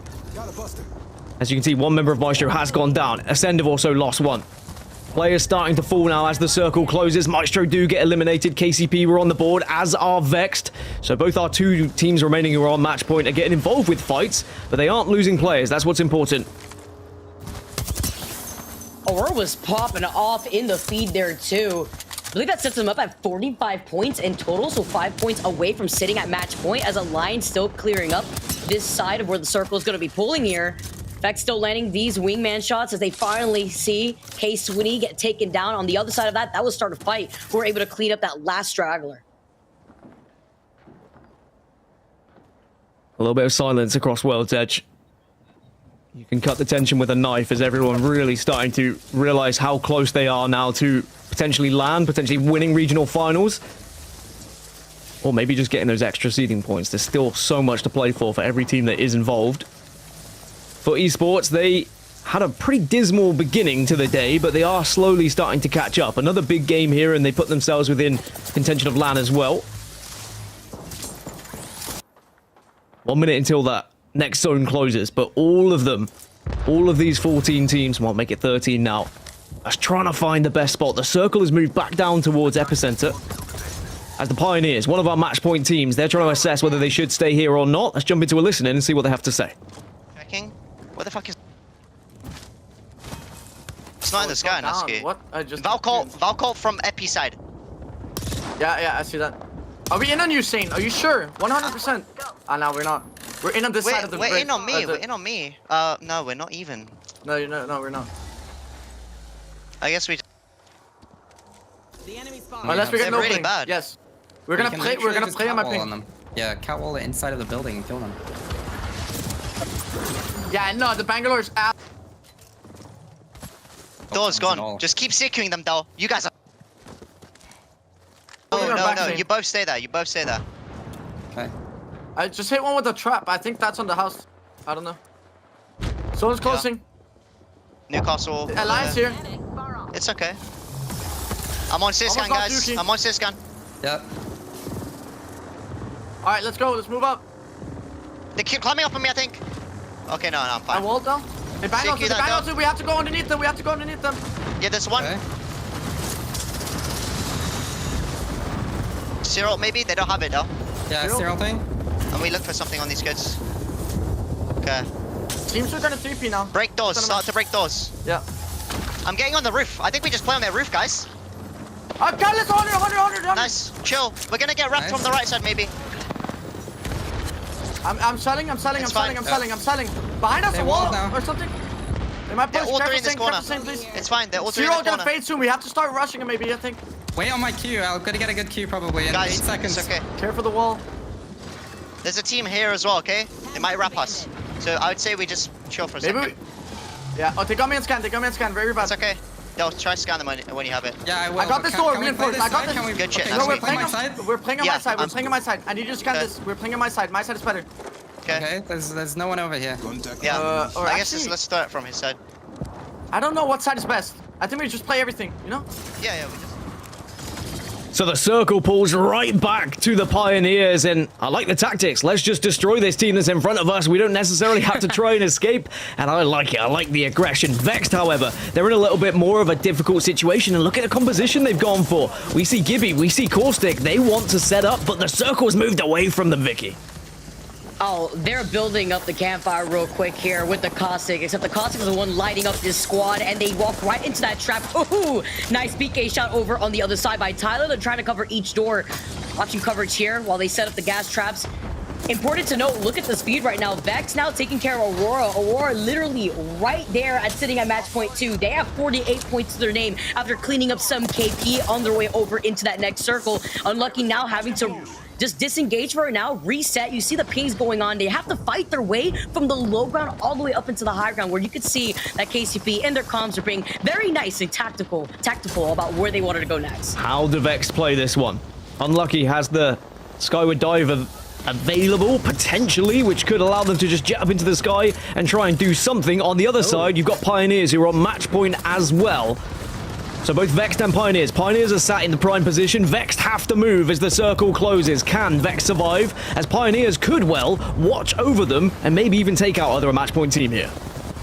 Oh, they're in such a good spot right now. 7 squads left, and we still have Vex and KCP alive. Playing off the high ground, overlooking all the action happening over to the side is KCP. Vex Gaming not in the best position though right now. Currently see Unlucky fragging out as he has been all day today too. See Thermite also getting a knock in the feed here. J-Lings now taken out as 5 squads are left in the feed. KCP have a 33% conversion rate from top 5 on World's Edge. Can they manage to do it when they're on match point? When their backs are truly against the wall here to try and take it at their first attempt. Remember though, it's Vex's 3rd attempt here. Unlucky is so low at the moment as Vex are being pressured from all the angles, but the bubble is down and the composition is working, but one will fall, but the revive can happen because of the bubble unless someone decides they want to be brave here. This is actually insane. 2R1C Alliance, KCP, Horizon Union, Vex Gaming fighting for their lives with 2 of these teams in the lobby already at match point. Caddiswall going all the way up. You are shooting into the oblivion that is on the inside of that building. Having to dance around and LOS the other squad here. Nasky has to restabilize. Vex Gaming able to get the res on the other side. I love these side-by-side comparisons that we currently see with 2 different positionings from a match point squads trying to fight inside the next circle. 2 different positions, 2 different stories, 2 different compositions as the chunk comes through and they're into the top 4, but now Vex are just a 1. It's Matafi on his own, but can he get the res as KCP are also taking their fight, but they've lost one as well. 3 squads now remaining. Are we going to see either of our match point teams win, or could it be someone else as Pioneers now are still alive, but they're in a 3 versus 3. Can they get the job done against 2R1C? Oh, Serdell is literally 1-2-R1C have the health advantage right now. They just literally need to tap Zayn and Serdell. They go for the shield swap. Serdell incredibly low. Nasky as well, literally 1 shot. 2R1C on the other side, and with the health advantage, they take game number 7. We are moving on to game number 8. I'm here for it. All Apex, all day, every day. 2 of our match point teams get into the top 3 with a very different method, a very different strategy, but it's 2R1C who play spoilers to the party. And I mean, we've seen 2R1C get various victories throughout the season, but this might be one of their most important so far, Vicky. And it's important because they're sitting with 53 points at match point, joining V2, KCP, and Vex Gaming right now. J-Lings and Aurora tied 48 points each. This next game is going to be insane with so many other teams now making their way into sitting with the rest of the squads that are at match point. So that means we have 4 teams on match point. Rain Day, I mean, 8 games. I don't know how far we think it's going to go, but certainly we get another one. Let's just say I've canceled any plans I have for the rest of the day. How about that? I think we're going to be just okay hanging here. Wow, what a moment. Who won RC? You thought that they would have found some type of miracle play to end it, and Vex or KCP's side, no, it was 2R1C who saved us all the trouble of going home. We got one more game at least. Dan, great call. And Vicky, I'm going to bring you back on and get your thoughts on it because there were 2 perspectives. I love what our production did too, showcasing the 2 narratives literally about to run into each other. One from uphill, one from downhill, and 2R1C just in the middle, gotten in between both of them and said, no, this is our story here. We're going to take the W. Their rotation just definitely helped them out. It also doesn't help that KCP were fighting Horizon inside of that building for so long. That fight was going on for a while they were also trying to maintain the high ground, the rooftop, to negate the approach from the other squads coming in from the low ground uphill towards their building where they were originally fighting. So I love this side-by-side because it tells the whole story, and it also highlights what Vex is going for with their comp. You look at the Caustic, you look at the Gibby, you know they're trying to settle down, bunker down, so that way they force the teams to try to contest them. And nobody wants to contest a Caustic gas trap that's settled down inside, unless they got, obviously, a Crypto and his EMP to delete those Caustic gas traps. But man, to add 2R1C now to the rest of the squads that are sitting at match points, and with so many other teams on that cusp, that's going to be crazy. Match 8, Rain, I mean, we are going the distance. Woo! I love it. I mean, it's rare we get to 8 because 7 is the average, I would say, for a match point final. But sometimes you get those days where the right things happen. And if we even just look back at this final circle and examine it, the right things happen for this to continue because KCP could have easily won from the high ground. They were contesting in the team below them in the truck. And so that kind of distracted them. And that was beneficial for the rest of the lobby. Vexed as well. it wasn't necessarily that they had the bad lineup for this. They just had the bad position. And I think that if they were in a different position, maybe in KCP's position, Vicky, they might have been able to win this with the Caustic Gibby. It's just the fact that they had no mobility, no burst movement to be able to get uphill. And 2R1C played such a great role in showing up like we've seen Fire Beavers do all day, like we've seen teams like Danish do at that last moment and kind of then stealing the show. Yeah, even Zane taking that bit of circle damage at the very end took a chunk out of that, but he still didn't even have time to restabilize with those shields. 2R1C took a big amount of damage, but even then, it wasn't enough because they were still at the health advantage in that final fight versus KCP, who had to get that res. Taking the dub on top of that, they were also able to get 9 KP to their name. I mean, all day overall, both Thorfinn and Uchaku have been doing a really good job at staying on top with the KP that they've been able to get. I think before this game, they were able to get 3rd as their best placement for today. Notably, Pioneers and Vexed alongside Alliance and Fire Beavers are pretty much fighting for first place. It would be tough for Fire Beavers to do it, but I do think it's possible. Alliance, though, certainly trying to hold on to that.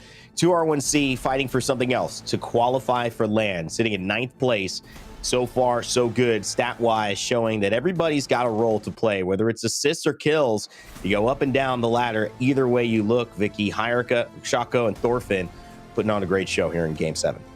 Look at the damage put out by Uchaku too, just also with the rotations. And let's talk about their composition for that end circle benefiting them versus the side-by-side comparison of what we were able to see between Vex and then KCP engaging in that second to last fight that we also got to witness. The Bangalore providing the smokes for those rotations, the Seer with the information, as well as Horizon with the gravity lift to lift them up from the low to high ground that they were able to rotate through if they wanted to get a nice area and different angles on what was left of KCPs. If they didn't have that information that they were low already, from the Seer that they can get. Well, and in many ways, this is the lineup that kind of usurped this this Gibraltar meta that really, when you had the Seer, it disrupted a lot of Gibraltar. And then you had this Horizon and this Bangalore, and you had this aggressiveness that made the defensiveness Caustic and Gibraltar bring together not enough to withstand the black hole, the movement from the gravity lift, the Seer exhibit information, the Seer Q, focus of attention, all these things that just make teams playing aggressive have a little bit more of an advantage right now. It was a great try, though. I like that we're seeing teams change legend lineups. However, we're seeing teams also not really have back-to-back performances. V2's been very consistent. They got a 0 there. They're also a team on match point. Let's see where it stands, though, for our Game 8. Because after 7, it is Vexed, Pioneers, 2R1C, and V2 who can close out the day with 1 win. Just a win in this next game ends it all. And it would be a top 10 for Aurora, top 6 now for Aurora, which I think is huge. And J-Links Esports also having a really good one. Looking back at it, the Horizon Union, a team I highlighted, they're in 19th place. That is tough for them. They have to do something and do it quickly. All right. Big time moments here showing up. Game 8, we keep it rolling. And if you're watching at home, yeah, that's right. This is what the ALGS is all about. Somebody's got to win or we go again. Let's send it over to Mark and Vicky and get ready for Game 8 to see if it happens. Send it our way, Rain. We're ready for it. Game 8 is around the corner. Vicky, it is now at the point where when we get to an end game, we're doing our best to keep an eye on who's involved because there's multiple teams now finding themselves on match point. But that last game, you just felt that fight gets finished 2 or 3 seconds quicker. Maybe that was the game for KCP that they'll look back on and think, did we miss an opportunity there? Honestly, I was really watching KCP sitting on the high ground. Yeah, they took that final fight, but if they didn't, that squad was going to have to filter out of that building anyways. But they were in such a good position. And then also seeing Vex, but they definitely had a rougher rotation, having to go from low to high ground, like we keep mentioning. And then I was waiting with bated breath, looking at start a fight, unfortunately go down when they were literally, 3 points away from also meeting the rest of these squads at match point. Could have been a big deal for this team too. But with 8 games, you know, Mark, I'm not too surprised out here. We got Apex going down for the whole day, and I wouldn't have it any other way. It's very true, and I gotta say, I've been here since Poland. I know these things can go on a while, everybody, but trust me, every single game gets more and more exciting, and it just means that every single fight means even more for these teams. And it's just crazy, Vicky, to think how much, I keep reiterating, how much is going on in this lobby right now. It's not just about who wins Pro League. It's not about who wins regional finals. Qualification for LAN spots, prize money, like every single kill that you get in this lobby, every single fight, placement, whatever it's going to be, contributes to your day overall. And I've got to be honest, I keep looking like the overall standings, like just to the side. I'm like, who's moving where now? Oh, ooh, okay, that's interesting. Okay, so anyway, it's all got to be resolved now, but we have multiple teams on match point as we head into World's Edge once again. Match number 8 is live. Let's waste no time. World's Edge flying overhead right now with so many of these teams that find more success and consistency on World's Edge versus what we see on Storm Point. I want to see some of these squads that are on the cusp to meet up with the rest of these match point teams, because I'm always down for a game number 9, but with so many other teams still now sitting at that match point line, you could expect things to get a lot closer, and you could expect the game to also slow down because a lot of the teams also want to be able to guarantee themselves extra point to also be in the top 10 to make their way into London. So as we see the teams drop in, we also see, once again, a little bit of its contest going over at Climatizer. That's going to continue, and I tell you what, it might be a little bit of a chance for both Vexed and KCP to have another go at this zone. It's going a little bit more north than what we saw previously, maybe a little bit of a survey camp ending here. So teams who can get those high rocks in and around the north side of survey camp here, Vicky, are going to be set up for a very, very strong performance. Horizon Union going to be one of those teams dropping here at survey and epicenter who should be in a good spot come end the game. Little glimpse of deja vu with this circle traveling over to the north side of Epi all over again.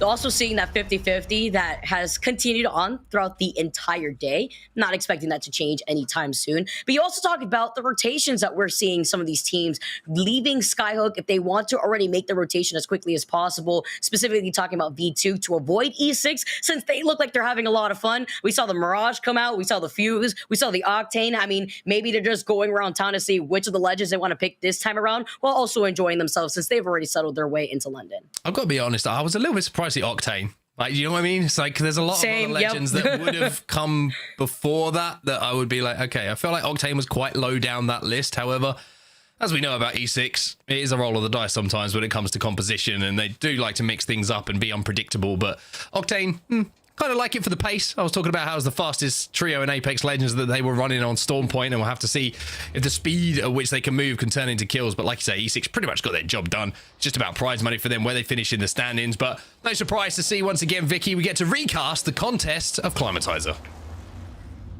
I love it. I like seeing chaos already from the beginning. I mean, I choose this all the time, especially with the charge rifle being the problem that it has been forever now at this point, as Bitfix are able to note where they're trying to contest them on the other side, dropping the sniper optic here while they try to loot the very back. Their POY foot actually contesting Vex off the rip. All right, talk about understanding what's at stake here for Vex, and they lose out on Tyler. They're also still sticking to the same composition with the double big boys. Ah, well, for esports, I see you. Don't hate it, gotta be honest. If you're a Vex fan, you're screaming at your screen right now, but Vex might be able to get the reset here, and Foot Esports are gonna be able to overtake them, or are they gonna look to drop on this, Vicky, and maybe cause them even more problems? It looks like they are gonna get ahead of them. They did, of course, secure that KP, but Vex now have got a little bit of a change to their game plans. 19 squads remaining, as we did see our first team being eliminated, and that was Ascend once again dropping over at Dome. Well, Foot also trying to contest Vex and now getting away with the Skyward Dive. I'm pretty sure Vex is going to be able to get that third right back into this game, as they had made that rotate. Yep, they did. They get Tyler right back in. Nobody to contest him from either Lava City or Big Mod.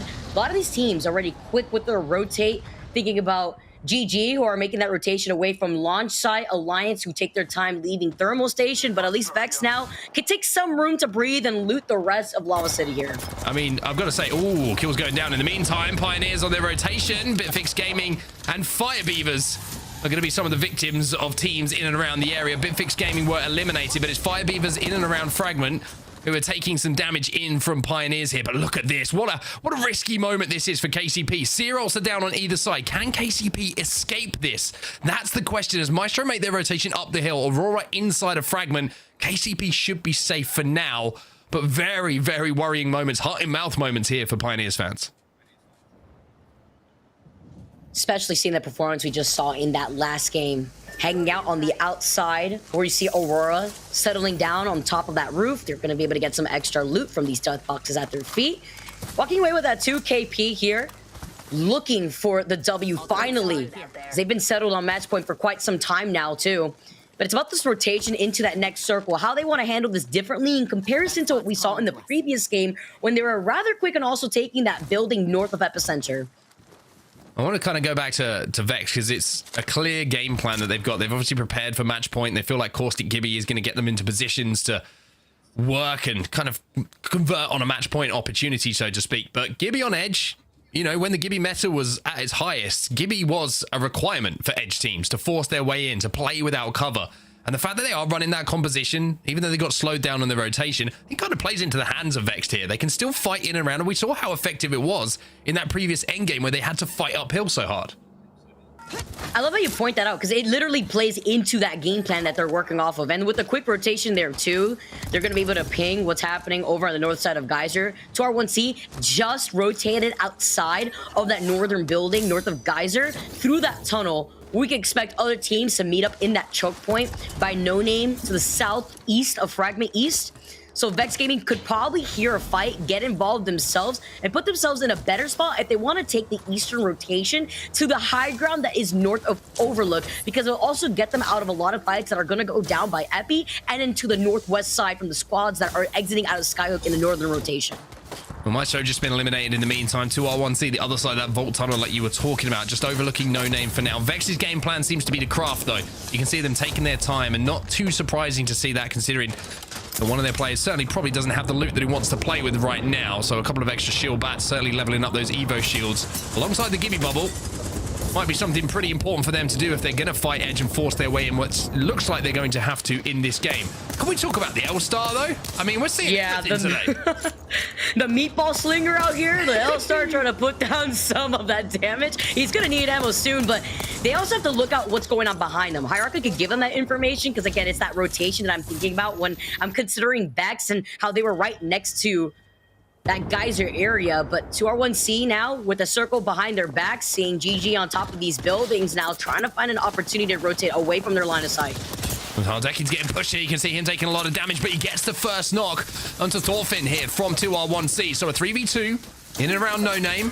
Vex may be thinking about having a little look at this. They're going to be moving through the choke just outside of Geyser, kind of wrapping around from that vault tunnel. So the longer that this fight goes on here, Vicky, the more likely Vex are to think about getting involved. But 2R1C seem a little bit stuck in this position. And it's kind of shown by your screen right now. Zako trying to do what he can, but Leogri's going to clean him up. Hyaka is out of there. So that's none of my business real quick as he's trying to find an opportunity, but look who's waiting for them outside of the circle. It's Vex, but they're split up a bit here. I think it's only Matafi that's actually inside that tunnel. Yes, it is. You can see Unlucky on the other side with Tyler. And Hierarchy can't do anything about that. They know there was a fight that was going down on the other side. Like you mentioned, while it was being elongated, Vex Gaming could get involved, but they don't like the positioning that they're currently in right now. Between themselves, they really only have the rocks to work with unless they want to go for a longer, more roundabout rotation to take their time into what they want to do later. Kind of like the idea from Vex, and I want to go back to the idea that you had, like rotating into Overlook around the backside of Geyser. I think it's a smart play because this fight has been going on for so long now. These fights, the shots have been ringing out. Hyaka's going to be eliminated here. Artico should move in and get that finish. But with how long this fight's gone on, guess who's turning up? It's Aurora. Aurora now coming to have a look at this. And that's just bad news. And put yourself in a position, if Vex decided to maybe be a bit more aggressive on that, take that fight, Aurora move in and probably clean up both teams. So Pioneers, though, you can see the cat wall is down, but they are under all sorts of pressure. Nasty getting aggressive with no shields, but doing enough damage to maybe allow them to reset. This is the congestion and the north side that we were expecting with the amount of rotations that are coming in. Alliance is about to make their appearance as well. E6 in this fight, sort of fight. KCP losing out on Serdell, one of our match point squads right now in some trouble. Cleaning up some more KP for the shield swap. Zane desperately needed that. Trying to get out of their line of sight though. Right behind him, they are sandwiched. And this is not the double meat sandwich that I want to be in if I'm sitting as KCP. Zane now just trying to get away. Don't get me wrong, I love a meat sandwich, but it's not going to be a good day for Pioneers. They will fall. They will not be winning this thing right now. E6 involved, and all of a sudden, I don't know what's going on in this tunnel, but everybody wants to have a fight. It is just the bottleneck of all bottlenecks. E6 go down as well. Horizon Union, who landed over at Survey Camp, now they decide, hey, there must be some weak players in here for us to convert into KP. They're having a look. But Alliance, they're forcing their way in, and I've got to say, Alliance been a little bit quiet today, but the zones have really, really been against them.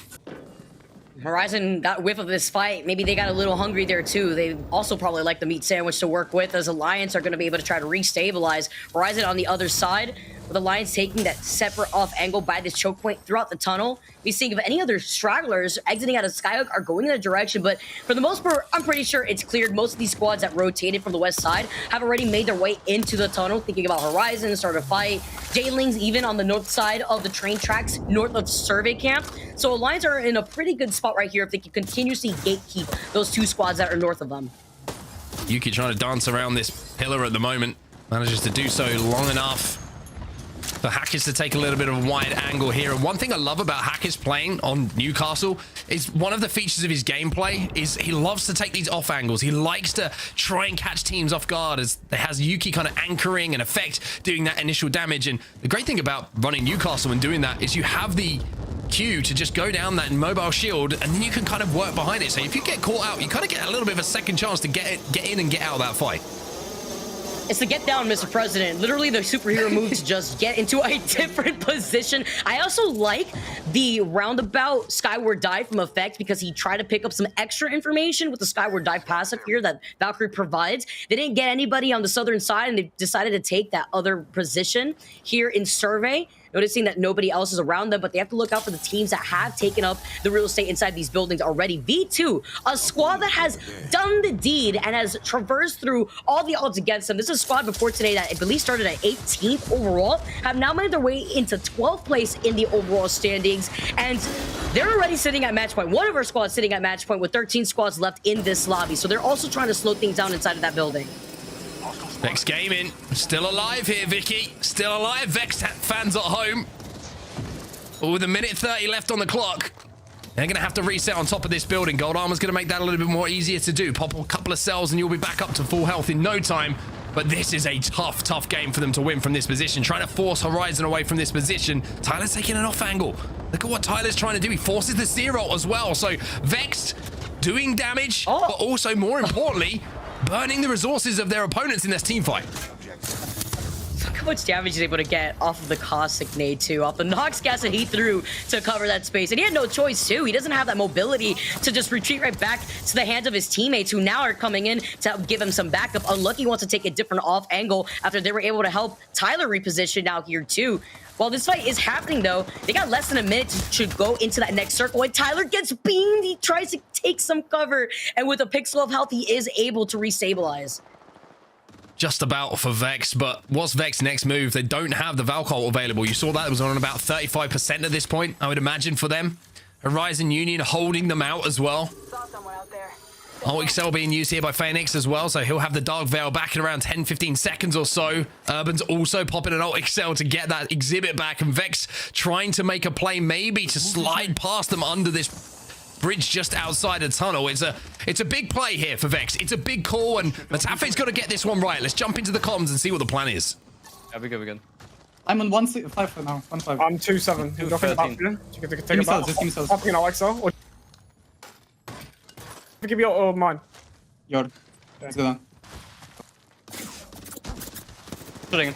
We need to hold here and look right. We need to just look right. Wait, what the? I'm bothering. Okay. Just keep looking that. We're good once the zone closes. We're good once the zone closes. Yeah.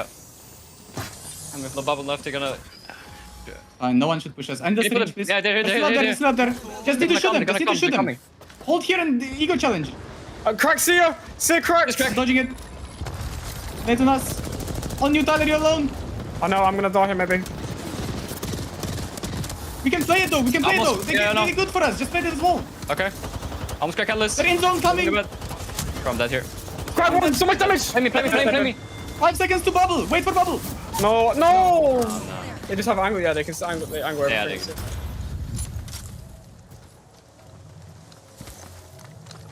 they Vex Gaming are out of there, Vicky. We have them eliminated, and now we find ourselves with less teams. We have V2. They've gone as well. 2R1C. KCP. Oh, this is getting nervy. I'm not gonna lie. It's getting a little bit nervy. Oh, can we talk about Gaming Gladiators, though? Showing up, what, 10 KP in total for this game? Believe that sets them up with 46 total points, right behind the match point that they need to be sitting at for those 50 points. V2, though, they won't be having that anytime soon. Looking at their position, they have not moved from inside of this building. A lot better with their quick rotation in comparison to what we just witnessed from Vex, who had to play on the outskirts of the survey camp building. Update for you from the kill feed. You have Jailings now crossing the match point threshold. They are on that 50 point, that magic number, which means if they get to go to another game and we get to go to another game here in EMEA, they could steal this one away. But look at the position of V2 here, Vicky. They're in zone. They're inside a survey camp. They are on match point. It doesn't get much better than this for them. This is the Cinderella story that I was talking about here. When I was looking at the bottom end of the overall leaderboards for our teams, I was definitely rooting for the underdogs that really had to show up today for this regional final. Start a fight on the high ground too, overlooking survey on the outside of this circle. They hear the fight happening right in front of them. See the Wraith portal right beside him here too. Wouldn't be surprised if that's Hardeki, since he is on the Wraith right now. Just looking to see which of these other squads are going to be rotating in Start a Fight's direction. Let us move here. Start a fight. Been involved in quite a few endgames so far to date. 49 points for them. Just 1 point is all they need to secure match point as well. You've got Eternal just a point or so away. Alliance as well, just a point or so away, even though they haven't been a team we've really highlighted too much today. They've been clawing, they've been scrapping to get those points on the board here. But if it's not going to finish here, in this game that we find ourselves on, then maybe we might be seeing a lot of teams in contention in that next game. Foot Esports have been eliminated. We're down to 9 squads. This is crazy out here. We saw Hardeki also finalize that other KP. 47 points now in their favor. Start a fight. Have that high ground advantage right here. We're gonna need some help as Vortex also get eliminated in your feeds. Currently 8 squads left as Certified are just desperately trying to stay alive and reset with these shield bats. Trying to reset, but V2's the story here. V2 still alive, still center zone in survey camp. They are the team who are on match point, who are looking most likely at this point with 8 squads remaining to maybe take this game home. But look at that zone pool. Now they've got to fight and they've got Fire Beavers to go through as well. They take down 1, but look at the zone pool. V2 have got to leave this building. They've got to leave the sanctity of this cover, and they've got to find a place to play. And Jailings are in a really good spot right now, and with there being 8 squads left, I believe that this has set them up into sitting at 50 points, sitting at match point. V2 now forced to reposition as they try to rotate around the rocks. They're playing up that low ground. They have that Newcastle wall right behind them. Certified get eliminated in your feet here, and nobody left from Alliance. That's Jailings on the other side that had them in their line of sight. Brilliant call from V2. They saw the fight going down. They're like, this is our chance to mirror this team. They mirror Alliance and their move. They see SAF fall as well, and now they claim that space. You can see the lay of the land, though. Jailings, who got here so early, by the way, from Overlook, right in the north side of this zone, are the ones holding V2 out from potential victory. It's going to be finishing on that train cart, on the tracks. The question is, can V2 make it happen here? No way, Mark. The amount of teams that just got to match point. Danish. GG out here, literally right there next to Aurora, who need 1 more alongside Fire Beavers. Danish made it in Start a Fight at 50 points. Jailings, 52 points. Alliance, right before they died, also at 52 points. We are welcoming everybody to be sitting at match point right here. And V2 do not want to lose this opportunity with 6 squads left after they've been sitting at match point for a while. I mean, Artico just went down, and it was due to Taskmaster. I think he's a solo for Fire Beavers. V2 make their play. This could be the game-winning play for them. Danish eliminated. They get the cat wall down. They cut the zone in half, and now they move through it. And Jailings have no idea that they've made this play. Oh my gosh, this is so huge with them holding this north side of the train tracks. This is such a good spot for Jailings to play from. Fire Beavers eliminating your feed. 4 squads left alive. Gaming Gladiators still here. Jailings, V2, Eternal as well, who are sitting at 60 points currently. V2 trying to stay alive here. This could be it right now, Mark. V2 have just made such a brilliant play call, but they have to play this high ground perfectly. GG eliminated. 3 squads remaining. If Jailings want a chance, if Eternal want a chance of calling themselves a champion, they have to take out V2, and they have to do it together. They know that is the question. With them holding the other side right now. Kadan, who's been having such an amazing day so far, playing off the lip of the natural landscape that they have to work with. Jailings taking it off angle. They have to be careful. No squad wants to fully send it because then they'll be in a beautiful line of sight right now of Eternal, who are sitting in the middle.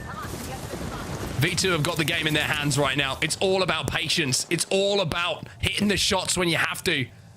Joke trying to make a play as well, you can see. Had a little look inside, see if he can get some damage down. But if you're armor checking everyone on the map right now, then V2 are in the best position to close this out. Jailings will have to move. The zone will close behind them. They will have to leave that high ground. But can they survive long enough to put us onto yet another game of Apex Legends to send us back to Storm Point? Well, we'll have to go once again. 8 games doesn't seem like enough out here. But V2 are looking to close out this chapter. Now the grenade pick off of Josh here. Get that knock. They're not going to try to fully send it in. They have to be careful right now with the fuse. Oh, yeah, they're right in the middle of it. They need to reposition. That cleared up so much space. Cleared a lot of space for them. The catwalk's gone down as well. They've cut the zone in half once more. Joke is worried, though. Joke gets the bow off, though, and that's going to be massive for them. Now they make the play call. They want to try and see if they can take out Jailings. They're going to try and mirror them right now, Vicky. This is so smart from them here, too, because with the catwall right behind them, they're getting out of the line of sight of the squad that is Eternal inside of the middle. Oh, but they lose on a hit on. That's huge. They're out in the open. Joke is 1. You see the shield swap, but is it enough now? Because now they're just sitting ducks on the high ground. We may see another game 9. Yolo goes down and V2 are eliminated. Eternal survive. Jailing survive. And we're going to have another game of Apex Legends, everybody. We love a little bit of match point here. And with that, Eternal hold the tracks. They hold the dub. They will be your champions here in match number 8.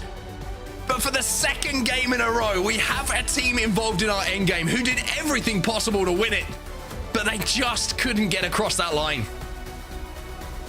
We have game 9 with 11 teams at match point, with Eternal taking another win. The only other squad out here to take a second win, and with their composition of the Fuse, Ash, and Seer bunkering down uninterrupted because of their positioning. Are you kidding me? I'm going to go and make some coffee, Vicky. I'm going to try to rain down in the meantime because I got a feeling I'm going to have to be caffeinated for this one.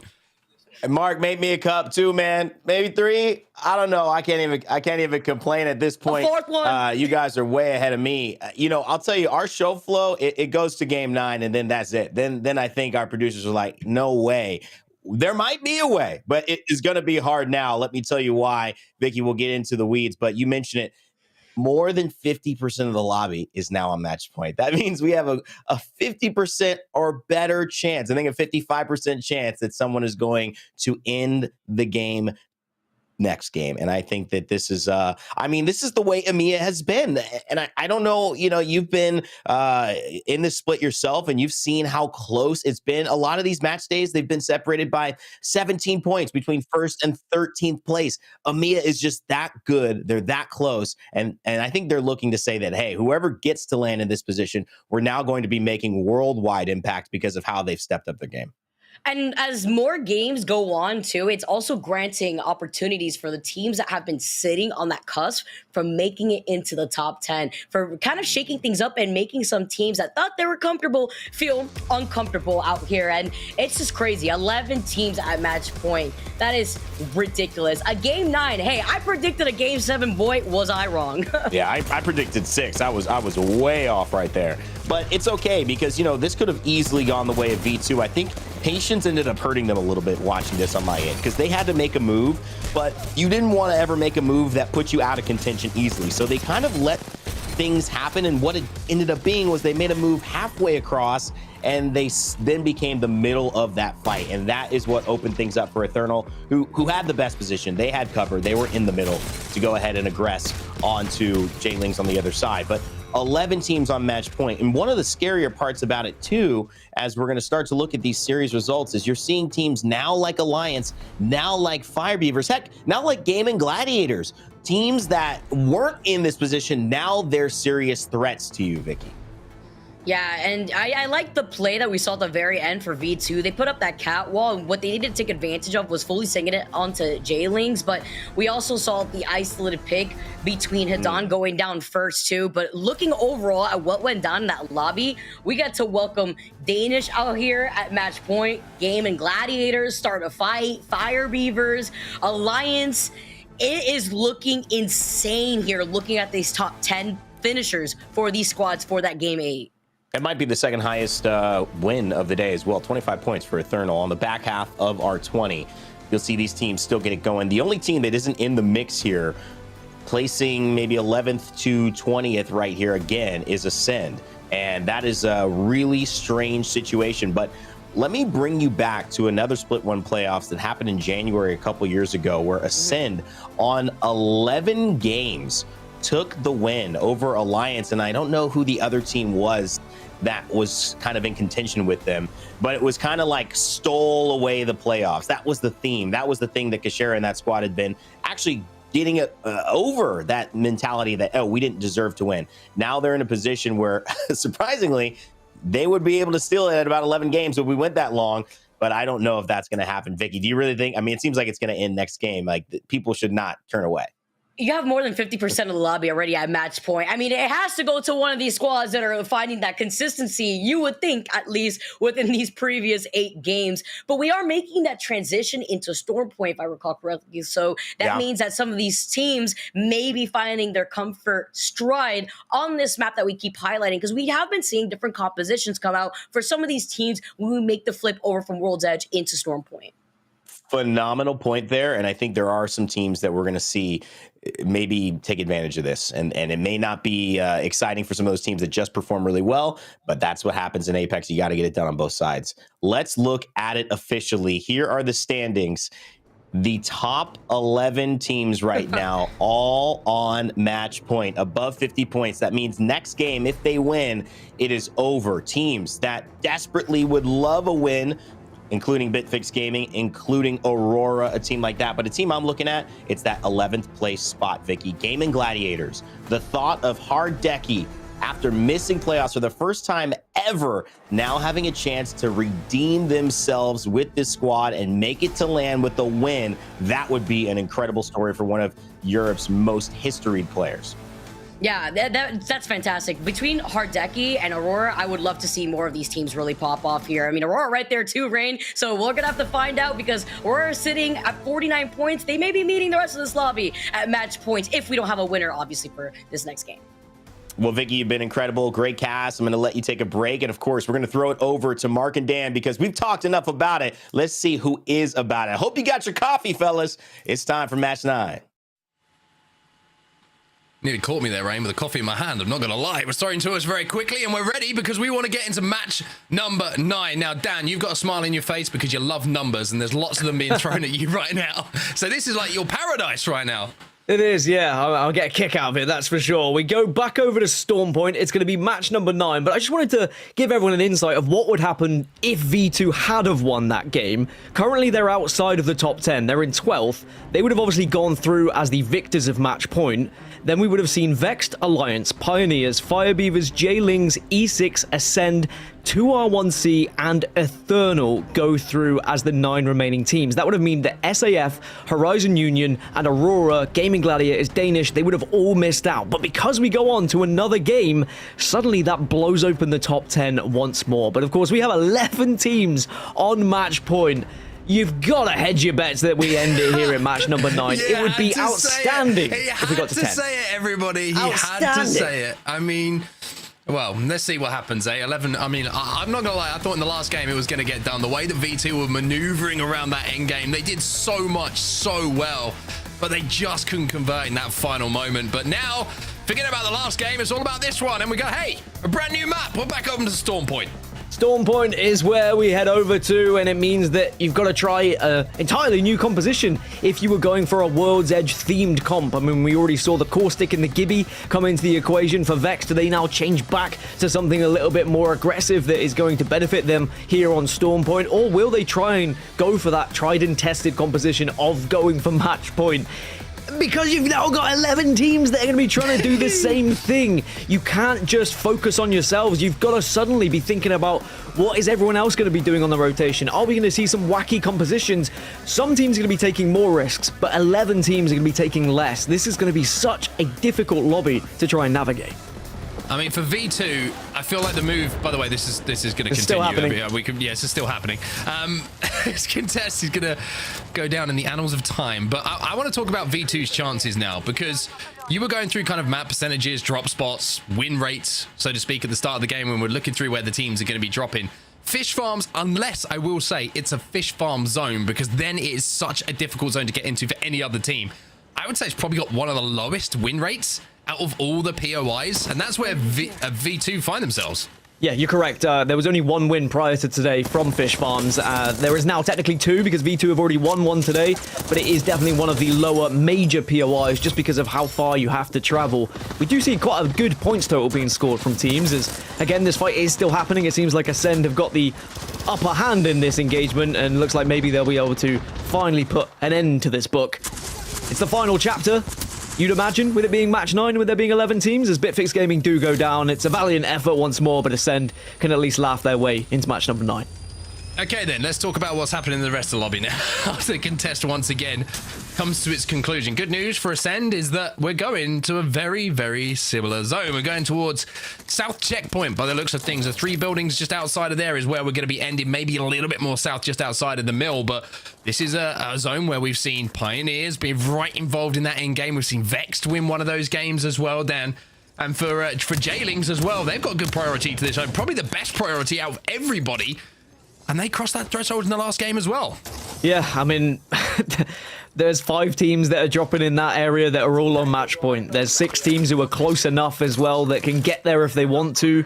It's going to be a point where we get to the last 10, then we can look at how many match point teams do we have left. And there very easily could be a situation where we get to a top 5 and all of them are on match point. It's happened before in Apex Legends history, especially when we have 11. But sometimes there'll be one team that creeps in. And if anyone's going to do it, Mark, I feel like it could be Aurora. They are the one team that is not on match point. Right? They are on 49 points, 1 point away. For them to stop someone else winning, they probably have to win themselves here. If anyone can do it, it's going to be Aurora. But there's your map overhead. That's where we're going, everybody. Fire Beavers were good prior to zone as well. They're currently making sure that they're getting every single attachment they can in the game over in the armory. But for GG, big opportunities in that last game as well. Vexed, it almost feels like a lifetime ago that they had a couple of free hits at it, hitting match point first, of course, inside of 4 games where we were thinking, oh, is this going to be done in 5? Oh, is it going to be done in 6? We're on match 9 now, everyone. To give you a rough idea of like we were trying to allude to the magic number was around kind of 82 that we were thinking of, and we weren't really far off. It could be likely that it's something around 78 to 80. It depends really on whether we see the 10 teams qualify via someone getting the extra place from one of the top 10 teams winning via match point, or if it's someone that wins outside of that top 9 and top 10. Aurora, for example, who are outside at the moment, if they were to like come top 3 this game, that could send them into the top 10. So it's not even a case where they have to win here to stay alive. It's just a case of they need a big game to put themselves at least with a chance of getting into the regional finals. Because it's very easy for us to hone in on, well, it's match point, who's going to be able to win the regional finals. There is still places to play for. And as I say that, SAF Esports get taken out. So one of our teams who was on match point does get taken out. We go from 11 to 10. 11 to 10, and SAF have arguably been the best performing team out of the bubble teams so far. So that is a good name to see if you're Aurora right now, and you're trying to force your way in. Horizon Union having a little bit of a fight against E6 right now inside of this building. And this is going to be one of the buildings that you would imagine is going to be very hotly contested for that endgame. Catwall going to go down. Horizon Union deciding, you know what, we don't want any of this. We're out of it. Just trying to escape for now. J Savage taking a little bit of damage on the cross. Should be able to survive for now. So a smart decision to go up to the high ground when there's a building free for them to play with. So A little bit of a reset for both teams here. Nobody going to take too much damage. I think everyone's going to be reluctant to take fights because even though we've got 11 teams, well now 10 teams in this lobby who are on match point, there are going to be some squads who are so far behind that they need to take risks now. And they might just be having their ears to the ground, listening for engagements and looking to try and third party so they can pick up some KP, get some good loot, and then hope that snowballs into a scenario. So if you are going to be taking a fight here, you need to be aware of a third party being very possible from one of these teams that are really pushing themselves now. Well, Zone is very, very busy right now. Everybody's making their way in 2R1C. They're over at Down Beast at the moment. They're just outside of where it's going to be pulling. Vext have found a place to play in Zone, and they're right next door to KCP, which I think has kind of been a quiet story in itself, part of the bigger story, so to speak. Those two teams, the amount of times we've seen them engaging together, both being on match point, of course. Horizon Union making a little bit of a play here. Horizon deciding he's not going to take the gentle approach to those fences. His teammate kind of tiptoes around them. He just goes barreling straight into him. Well, that's a me play, if ever I've seen it. These are some interesting positions being held by KCP and Vext as well, just posturing up against each other over towards Mill. And mainly just holding out teams that are going to be arriving from that Down Beast area. I mean, 2R1C and Foot are both in the vicinity and could be arriving. Foot Esports, by the way, did just get eliminated, so they arrived and they got taken out quickly, so we won't see Foot Esports have a stab at match point, and that could be a very difficult situation for them when we look at their chances of getting to LAN. Well, Vext, this is where they won the zone from last time, when it pulled out towards Mill. I think they're going to be very interested in where this next zone is going to be pulling, though. They do have some information on that. You can see that on the top left-hand side of your screen. They are going to be safe for the long game. And we mentioned with this zone before, Dan, once you're in, you're good for quite some time. Everybody else has to force their way through chokes from the north and the south. Now, if it does pull away or towards them, then that would be a huge influence on who could become our champion here in the regional finals. The news for everyone at home, if you can't see it on your overhead, it is pulling towards where Vext find themselves right now and KCP find themselves right now. I mean, they're the two favorites, that's for sure. You can see it on the map overhead now, but look how many teams are there. They've already made their way. There is a little bit of a ruckus going on the eastern side of the map. Alliance and Maestro are next to one another. V2 are going to be arriving late and maybe having to push through that debris. If they can pick up the pieces, then they should be okay on the eastern side, but Aurora are still moving from the southeast as well. Slowly but surely, they will greet Ascend if Ascend decides to stay there. But I think Ascend are probably going to look to try and find a place to call home a little bit earlier on. This is going to be a zone where you imagine maybe 2 or 3 teams might go down, but then as we get to circle 4 and 5, we're going to be looking at a lot of squads left in this lobby, and over half of them are going to be on match point. Crazy that we haven't even mentioned Alliance yet. It's a tough zone for Alliance, but I am convinced that sometimes Alliance do it for the content. They leave it late. And then out of nowhere, they pull a performance out that wins them titles, that qualifies them for LANs. Now, they've already done the second part of that.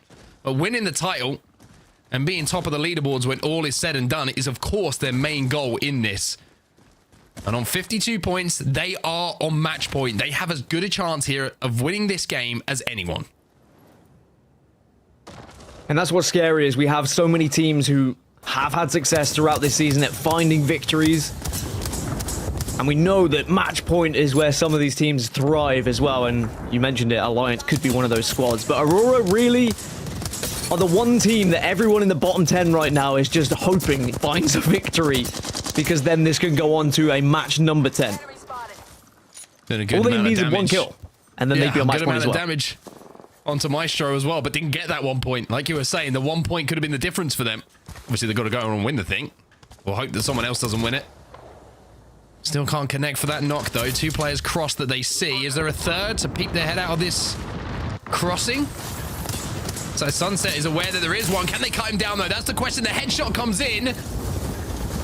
Going to be able to queue above the Bangalore ultimate, which is going to buy them a little bit more time. But you can see that Maestro are going to be able to reset. But Sunset is up on the high ground here, and he's found some way to avoid that barrage that's coming in. It is an isolated fight. That's good news for both teams, really. Aurora are going to be the ones who are going to be the aggressors, of course, just trying to get inside on this building. You could use an Arsenal at this point. That would be nice, wouldn't it? But for now, they're just going to have to use whatever legend composition they've got available to them.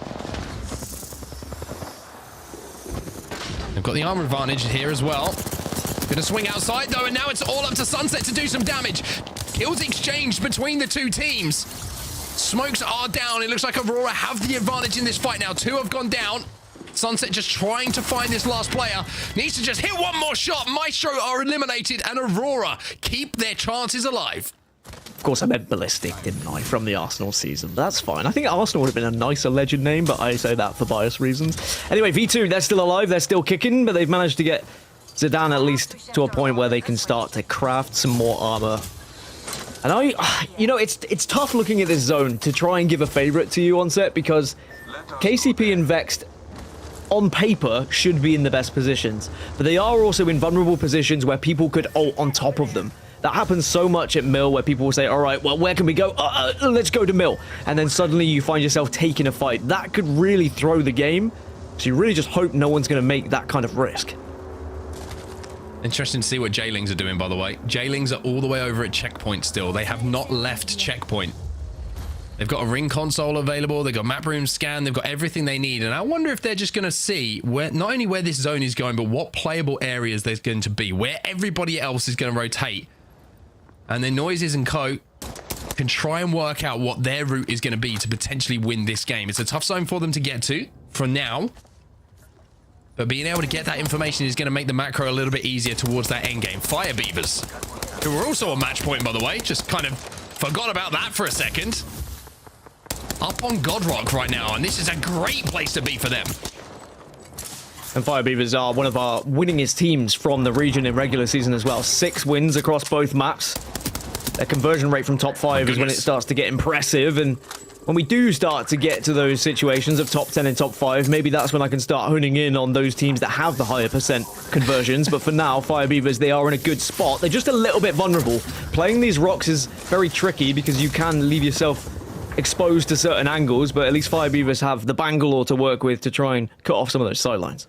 Yeah, some of the most aggressive pings I've ever seen, by the way. I think there was a team behind one of the Fire Beavers players, and indeed it is going to be Aurora, who might be thinking about making an assault on this rock. And you can see that Fire Beavers are desperately trying to get towards him. The only problem is the player with a charge rifle that's inside of Mill is causing Fire Beavers problems, and that now forces them off the high ground and into the line of sight of Aurora, who are going to rip them down from the heavens. And of course, Aurora have been able to get onto match point, but for them, it's about stopping anyone else winning. If anyone's going to do it, you feel like it's going to be Aurora. They are the closest team in terms of competitiveness that we've seen so far today, who could win a game out of those who are in the bottom 10.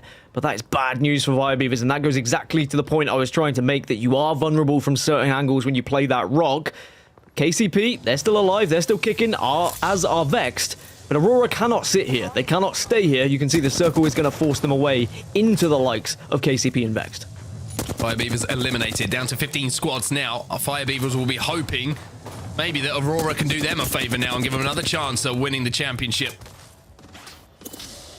But here's the move that you talked about, Dan. The pings go down about where they want to try and cross to for now. Smokes are certainly going to make that a little bit easier. Ranches decides to throw the ultimate to his right-hand side just to buy time for his team to get towards him. That's going to shut down that team. Maybe potentially thinking about a push. There's a couple of armor swaps maybe that he's picking up as well. And on the other side of that rock, the team that is being hit by that Rolling Thunder is Alliance. So Alliance as well approach the end game. They love to leave it late, Dan. They love to leave it late. B2 are trying to make their move, but unfortunately they get plucked out of the sky by Yuki with the charge rifle. Remember, V2 were so close, they could almost taste the victory here in regional finals. Don't ask me what regional finals taste like, Mark, because I'll give you a stupid answer. But at least they are still alive as a 2 here. Joke's gone down. Jailing's eliminated as well. Horizon Union eliminated. Our match point teams, Dan, are falling one after the other at the moment. V2, even though they are a 2, are going to have to be the best version of V2 if they want to get through this. Sliding down towards the rock. Shots coming in from the height up on the mill, but also from the height of that God Rock. Yolu gets taken down, effect with the wingman from distance. And it's looking unlikely that the V2 would be able to survive here and win this game. But remember, they need to get as much points as possible, even if they are trying to rat out for placement points. Because if match point does finish, if we do see a team win here, V2 need to be as high as possible to give themselves the chance of getting into that top 10. But as I alluded to before the game started, they were not within that top 10, even if they had got second place in the previous game. So they need to make sure they are all the way up there and someone else can do them a favor. One of the teams that is outside of match point, who could also throw a spanner in the works, is Ascend. We've seen Ascend win game after game throughout the season, and they haven't had a pop-off game yet today, and they are still alive as Vortex also go down. 12 squads now remaining, and if my math's correct, I think about 8 of them are on match point. Well, Lions have cleared out this side of the map, and with more teams dropping one after the other, the likelihood of a successful Valcult increases with the amount of playable space that is available. But Aurora want to take control of the top of Mill here. Inside of this building is going to be Pioneers. Vexed are on the other building, just to the north of them. So this is 3 powerhouse teams stacked up at the moment. But KCP are going to be feeling extremely nervous. I think everyone in this lobby is feeling a little bit nervous now. When there's this many teams on match point, you know everything could happen as V2 do get eliminated in 12th position. So now they're going to be really hoping that someone outside that top 10 will win this game, because V2, even though they've had an incredible day on set, they will drop that little bit further down the leaderboards with people getting points now, and they probably wouldn't do enough to get into that top 10 for LAN. So that is a very scary situation for V2 as they just have to watch on. An Eternal, by the way. Eternal. Oh, look at this. Look at this from Alliance. They want to try and kind of sneak underneath, maybe play the top. The smokes go down. Alliance want to take this fight, but this is Aurora who go up on top. Both Zeros are going to go down, and it looks like both of them will be destroyed. So no extra info for anyone, but Alliance versus Aurora. This is one heck of a fight to watch. This is what I meant earlier. These positions, they're very vulnerable. People want to take them. People will Valcott on them, but Alliance have the Newcastle. They have the shield to work with. They can push up and try and get aggressive, but it does mean other teams can get involved. Aurora have lost one. Alliance are getting involved, but now also Ascend have lost one as well. Effect picks up the knock, or should I say, picks up the finish on the knock that was picked up by Hackis. And now Alliance, all of them full red Evos, all of them outputting damage now in this end game.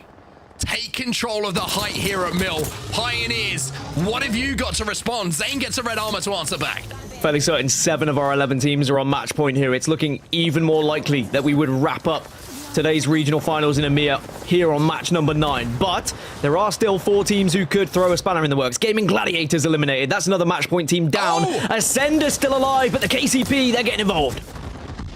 Lufka gets the kill, or gets the knock, doesn't get the finish onto Zane though. That's the big thing here. Zane does not go down, and it's very unlikely they get a push off the back of it, due to the fact there's so many teams in the area. Effect is thinking about having a go at it though. He gets the shield break, he moves in. Effect on the Valkyrie jumps up and manages to get the elimination. Ascend lose one now. Ranch is still alive though for Aurora, but all of a sudden, Dan, Alliance look like they could win this thing. All of a sudden, we are losing the teams who are not on match point. One of the few teams that is available is E6. They could maybe get us into a match 10, but I tell you what, with looking at all these good teams that are on match point and the positions they're in, I'm thinking we're going to finish it here, especially with Aurora losing a member. They're down to just 2. Alliance also losing a couple of members as well. As I say that, Ascend go down, and they find themselves in 9th place.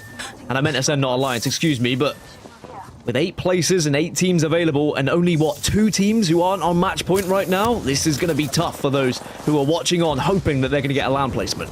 I mean, Ascend are probably watching that kill feed at the moment going, oh, couldn't it be a team that's on match point? Like, every time they see someone eliminated, it's like, couldn't that be Alliance? Like, oh, couldn't that have been someone? You know what I mean? And like, every time they see a kill go down or a team being eliminated, it's not who they want to see. Alliance still up on that high ground. KCP will have to leave at some point. Aurora still here. Even though it's only a duo, it's going to be difficult to deal with them. E6 will be eliminated as well by the looks of things. So that's another one of our non-match point teams going out, and it's looking like this might end here, Dan. It might end in this game 9. It's literally just Aurora. They are the only team that can make us go to a match 10. And remember, they already lost 1 player. Danish, they go down. 6 squads now remain, and we are getting closer and closer to that top 5. So many teams in really difficult spots as well. I mean, look at where Vex are. They are currently hugging that wall inside. Alliance are holding the high ground of Mill. 2R1C in a sneaky little spot as well. I mean, who would you hedge your bets on here? We were talking about Vex, we were talking about KCP to start with, but suddenly Alliance are giving themselves a great chance. My goodness, Yuki scared. I think all Alliance fans. As the armor swap down. And a wingman in his hand now instead of that charge rifle. So Yuki, one of the most clutch plays we've seen in the Apex Legends Global Series. We've seen it on LAN, we've seen it online. Is he going to be the difference maker here? One kill, one knock can open all sorts of opportunities for Alliance here to win this thing. The team with the highest conversion rate from top 5s that's left in this lobby is 2R1C. Throughout this regular season, they've been incredible. As now Vex are having a little scrap here, and Vex will take a lot of damage, but they were at least able to give as good as they got there. Vex have to escape. They have to make the play. That's the problem here for them. The zone is forcing them to make these plays. Eternal taking damage, though. They are taking a couple of knocks down to 2R1C. Eternal will be eliminated. Matafe will go down here. Vex have to pull something out of the bag. Unlucky, who's been phenomenal so far today, escapes with his life. But is anyone in position here to pick up the kill? Vex survive. So many teams are losing players right now. I think Alliance are at 2, KCP are at 1, Aurora at 2. Suddenly, this is still winnable for Aurora. Pioneers get eliminated. 4 squads remaining. We have a lot of weak teams. There's only 9 players left. Are we going to be able to see Aurora do the unthinkable as 2R1C lose one as well? Aurora are making plays as a duo. Play after play, but now they have to leave. But the fact that there's teams weak in and around them will certainly make it more interesting. Down to 3 squads. Vex Gaming are eliminated as well. And Aurora, from absolutely nowhere, have a chance here. Alliance are still at 2. 2R1C have the high ground, though, and 2R1C may be in a position to win this entire thing if they can be the last team to enter the fight. Cleve gets the armor swap. Cleve picks up another kill. 2R1C taking damage. Aurora, somehow or other, still in this. Alliance also still in this. And healthy, most importantly. And they control the zone here, Dan. It's looking like Alliance might be able to do something. 2R1C, they get taken down. Alliance, who are top coming into today, are your champions of the regional finals. And what a performance that was from Alliance. It was masterful, Apex Legends. In what was an insane last circle where it was 2s, it was 1s, no one was full 3, no one was healthy, but Alliance, they held on, and again, Newcastle, just having that extra little bit of shield, that extra ability to be able to push a team, survive that extra little bit longer. Alliance will be your EMEA regional champions going into playoffs. Aurora came so close to taking us to a match 10, but you know what is even more exciting now, Mark, is all these teams that were fighting for those LAN spots. This is where the points get locked down, and this is where we're going to see what teams are going to be going to LAN from this region.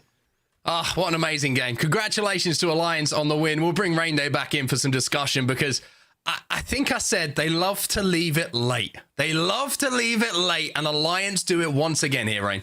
They start at the top of the mountain when we came into this regional final, and it takes them 9 games to plant the flag, but they did. It is Alliance on top. They will be heading in to our LAN with the best record in EMEA. That is an exciting thing, and it is a testament to how well they have played over the course of this split and how innovative they have been throughout several different lineups and legends that they have brought in. This is going to go down as maybe one of the better splits we've seen from an individual and team perspective, and that's all thanks to Alliance. But let's take a look at that final circle, fellas. I know there were too many elements going on. We were thinking Aurora, we were thinking Alliance. Now we know what happens. So Dan, start walking us through this from that POV. I mean, the fact that we were losing players left, right, and center, it gave Aurora a chance. And even though it meant they could have been a match 10, this circle might be more important than you think, because this might give Aurora just enough points to creep into that top 10. Because remember, with Alliance winning, it now means it's the top 10 on points, or the 9 teams after Alliance that would follow.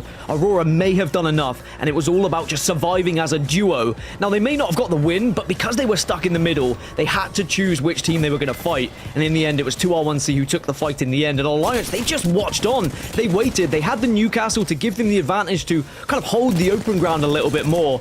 And then once they got into this spot with the shield, it was always going to be a victory for Alliance, and I think they knew that. Mark, it was excellent execution and also just confidence here to handle their business the way they needed to. It wasn't given this final circle. No, it certainly wasn't, and it's almost poetic, right? All this season, all this split, the talk has been about effect. Well, it's Yuki standing there next to Hackers, the old guard who get the job done as a duo. Every single member of Alliance stepped up at different times, but in the clutch moments, it was again Hackers, the IGL, Yuki, the stalwart of this lineup, who put the win on the board. 11 kills alongside it as well, 23 points. But Aurora, I think Dan's kind of hinted at it, 17 points in that game is massive for them. They might have just about done it. An incredible performance from 2R1C as well. Vex, you got to hand it to them. They were so close. They led the entire lobby. They'll be second overall in terms of points, you would assume, but Alliance will end up taking the overall victory. Bottom 10, these are the teams that we have to look at as, did they do enough? V2, certainly it feels did enough. Gaming Gladiators, question mark. Horizon Union, probably not. Some teams may be going to leapfrog them. Fire Beavers, we already know they were qualified. And Startified Esports, what a day from them. Very close, one of our top 11 teams that were on match point heading into this. But Maestro Gaming, Foot, other teams that we're going to have to take a look at. But here it is, fellas. I'll let you get your reaction to it. Series results. We got who's going to LAN.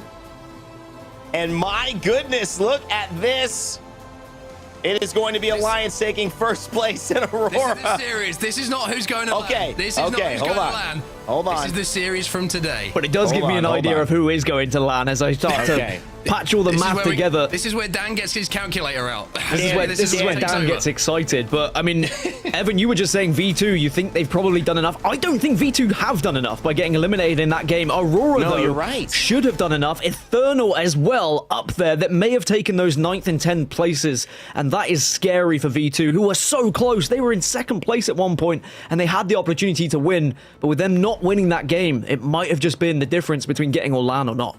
You're absolutely right. And that position, leapfrogging, would have taken away one of the spots because they would have had to go automatically. And then it would have been the top 9 teams on points afterwards. And that would have hurt a team like Aurora, who was sitting at 8th. But now they've been able to jump. And now that extra spot behind them is not taken ahead. And so that may have turned the tide. Fire Beavers, we know they're already there. I don't know, Mark.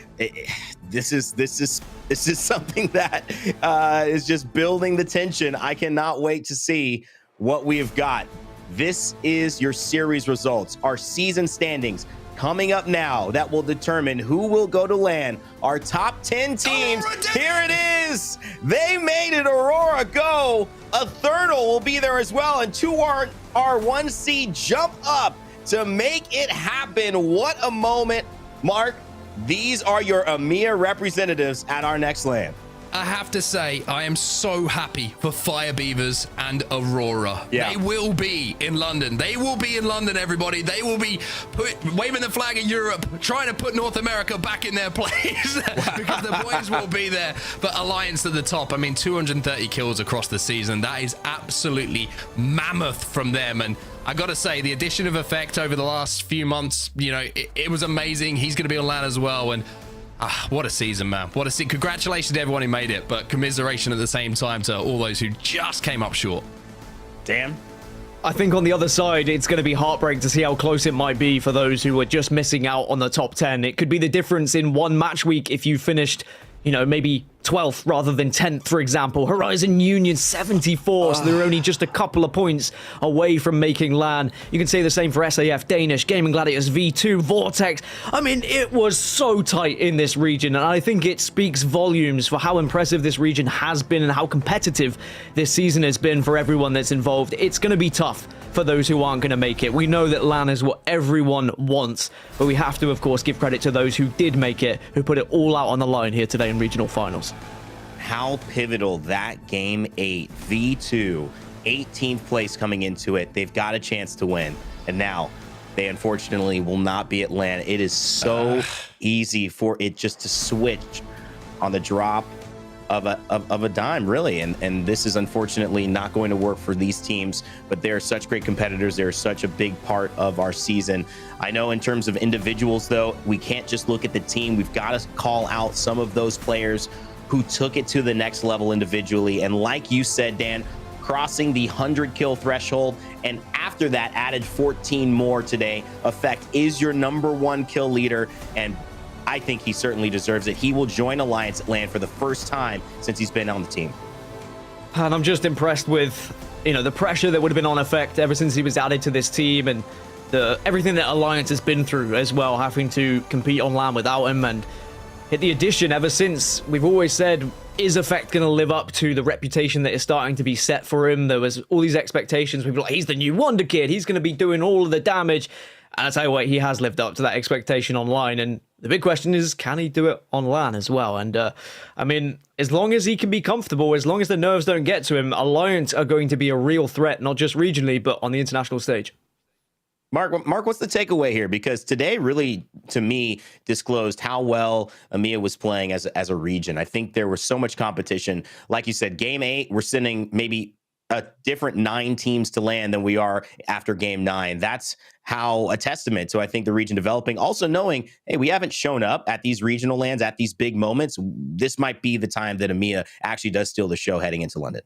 I think it's a great time to be a fan of some of those teams that are going to be qualifying for LAN. I think, you're looking at Alliance and they've been superb. I mean, you look at the one today, and I don't think they had one zone. Maybe they had like kind of some prio too, but even that was like not the best zone for them to work with. But they make the best out of so many situations. And I think, like I mentioned when this leaderboards came up there, I'm so happy for Fire Beavers. I'm so happy for Aurora as well. So I feel like out of everyone in EMEA, and I mean this with the greatest of respect, those players deserve the opportunity to compete on LAN. And now that they've got that again, I really hope that they can perform in the same kind of way that they have online, because I think everybody wants to see them perform, including North American teams as well, including teams from all over the world. They wanted them to be there, and unfortunately, circumstances dictated they couldn't be, but that's going to be behind them now. The hard work is done, even though they left it as about late as possible for Aurora, but they're going to be there in London, and I'm pretty sure they want to take some names along with them.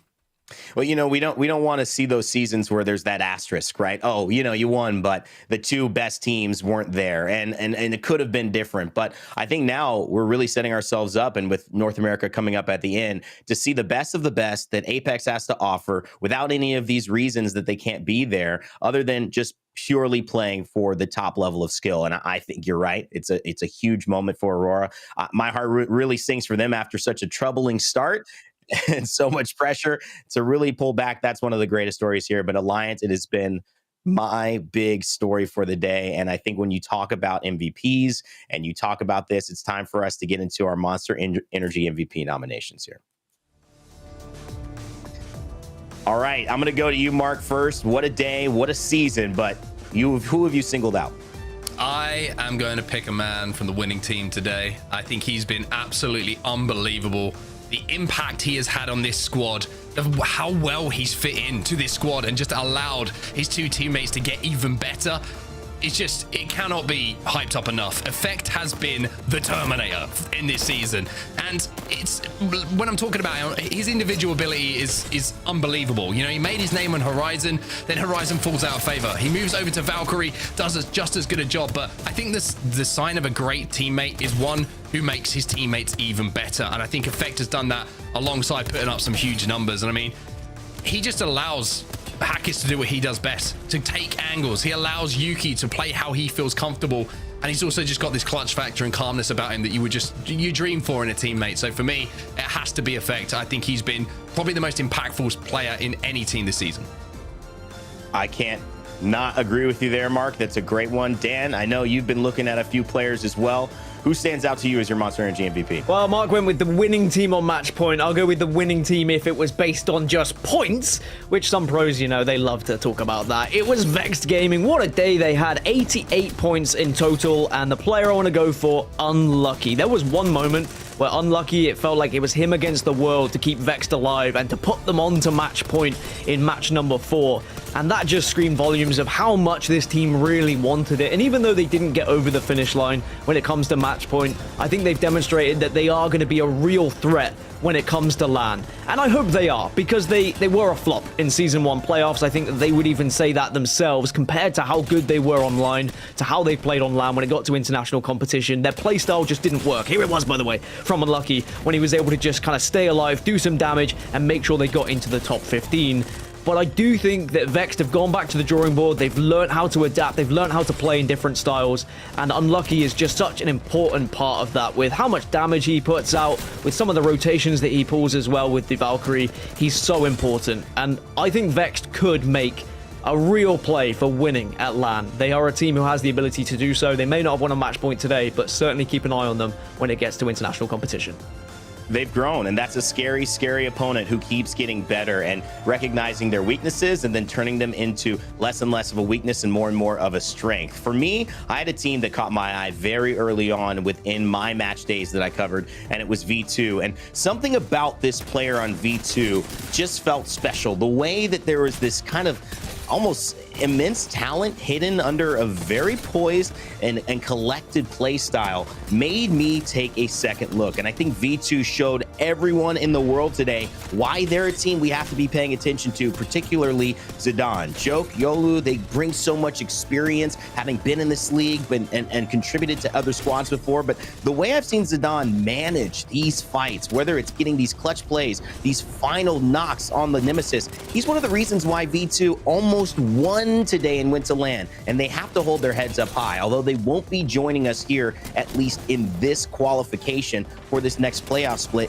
What it means is that this is a team that next time, and maybe in a run during championships in the LCQ, or maybe in another opportunity in a future split, they are going to be a team to be reckoned with. Congratulations to all of our Monster Energy MVP nominations, but we also have a player that you have been voting for specifically. That is this man right here, Effect. He is your Monster Energy MVP, and he's the winner of today's vote. And of course, we cast our thoughts too. Mark, I don't think it was a surprise that this player right here, top #1 in the kill leaderboard, the young gunna Effect, would take this place. Yeah, I think when you break down MVP, most valuable player, I think it's very difficult to argue that Effect has not been that. It's the winning team, right? They've just won not only the regular season, but they've won also the regional finals, and his impact has just been phenomenal. Congratulations to Effect, completely and utterly well-deserved. Well, congratulations to all of the players we mentioned and everyone who competed. You had to put your hearts and souls out there in the fight over this entire split. You did so well, but those have been our Monster Energy MVP nominations and winners for today.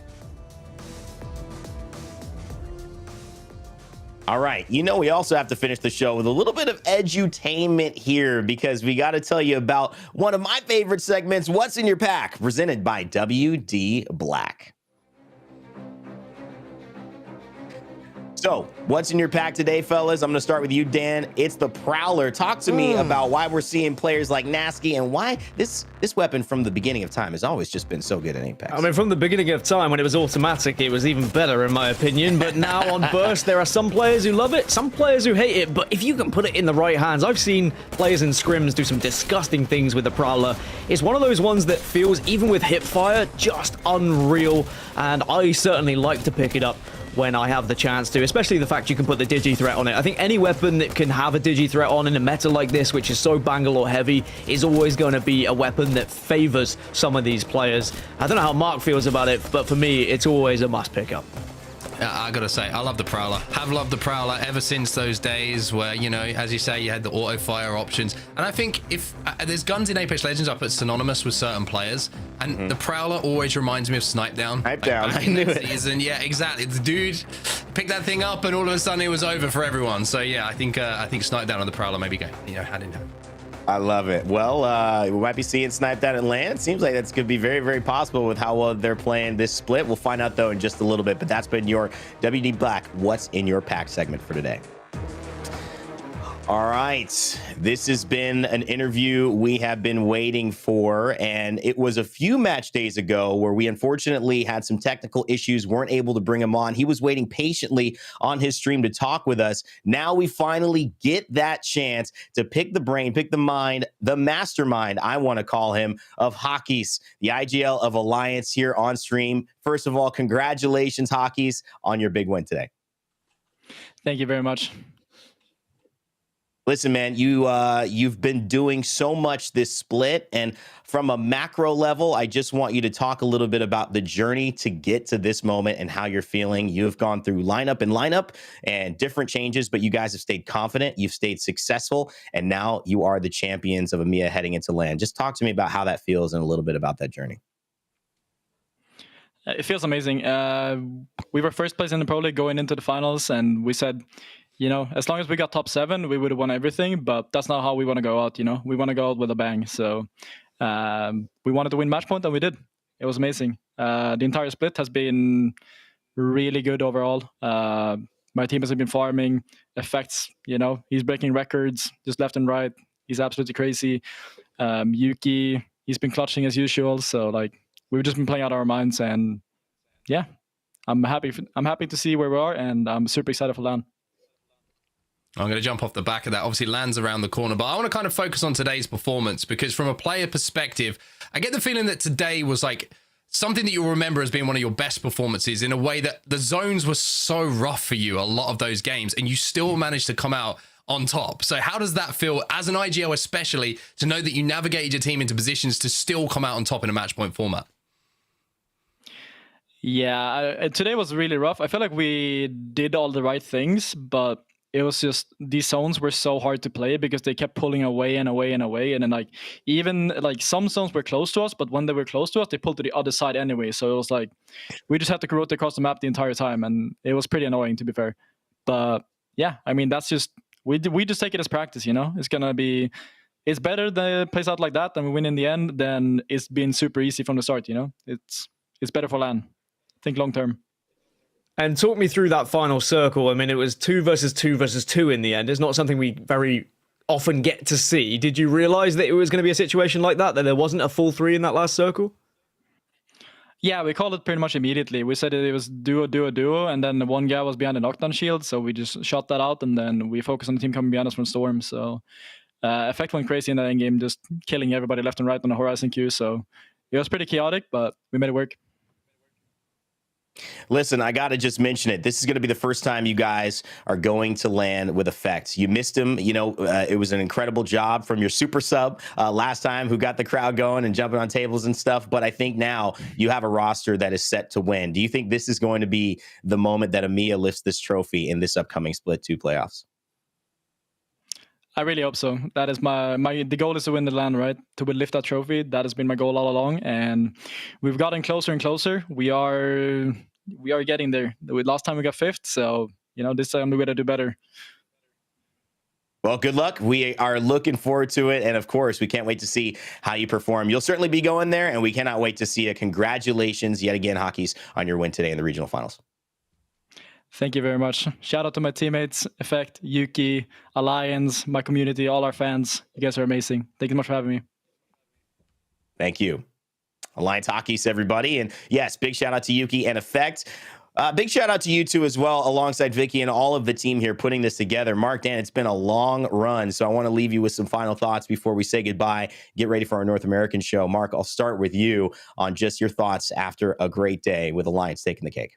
Well, firstly, every time you say final thoughts, it takes me back to the Hal and Sweet video from the first LAN. So I just want to stare at you. But anyway, I think this split for EMEA, especially the regional finals, was probably one of the best match days we've had in the season so far. And Alliance just looks stronger and stronger. But my question coming into the start of this split was, is it going to be a top-heavy EMEA? Is anyone going to challenge? And I think we have had that challenge. You look at the points difference between the teams that are up there, the amount of different winners of games that we've had, and I think EMEA has stepped up a little bit this season, and there has been a progression in the quality from the bottom to the top. So a shout out to EMEA for stepping their game up a little bit, but it's all about LAN now. It's all about LAN, and I really want to see one of the EMEA teams put up a real performance for people to talk about for some time. Dan, do you agree with Mark? One of the best match days ever. I know you love numbers, but no numbers now. It's just we know who's going already. It's just a great show that we've got set up. Yeah, it's like when the numbers stop happening, I just get to switch off and start to focus on something else. Yeah, it's been a great match day. We definitely need to make sure we effort Mark getting a signature from Effect. We know he's his biggest fan. He's my best friend. We didn't ask Hackis that time. They're best buds, so they'll be able to get it. A great match day. Players always putting on a show. I appreciate the community so much. It's been an honor to commentate over the EMEA region. Very excited for North America. And of course, after that, can't wait for LAN. It's going to be great. Well, I cannot thank you both enough, and I cannot thank all of you who are watching as well. We're going to say goodbye for now, Mark and Dan, but we will see you very, very shortly. Of course, if you are paying any attention, you know why that is, because coming up at 15 past the next hour, 4:15 PST, my time on the West Coast in California, you will be ready to watch North America go toe-to-toe, head-to-head, any extremity versus any extremity to see who is going to take the win and secure their spot at LAN to join these 10 teams now in EMEA. If you need any updates or any information and want to know specifically when we're going live or any of these interviews or post-game conversations, check out Play Apex Esports on Twitter or at Play Apex on Twitch or Play Apex on YouTube. What a phenomenal day. Thank you to the broadcast. Thank you to the players. And of course, you, the fans. We couldn't have done this incredible split in EMEA without you. And from all the ups and the downs, it has finally ended on this incredible note and has only set us up for the greatest split 2 playoffs I think we will ever have in the ALGS. We'll have to find out, though, because that's on the way. Upcoming North America. My name's been Rain Day. And as always, never give up. Never stop gaming. I'll see you all in about an hour.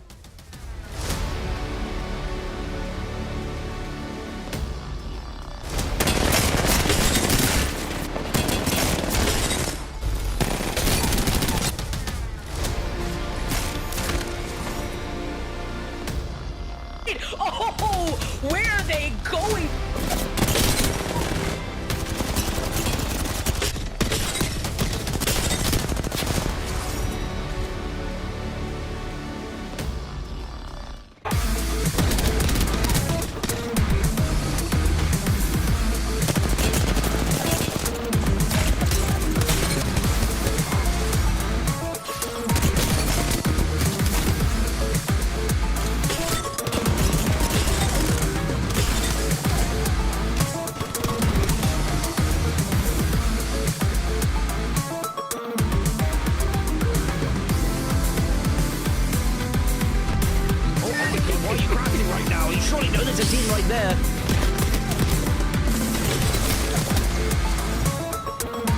Rampage. Oh, we just saw a ninja kick. That was wicked.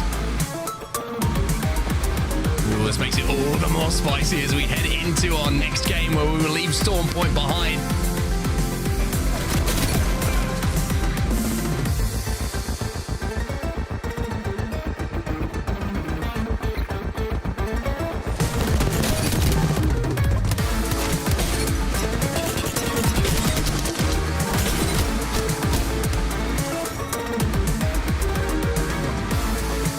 Oh, this is getting nervy. I'm not gonna lie. It's getting a little bit nervy.